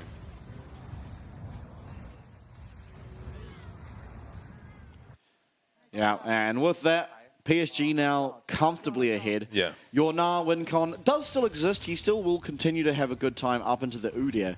Yeah. But Udyr can sustain himself a lot longer now. He's picked up the Frozen Heart. It looks like he's going for what I imagine will be Kanik Recurn second. And at that point, honestly, you're doing very little physical damage. Yeah, maybe. I do think it'll be Kanik, and sort of the reason why is now that you've got Frozen, lots of the Gnar damage will be magic from Hyper. Right. Like, obviously the mini Gnar form is what's better, like, beats the Udyr, not so much the Mega. 116 actually looking for RG here, and Husha's in the area, but here comes a Weaver's Wall. Maple's trying to make it work. The Lux laser comes through, will not connect. They are going to get the kill. RG is staying alive. RG and Maple tanking up this tower. Will he survive? He will. The turtle stance, and a double kill now for Maple. 116 tried it. Husha tried to follow him up, but Maple, he's quick on the roam, and he's quick to pick himself up. The 4th kill of the game. Yeah, not quite enough damage to take down the Udyr. Frozen Heart working pretty well against Azir too. It doesn't have the damage to take him out. It looked good for a second there. He dropped just to a sliver of health. I mean, look at where the bot laners are. They are immediately, they're like, oh, something could happen here. Maple as well, moving up from bottom lane. Yeah. Or mid lane even.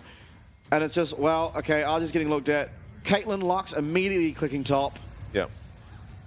Obviously, here you see just Arja getting so low. It's Maple who starts tanking the tower, walks out. Arja.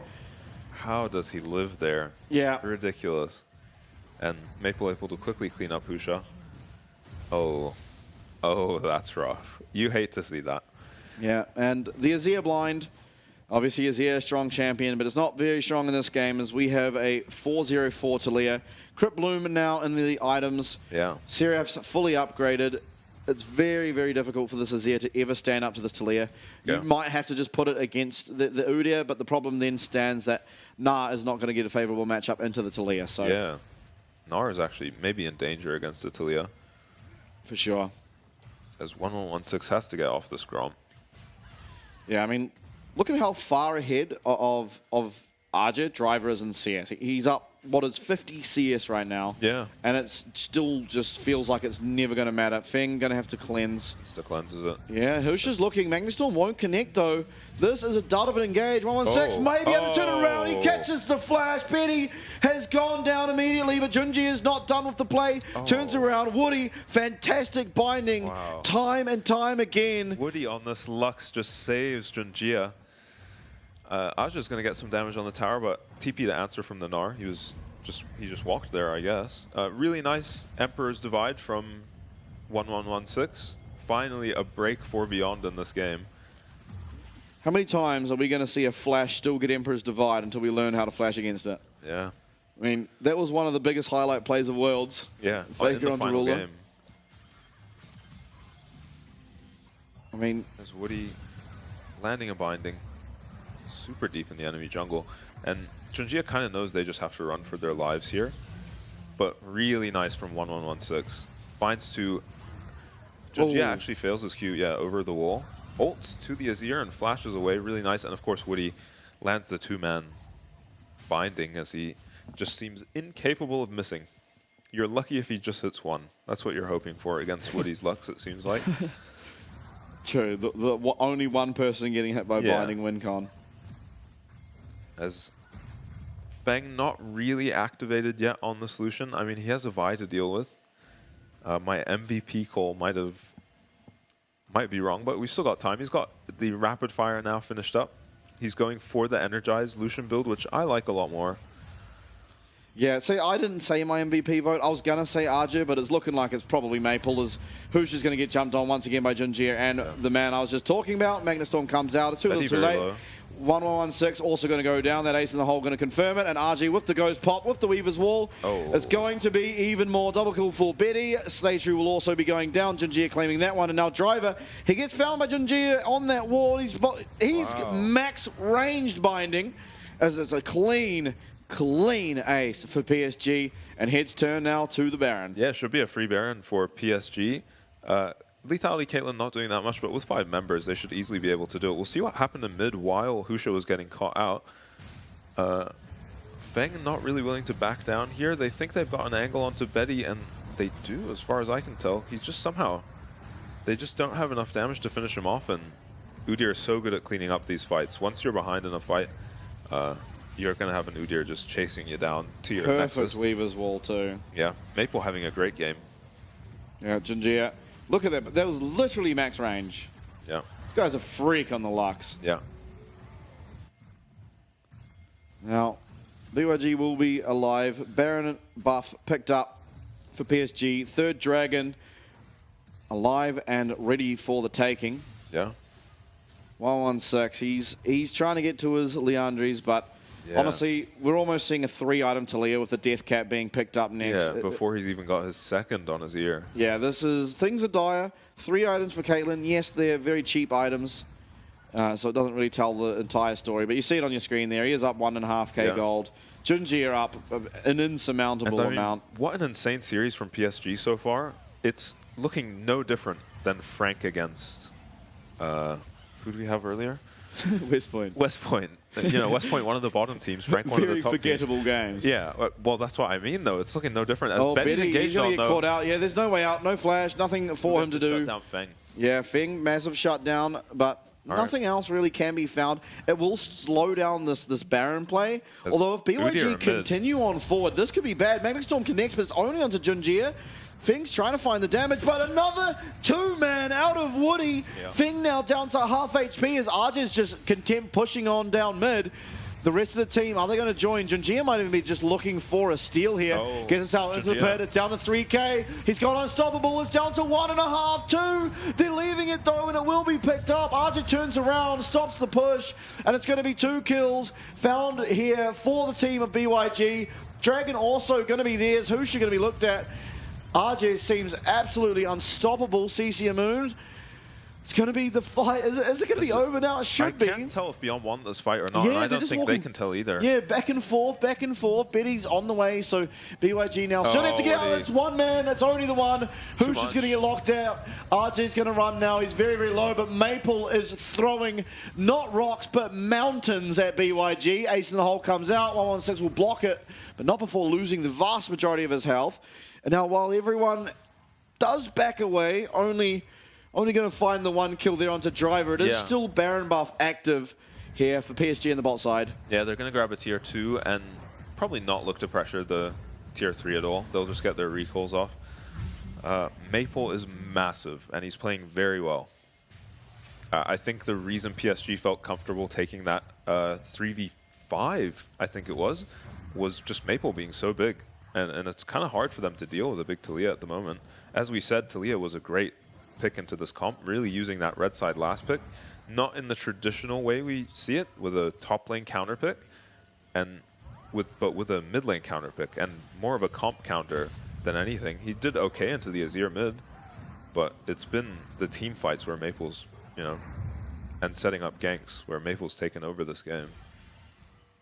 Absolutely, and as things stand, it was honestly about as much as you can hope for out of BYG. They stopped this Dragon. They slow down the Baron push that could have happened. They get some shutdowns, Feng importantly picking up one of them. And now you've given yourself a bit of a chance. You're 7k gold down. It still feels terrible. Q used on 116. I think RJ's going to look for this. Ulted. Oh, maybe not. Okay, I'm surprised. Yeah, I'm surprised they don't commit to that. It might be Driver who's in trouble. Yeah, Driver, he's going around. Junjia, He's not aware. Oh, and there comes Minina. Driver, he's trying to find his way out. He hops over the wall, but RJ's there. A lot of time. Yeah, he's going to waste some time, but he's going to go down. And there's also going to be about 40 seconds, if not more. Now, without the Gnar on the map, has teleport to join whatever happens. And there is no objectives up, but this could mean very well some pressure onto this tower. PSG don't have Baron anymore, so they're going to just be able to clear the waves, I imagine, beyond R. So it'll end up just being a kill. I don't think Gnar even had flash to use it there, so they should be okay. It just ends up being a kill onto... I can't remember who got it. Maybe Caitlyn? I think Vi. Oh, yeah. Anyway, never not doesn't matter. Yeah. Now, I mean, we're kind of just going to wait for the Baron, I have to suspect. PSG should feel so comfortable fighting that, looking for a turn with the Junjie. Ghost available on RG, can absolutely reach wherever, and Weaver's Wall, of course, will be back up by then. Yeah. Ideally, if you're beyond, you want to get to this Void Staff on the Azir. I think it'll be Crypt Bloom, but... Oh, yeah. Yeah, most mids preferring the Crypt Bloom now over the Void Staff. Just the utility you get from the extra healing kind of outweighs the 10%.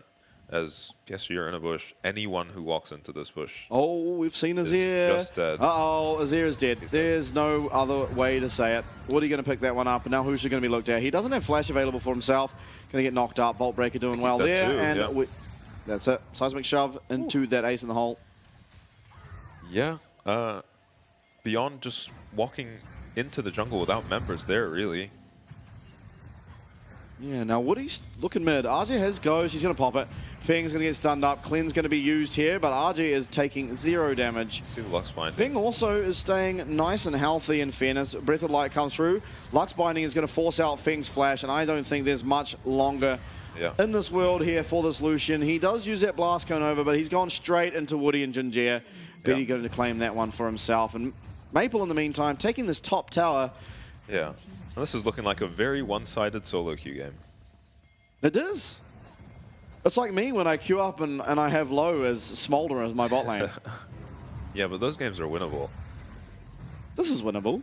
You've still got an Azir scaling. You have Gnar that should be winning out in the side lane. Obviously not really getting the opportunity to. I think the biggest concern is like, you've got to somehow block the damage from Kate ult. Rel can kind of do that, but it's still going to chunk her at this point. I mean, this Rel is very squishy too. Yeah, and we got to stop getting two-man queued by Woody. Those light bindings are being so detrimental for BYG. Yeah, I mean, you're hitting a Lucian with so many dashes, forcing his flash. And after he flashes, landing the ult on him, Woody has looked insane on this Lux. Yeah, 2-0-14. Scoreline shows it. Yeah. Oh, Driver. Driver might be in trouble. I mean, PSG have used this Vi so well. With the Talia too. Such an impressive combo. Drivers, there's no way you're ever getting out of this. You can try and turn it. It's not going to work. Well, maybe. No, there you go. Season desist. Does well to force out the Vial, but I don't know, how much good that's really going to do them. Yeah, they do have Baron, so they're not going to look for the Dragon, and I think that's the correct decision to make. I don't think this game should take another 10 minutes. You're so far ahead. Yeah. Obviously, right now, sitting at 12k gold advantage. I think you're doing a disservice to yourselves if you're delaying it any longer. And it will just be the push down bot here. Yeah, I imagine they'll just siege and fish for Lux Bindings and Talia shoves. Any of those land and... Yeah, Junjie halfway to having his cease and desist available, but in the meantime, mid lane Inhib will be taken down. Husha, of course, not going to be able to defend that. Yeah. Now Feng going over there. Quiet day on the Lucian for him, but he's up against possibly the best bot lane in the region. Yeah. And he held on in lane perfectly fine, honestly. Yeah. Considering it's a Caitlyn Lux. Mid Inhib gone, bot Inhib next to go down. Vialt very soon going to be up. Driver, he's trying to get his Mega Gnar. He really needs to get that for any hope whatsoever. But Husha's just lost the majority of his health. Yeah, and Feng's lost a bunch too. I don't even know to what. Yeah, Phoenix stance is just really balanced. Driver's going in. He's not really found anything. Binding lands. Ult will land. Driver's going to be very, very low. In comes 1-6, but he finds 2. Maple, though, he has that Seraph Shield, and he's going to be fine. Feng, he's dashing around, but there's nothing to do. Quadra! It's going to be the Penta! Oh, Junjie tried to steal it. What a scumbag, but it's going to be eventually Betty. kind of out of nowhere, quiet game, pentakill to finish it off. Pentakill on the lethality Caitlyn. Yeah. Would have never expected that. No, not the AD carry you typically think of as pentakill king, but Betty certainly having a fantastic game for himself in the end. Start off a bit rough. I mean, having Woody as your support on Lux feels like you're pretty much playing on autopilot, but getting the pentakill there to finish it off. I mean, what a game. What a series. PSG really turning it on. Yeah, not how we expected the series to go at all. We really expected a much closer series, and it looked like we were going to get it with how well Driver was doing in the top lane, but Beyond just looked a little more uncoordinated. Yeah, discombobulated perhaps. Yeah, maybe. They would get picked off, but then choose to start a fight where it's definitely the upper hand is on PSG's side. Yeah. And yeah, they would just get picked off one by one, and it's so easy to die to this Udyr, this Lux. There's so much pick, and they would get a member picked and then kind of commit to kind of shaky fights without the Mega Gnar, TPing in his mini Gnar, and I mean PSG kind of looking flawless for the most part. That game. mean, yeah, it was. There was a couple of mistakes. I mean, Betty's flash getting pulled in there by the Emperor's Divide was I guess the notable one. Junjie also losing his flash for failing the Q over the wall. Yeah. I think those are kind of what sticks out. But ultimately, I mean, Maple, I think massive game out of him. Yeah. I think the MVP has to go to either him or Woody. Yeah. I'm actually not sure who. I think maybe Junjie had a great game too. He did, but I think just the level of consistency that we saw out of Woody and Maple, I don't think Junjie was quite the same. And I think for that reason alone, it should be one of those two, in my opinion, that pick up the MVP. I'm actually not too certain who I'd choose. Maybe Maple, because a lot of Maple. Yeah, I think so too, because he was doing a lot of moving around the map. Now, admittedly, the game started off with first blood to Woody for roaming mid after using the priority gain bot. So you can make the argument both of them really were doing it. But I think Maple having so much impact, playing perfectly around what Junjie was looking for on the Vi was so impressive. And how good is it to be PSG just, you know, trying to figure out who played better when you just all had such incredible games. You can't decide who played better. Yeah. Yeah. Pretty amazing. Almost a different looking PSG, considering both teams looked pretty similar against Frank. They had similar struggles, I would say. Yeah. And then PSG just coming out against Beyond and just smacking them around the rib. I mean, before the game started, we were looking at the stats of Husha compared to Junjie. Yes. And we were saying these guys are like first or second in every stat. So, you know, two of the top junglers, I think the question answered very thoroughly in this series. Junjie, I mean, outclassed Husha.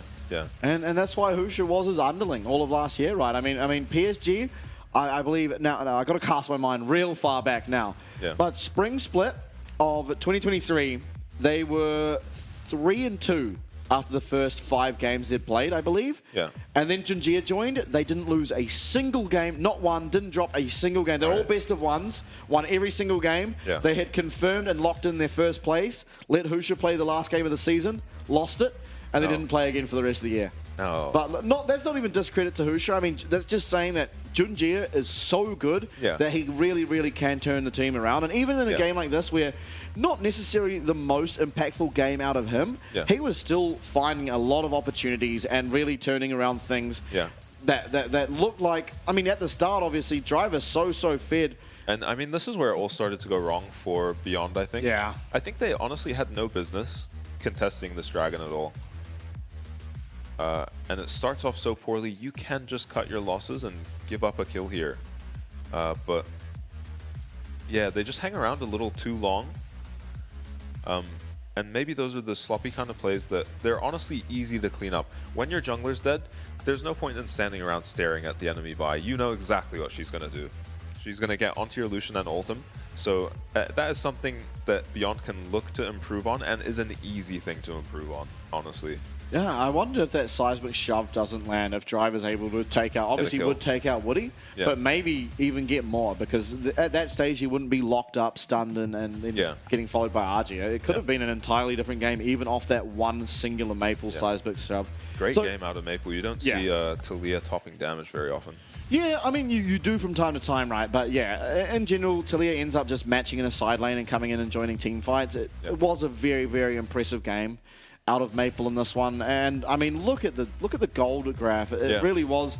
I think Driver getting that first blood around the what is that, like little 7-minute mark, and then all of that is Driver trying to claw it back, and all of a sudden you just reach the mountain that was the gold lead. PSG Driver had 100% KP.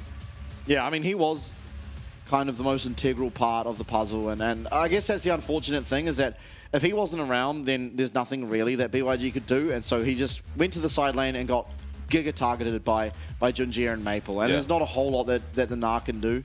Yeah. And I mean, even if it wasn't Driver, because he was the key part of this team, he was the only person really with a lead, it meant that PSG could go on his teammates too, and without Driver there, NAR is not always going to be ready to go like other top laners might be. If he's mini NAR, he can TP all he wants. He's not going to turn the fight around when he gets there.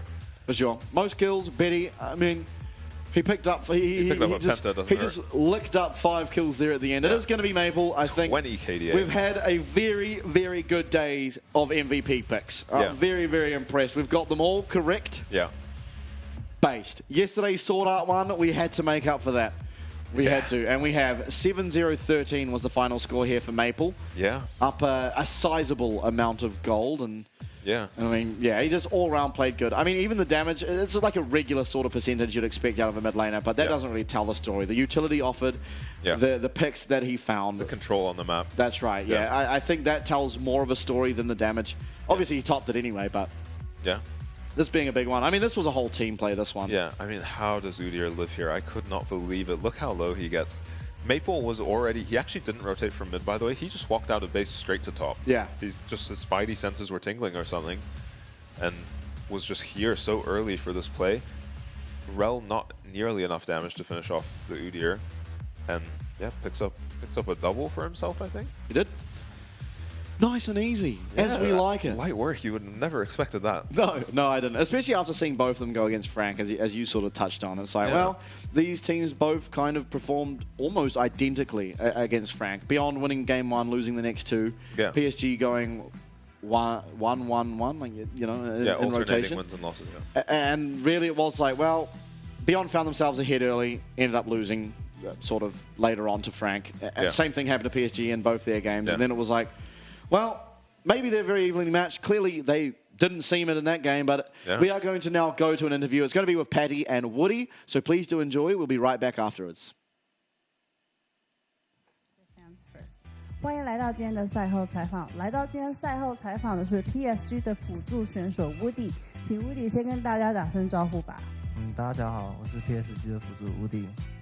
Congratulations on winning against BYG, a team with same scores as you and one of the top teams in PCS right now. How do you feel about the game you just played?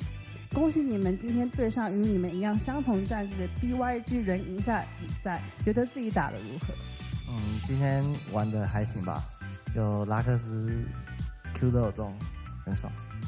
I think I played pretty well today. All my Qs with my Lux hit the opponent, so I'm really happy about that. PCS actually does not have that much support players winning POG, but your Lux in both games today was just magnificent. Can you talk a little bit about your performance on Lux today? 其实 PCS 的比赛比较少会有辅助选手拿下 POG， 但你这2场的拉克斯实在是太 carry 了，跟我们聊一下你拉克斯的发挥吧。就因为平常这角色我都跟4-1拉 K 利亚学嘛。然后他今天也是拿出来的，然后我有就是都看他视频，就是跟他玩得很像。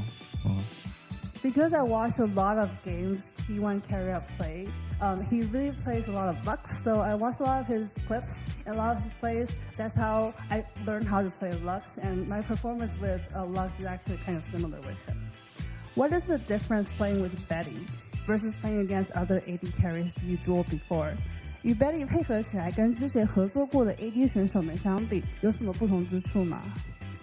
就可能 Betty 在 LPL 待过，然后他有一些东西可能在 PCS 是没有的，所以会的比较多一点点。So because Betty played in LPL before, so he knows some things that PCS players probably don't know. So I think he knows a little bit more than other AD carries that I played against before. Again. Last year, you went to Worlds for the first time in your life. What did you gain from that experience? Did you have any expectations for your team this year? 去年你去的生涯第一次的世界赛，你觉得最大的收获是什么？今年对自己团队有什么样的期许吗？就去年去第一次世界赛嘛，然后其实学到很多东西，然后现在也不会那么紧张了，然后希望今年可以先突破16强。So last year was my first time at Worlds. I learned a lot actually. So this year I'm not that scared or not that so I'm more confident in my place. And this year my goal is just making it to MSI and making it to Worlds. Thank you so much for the interview and congratulations for the win today. 再一次恭喜你们赢得今天的比赛，也感谢 Woody 选手来到今天的赛后采访环节。我们把镜头转回主播台的 J2 跟 Mountain。Always a tune. Yeah, I love that interview music. Me too. We actually just get jiggy back there. It's awesome. But no, good interview, of course. Woody wanted to make it to MSI, make it to Worlds. I mean, I'm liking his chances, to be fair. I think I once again have confidence in my assumption that PSG are currently ranked first. I think, honestly, it's not even Frank that I'm questioning them for first. It's actually CFO now. Yeah? You reckon CFO might have it?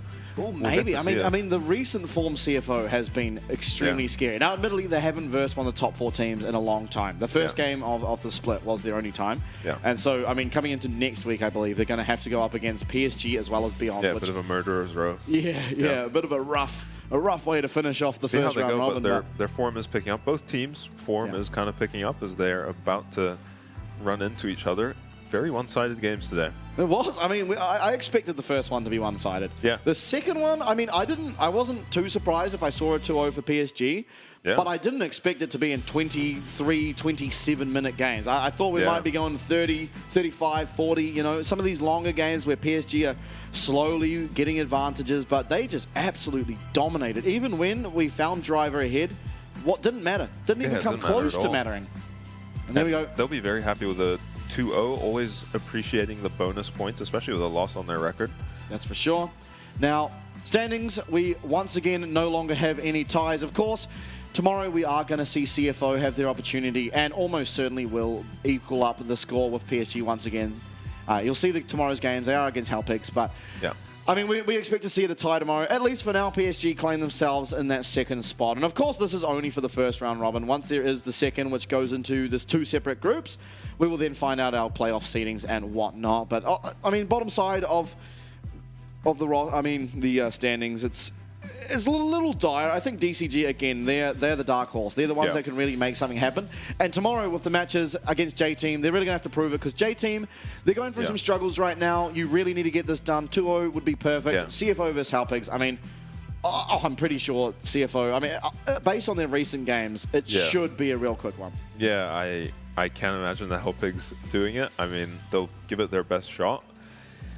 I want to see Prage. CFO have looked so good. Yeah, I do want to see Pragen. Prage has been... They looked like a completely different team with Pragen. His laning phase seems much stronger. Yeah. I mean, to God JJ's credit, to be fair to him, he did have a Pyke in his bot lane in the last series we saw him, which I don't think helps your laning phase very much. No, he was happy about it. You saw him, he was like, man, get that Pyke. Yeah, he brought it upon himself, maybe. As for the DCG versus J-Team series, you're really going to want a 2-0. Yes. As DCG. Yes. You know, if you're going to cement yourself as one of the teams that's contending for this top 4, you're going to have to be outperforming beyond CFO, you know, Frank or PSG. You need to be picking up a 2-0 against J-Team. We've seen those teams just completely demolish J-Team. Yeah. So you're going to need to come in and do the same thing. Yep, I definitely agree. And of course, that's so important as playoffs to get ever nearer. The contenders group, of course, if you can make it into the top 4 at the end of this round robin, that means you are going to be in that top 4, which guarantees you a spot in playoffs. And from then, you're just fighting for first, second, which guarantees you a bye. So it is very important. Every single game, very, very important. But that does do us for today. We will be back tomorrow for the 4th day of the week with some exciting games, maybe some funny games. Who knows? But see you there. Now we're running out of time. Before we put this all behind, let's go. go again.